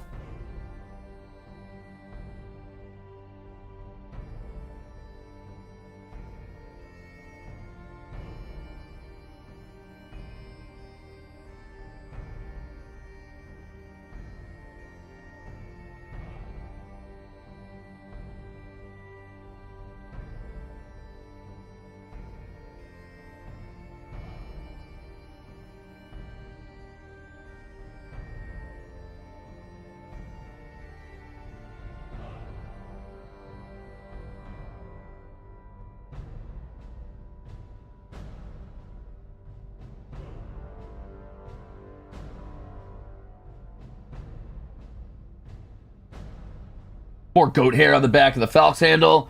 And then we have our long hook at the end of the blade. And then we draw the blade there so that we know that that's ugly, but it's all right. Boom. Falc's. Boom. Oh, griffins would be a really cool enemy. Ooh. Natural predator for the goats. I do like the idea of griffins or giant eagles, either way. I think we need to make griffins monstrous again. We need to be afraid of griffins. I love the way that griffins are portrayed in Dragon's Dogma, actually, as these terrifying enemies, as they should be.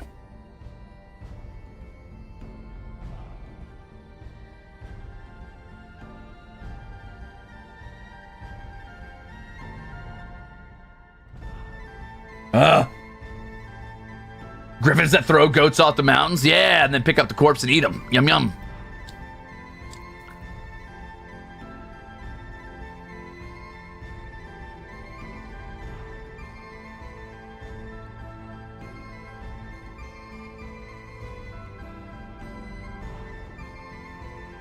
Okay.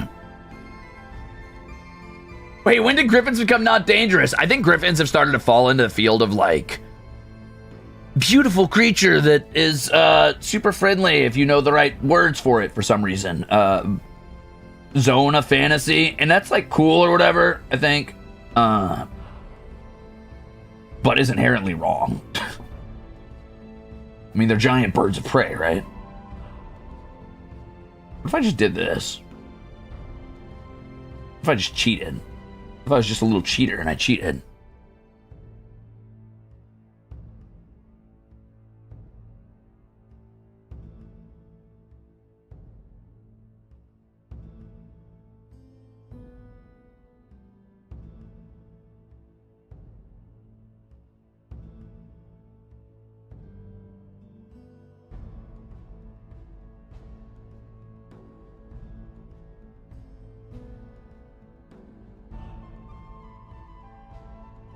Pyro, thanks for being a Ruzader. I know what you are, Pyro. I know what you are.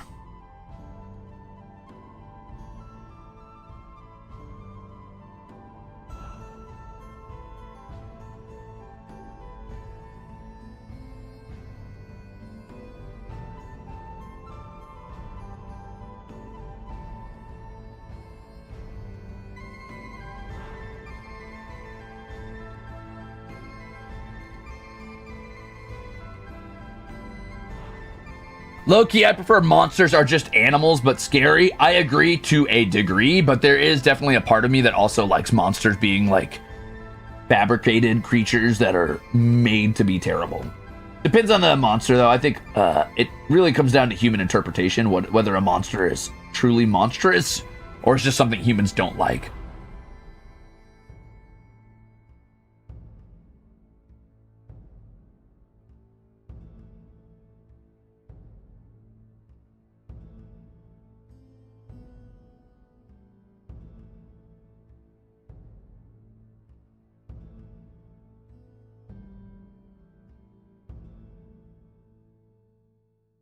Did they pack the inside of the steel with goat hair to make this sort of could be interesting.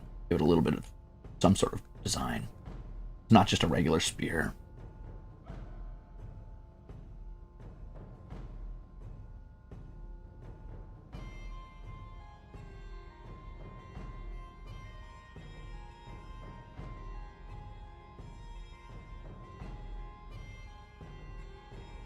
The meeting is on the hour. You've got 7 minutes. Uh-oh. I better go check my Discord. Hold on.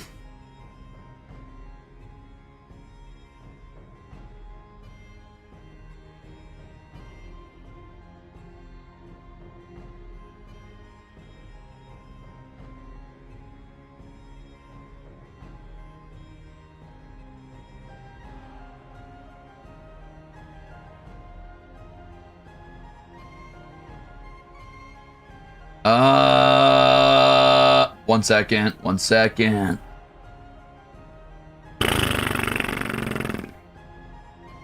When's my meeting? I've got another hour, baby. Let's go. Okay, cool. I've got another hour. I'm good.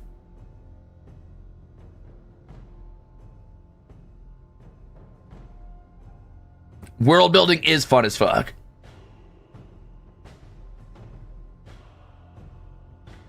Okay. Ooh. Uh-oh. Wrong button. Key.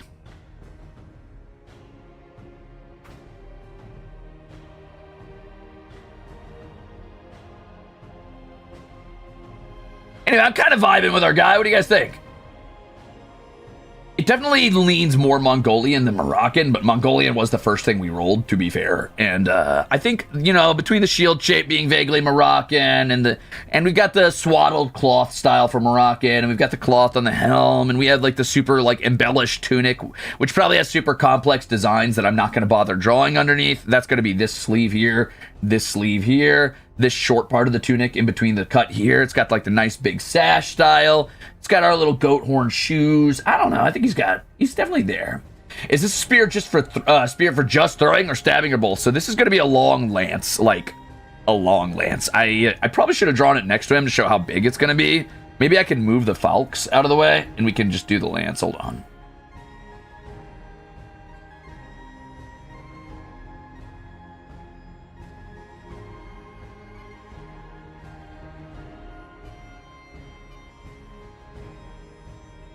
Uh-oh, not the button I meant to push. There's a button for this, and I'm trying to find it. Oh, here we go.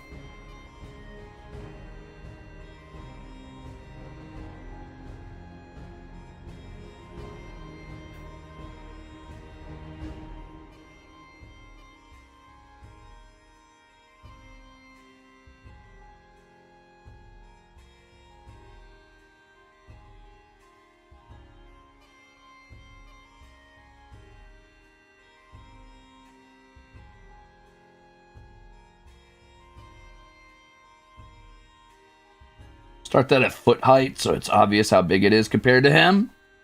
And then let's increase the size to a ridiculous level because it will be bigger than him.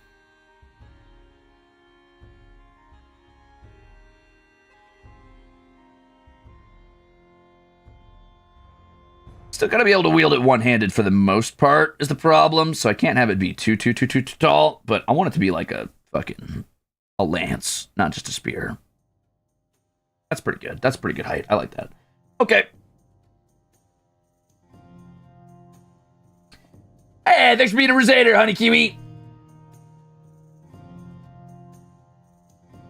Wait, what manner of witchcraft is this? My secret power?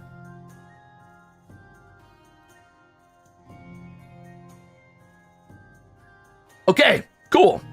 So we got our, pseudo-Mongolian, pseudo-Moroccan style mountain people who live a society that is based largely around their goat mounts. I don't want it to be all their society is about. I do want it to be a cool touchstone for their culture.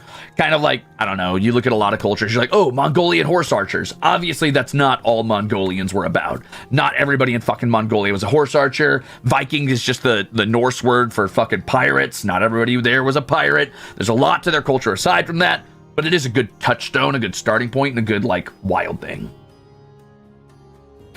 A good sort of like out there thing that people would probably focus on a lot from an outside perspective. Obviously, this shield, not to scale, a little too big. This horn, way too big just for the sake of showing what it looks like. Cool.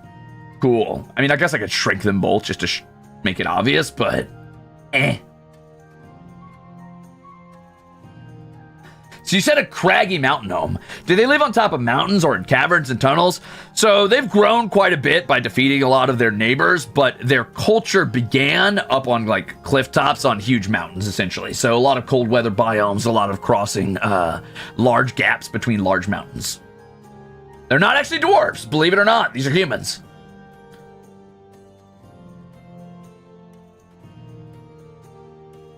Yeah, I think the armor works. I like it.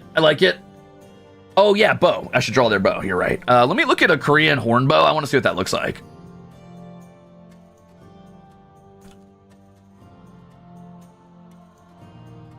Horn bows are those recurve style bows, right? Yeah. Oh, there's Ottoman horn bows, too.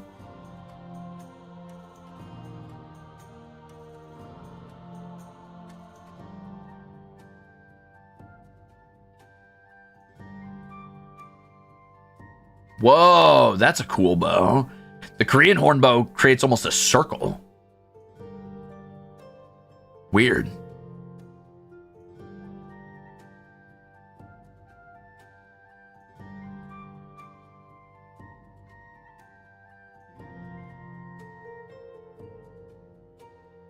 Is that before it's strung? That's got to be before it's strung, right?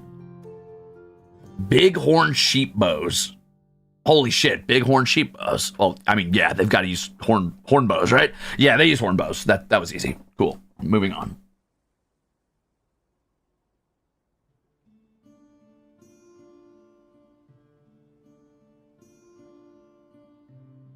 Honestly, yeah, seeing these guys charging at you might be a pretty fucked up experience, I would imagine anyway.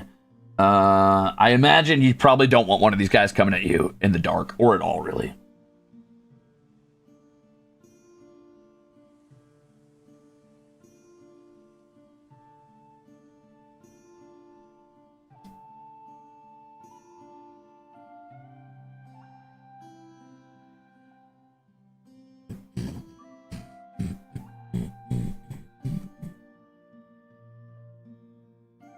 I'm trying to draw it sideways, but I think I'm going to draw it up and down first, and then I'll just tilt it sideways.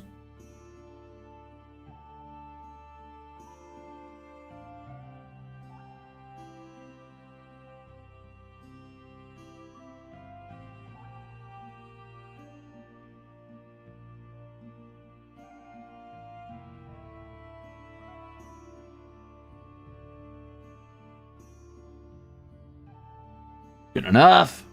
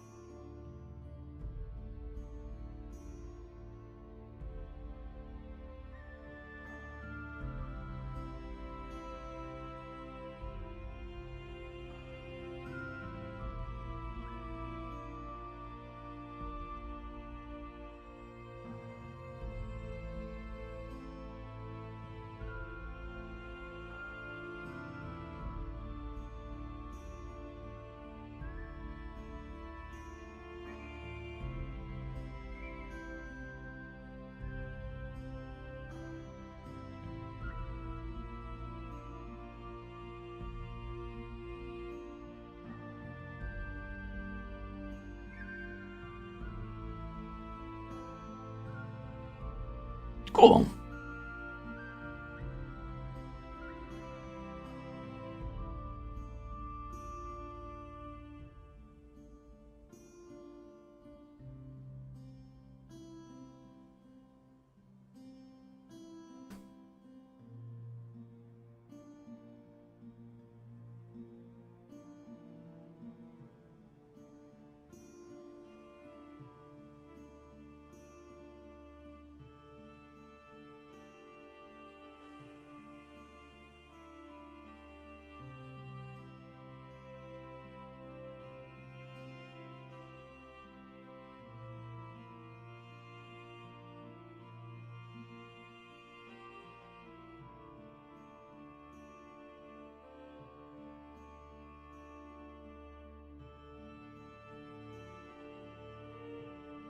Okay, interesting.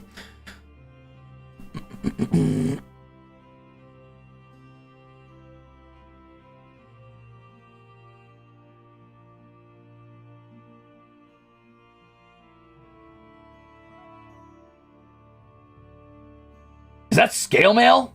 It's more like, think of it like lamellar, sort of, Elisis.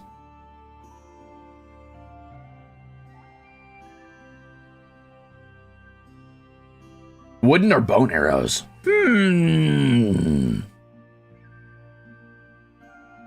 Whatever they can get a hold of, we'll say. Who's this brigadier wearing fellow supposed to be? Says Squidgem. This is the armor that we've designed that is vaguely based on Moroccan and Mongolian armor. It is for the soldiers that are sort of an invading force from the western country of where the HOLOMARCHES campaign is going to be taking place. They are not necessarily an incredibly important people, like, to the campaign, to the players themselves. Like, the HOLOSTARS boys might never meet them, but they are applying quite a bit of cultural pressure to this sort of continent that we're playing on, or this country that we're playing in. And their main base right now is in Tariawachir, but they come from the southwest down here, somewhere off the map. And this is the map that we're using for West Marches, so cool. Are they looking to raid or are they migrating? I'm thinking conquer, not raid. I think they actively seek to conquer and keep more so than just raid. So this is sort of like an elite soldier. Yeah, so this is their elite of their elite. This is like their nobleman type soldier that has raised his own war goats from birth and is probably bonded to his war goat like a brother and, rides them into battle.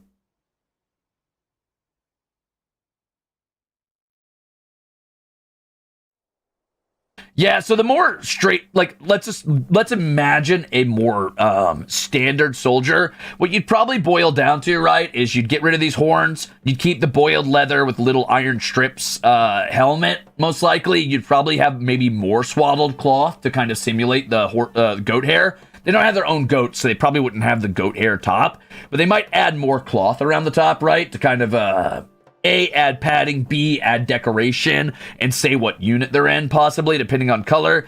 They'd probably lose the side plating on the side of the helmets and just keep, like, sort of the Spang helm, like, high top style, right? And they almost certainly would not be able to afford the lamellar. I'm assuming they'd be wearing these, like, padded tunics underneath with these, maybe even more quilted cloth than just the leg guards here, if that makes sense. War goats, how cute. So they could probably climb mountains when they charge. Yeah, so the idea I have in my mind, right, imagine like a line of like, let's say 20 of these guys charging you, and what they do is right before they reach your like line, they do this sort of number where they hop forward, hop sideways, hop very high, and come down on top to lance over your shields. Because they wield these like long lances as their main weapon. They also carry a falx, which is like a sword, a curved sword, but the blades on the inside. Think like Celtic falxes, right?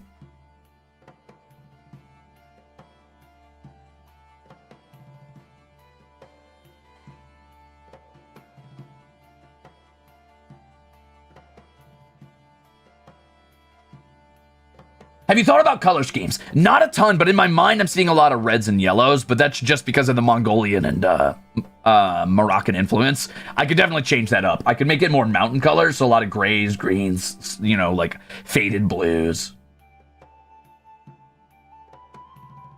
But a lot of people like to wear colors that don't match their environment to stand out. So hard to say, really.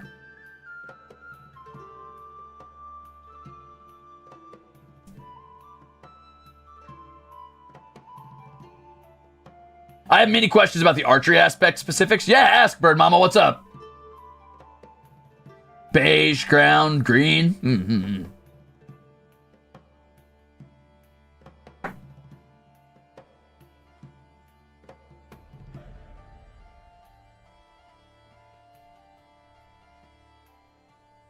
True, true.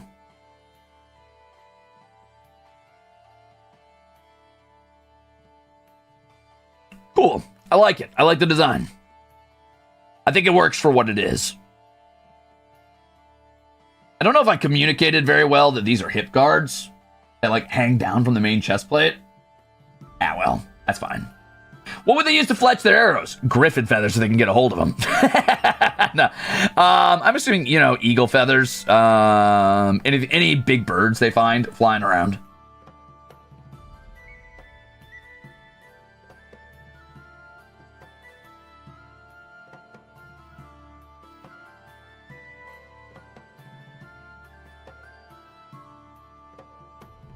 I'm trying not to think too hard about the armament. Like, how would they stow their falxes? Same way you'd stow anything else. You'd probably sheath it the same way you'd sheath a scimitar.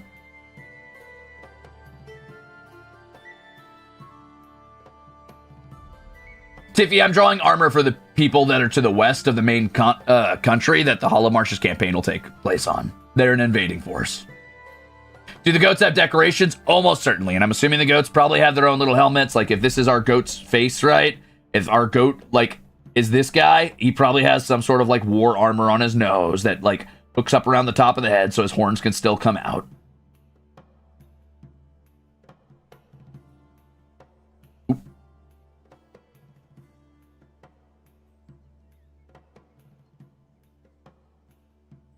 Are they a single people or multiple nomadic peoples working together? I assume they started out as a single people, but considering they've been conquering multiple tribes nearby them, they probably have become sort of a, if not an empire, at least a major kingdom in their own right. So at this point, they've probably incorporated a lot of different people into their society. It's just the main culture that is valued or seen as high class is the culture of that original tribe of the goat people. That could be pretty brutal, Grim. Yeah.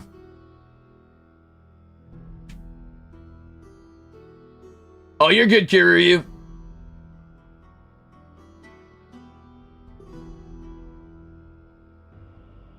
Rathy says, would these soldiers have a banner that they carry in a battle? If so, what would that symbol be?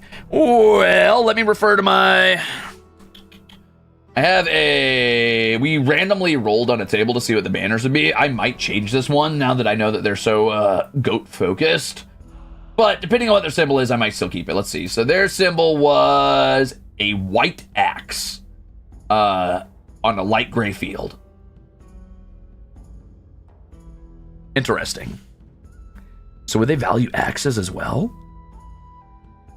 Lumber? Wood?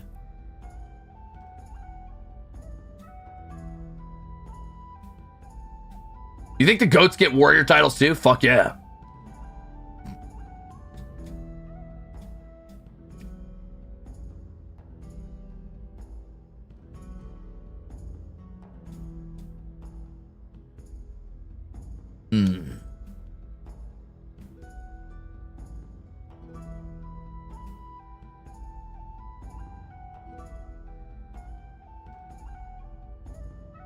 Axes certainly do not make sense on Goatback.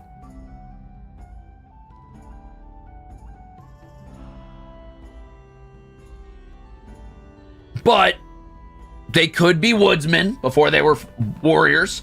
I mean, every culture starts somewhere. Like, I don't know, fucking America's flag is not a fucking M16, right?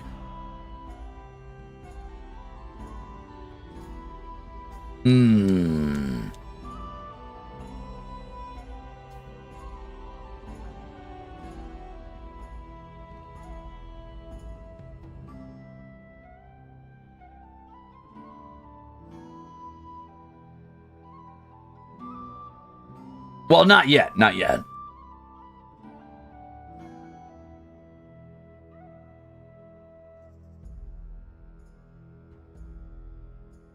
I'm going to keep the axe because I think tying the culture too heavily to goats is reductive to a degree and makes it seem like that's all they have going on.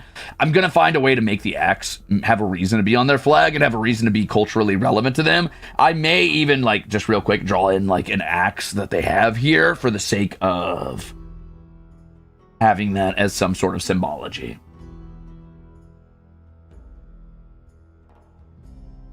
Oh, the Xianchan armor? Do they have canonical armor? I've never seen canonical images of Wheel of Time other than the covers of the novels. But I only read up to number 3, so no spoilers, please.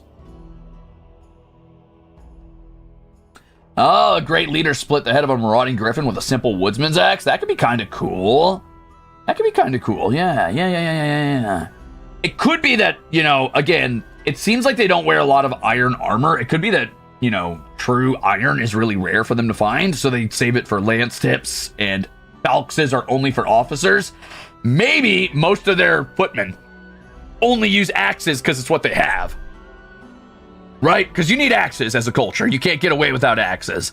So a lot of iron would be going toward things like, you know, axes, kettles, things like that, you know, the necessities. Making swords out of iron is one of the last things you're ever going to do as a culture because it's such a waste of time. Swords have no purpose other than killing. Where knives can be used as tools, axes can be used as farming implements, swords cannot do anything but kill. So typically the last thing you're going to do with iron is make a sword.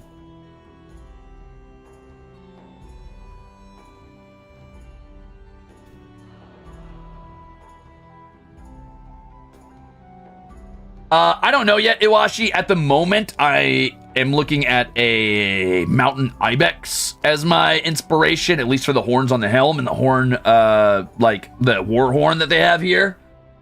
But it really depends. I might make it a little more monstrous, a little more hulking. I'm probably going to give it pretty bulky proportions to give it the ability to leap with a man on its back. No, the meeting doesn't start for another 45 minutes.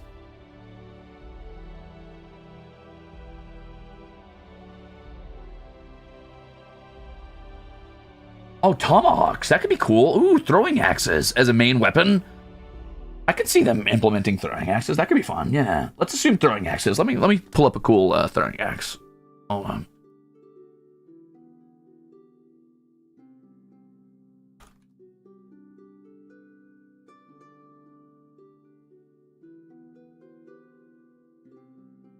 Okay, so throwing axes tend to be light in the blade sense. Okay.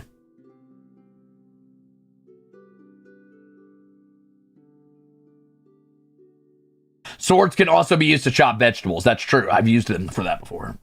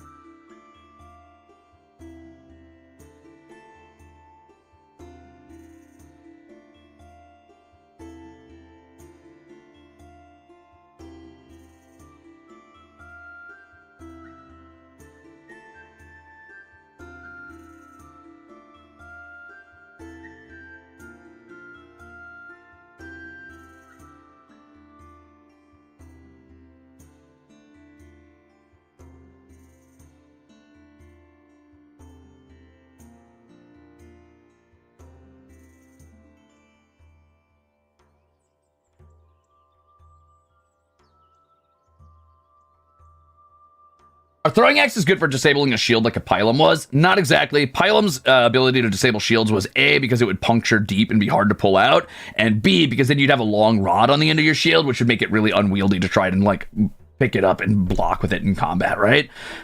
Throwing axes, I don't think could do the same thing unless they were absurdly heavy, in which case they wouldn't be great for throwing.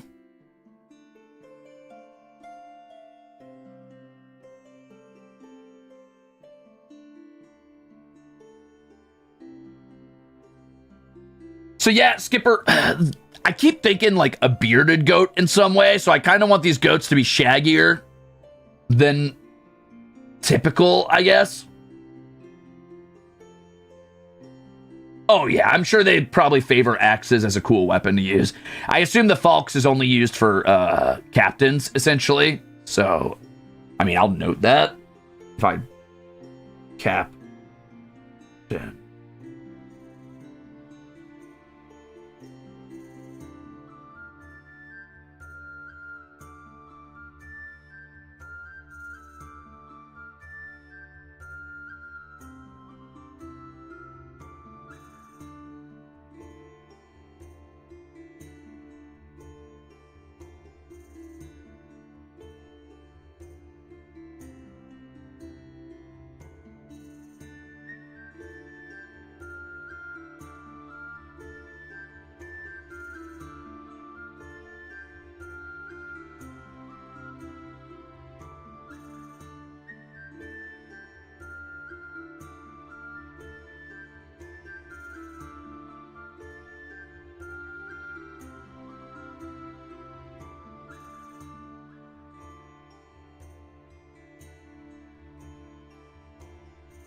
Just note it down. Cool. Nice.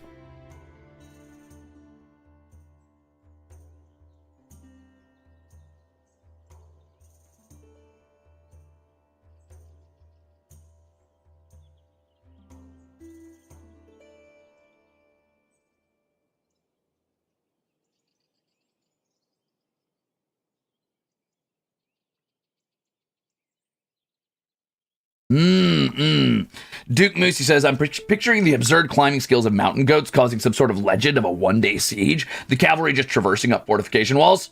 Hell yeah. That's all right, Minamiko. Welcome in. So, I think that's it for now. What do you guys think? How'd we do? How'd we do on designing our first ever outfit / armor? This is the first time I've done something like this, but like I said, the whole idle journey for me, a lot of it is figuring out stuff or doing stuff I'm uncomfortable with or I haven't done before. And I mean, I feel like I did all right.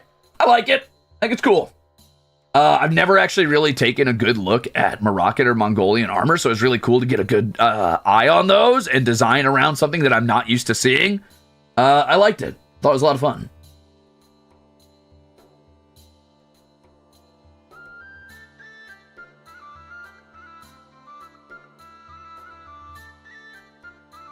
Truly goated. Oh, I get it.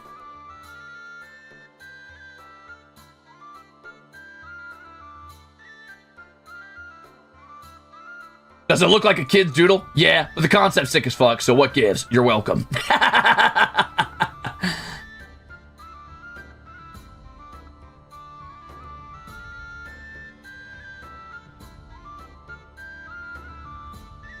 Thanks. I do what I can. The Laminar and plate armor makes me think of Kingdom Hearts. Kingdom Comes Deliverances. Oh, human enemies. Yeah, I could see that for sure. Yeah. Well, I did what I could. I'm going to pop back over to the main map for HOLOMARCHES real quick, and we'll talk a little bit about where these guys are going to come from and things like that. And then we can probably wrap it up after that. So, these guys are coming from the western area out here somewhere, the western countries. I assume this is not directly bordering their main capital or anything. They're probably pretty far to the west, but a lot of the tribes and peoples that they have conquered are on this side over here bordering, and Taria Watch is the furthest eastmost hold of their own kingdom and or empire, or whatever they want to call it, right?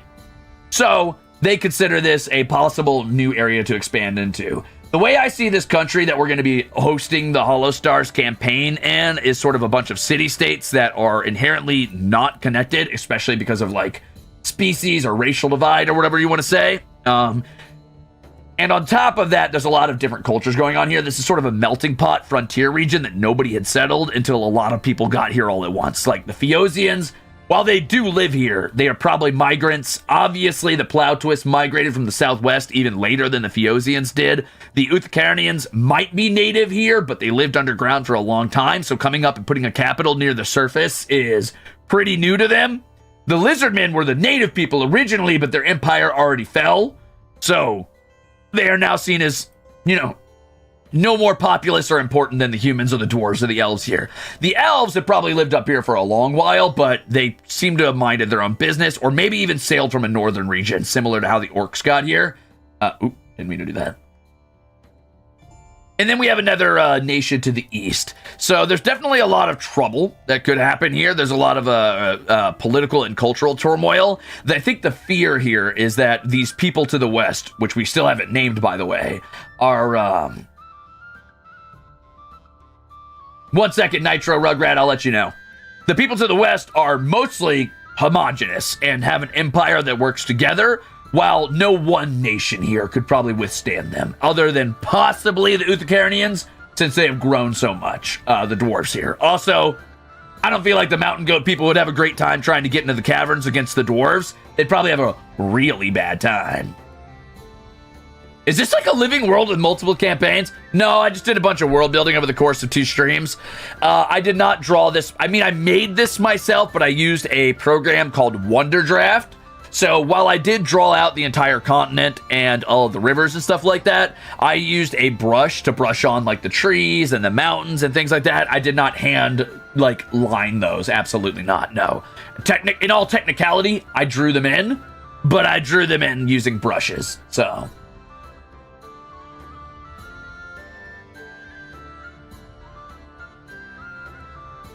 when is the campaign? Great question, Rethi Fawn. I have no idea. I have not. So these guys are marching in from the west? Oh, so they are. I have not completed the amount of work that I would need to get done to start the campaign, and I still need to invite the boys and see who actually has interest in playing. For all I know, only 2 people will respond, and then we'll have a 2-person campaign. But hey, maybe everybody's interested. Who knows? So this is a land in a middle spot between 2 great powers that other people escaped to and made their own. Something like that, John Doe. Vaguely, yeah. Where is the Fire Nation? When did they attack? They're in the far east. They're busy currently trying to fight the Earthen Kingdoms. What's the max number of people who can join? As many people as want to join, but per session, I probably won't allow more than... I'm guessing 4 is my max. I've run campaigns for 5 and 6 people, but if we're trying to make this content and we're not trying to talk over each other and wait 20 minutes between turns, I think 3 to 4 is the sweet spot. My ideal number when not making content? 5, definitely. My ideal number when I'm making content? 3 to 4. Probably 3 is the ideal, but I'm willing to do 4.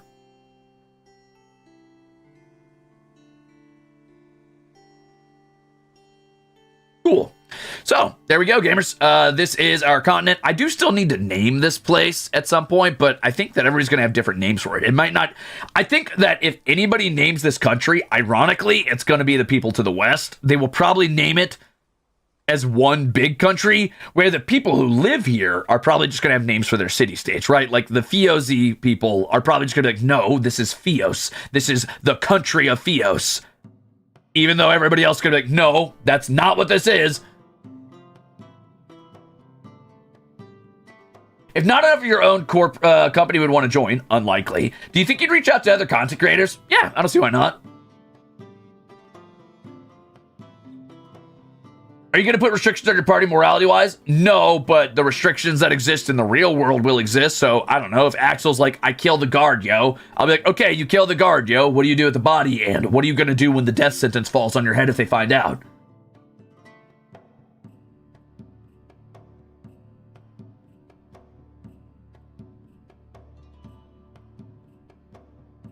Which part is the Badlands? There's no Badlands here, but the closest you're going to get is probably the Angry Sand Sea.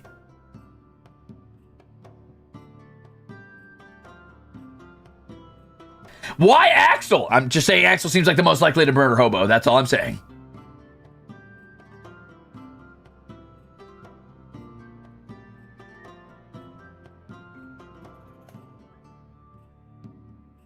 Catzel 12 was actually pretty level. Was he? Huh. Interesting.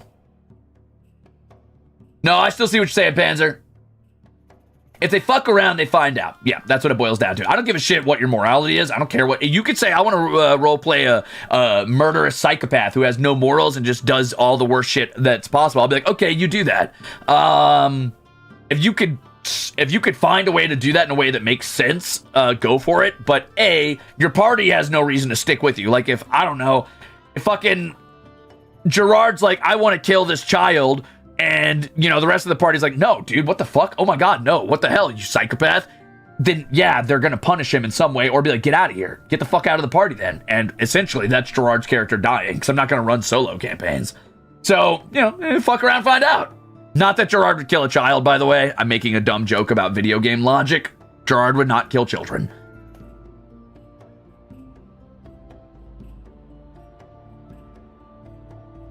Hell yeah, Birdie. Glad you like it.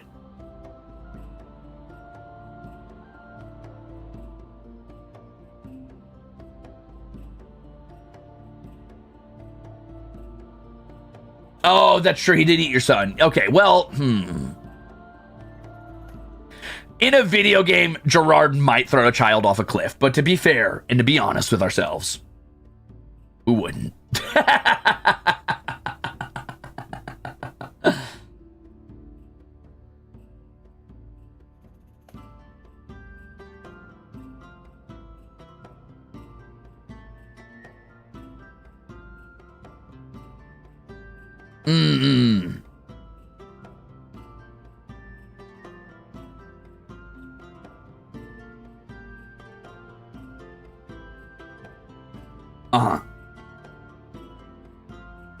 That's true. I did throw a bunch of people off cliff in Dragon's Dogma. That's Dragon's Dogma. I'm going to let the boys know when they play. I'll be like, there are consequences for what you do. And I know you guys are the main characters and that's nice, but you're not like, you're the main characters.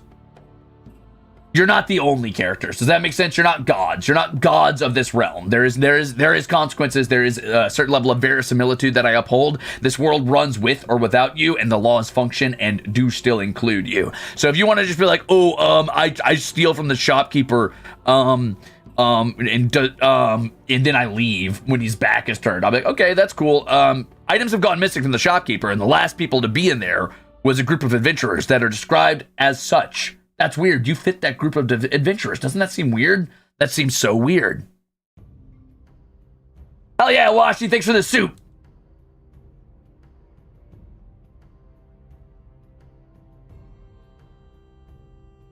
That's really funny, Emil. Someone's gonna get hit with friendly fire? Probably. Probably. And it'll be fucking hilarious when it happens. I'm gonna love every second of it. Hey, DM, how do I reset aggro with the merchant? No, but I crouched, dude. But I was crouching when I stole it, man. How'd he see me? This game sucks. This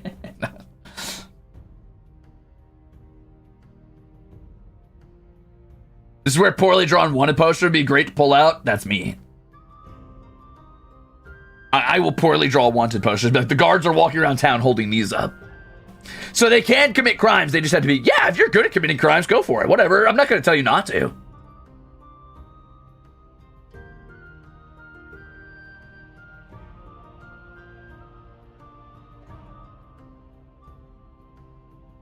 Prison Break arc? Yeah, I need to think carefully about how I get them all together and why they decide to stay together. I'm thinking I might tell them to write up characters that would make sense in a free company or a gray company, if that makes sense. Which are sort of like mercenary groupings. Obviously, I'm not going to railroad them on, like, who they could play, but I might give them the vague restriction of make sure that it makes sense that your characters are mercenaries or willing to go on an adventure in some way and work together as a group.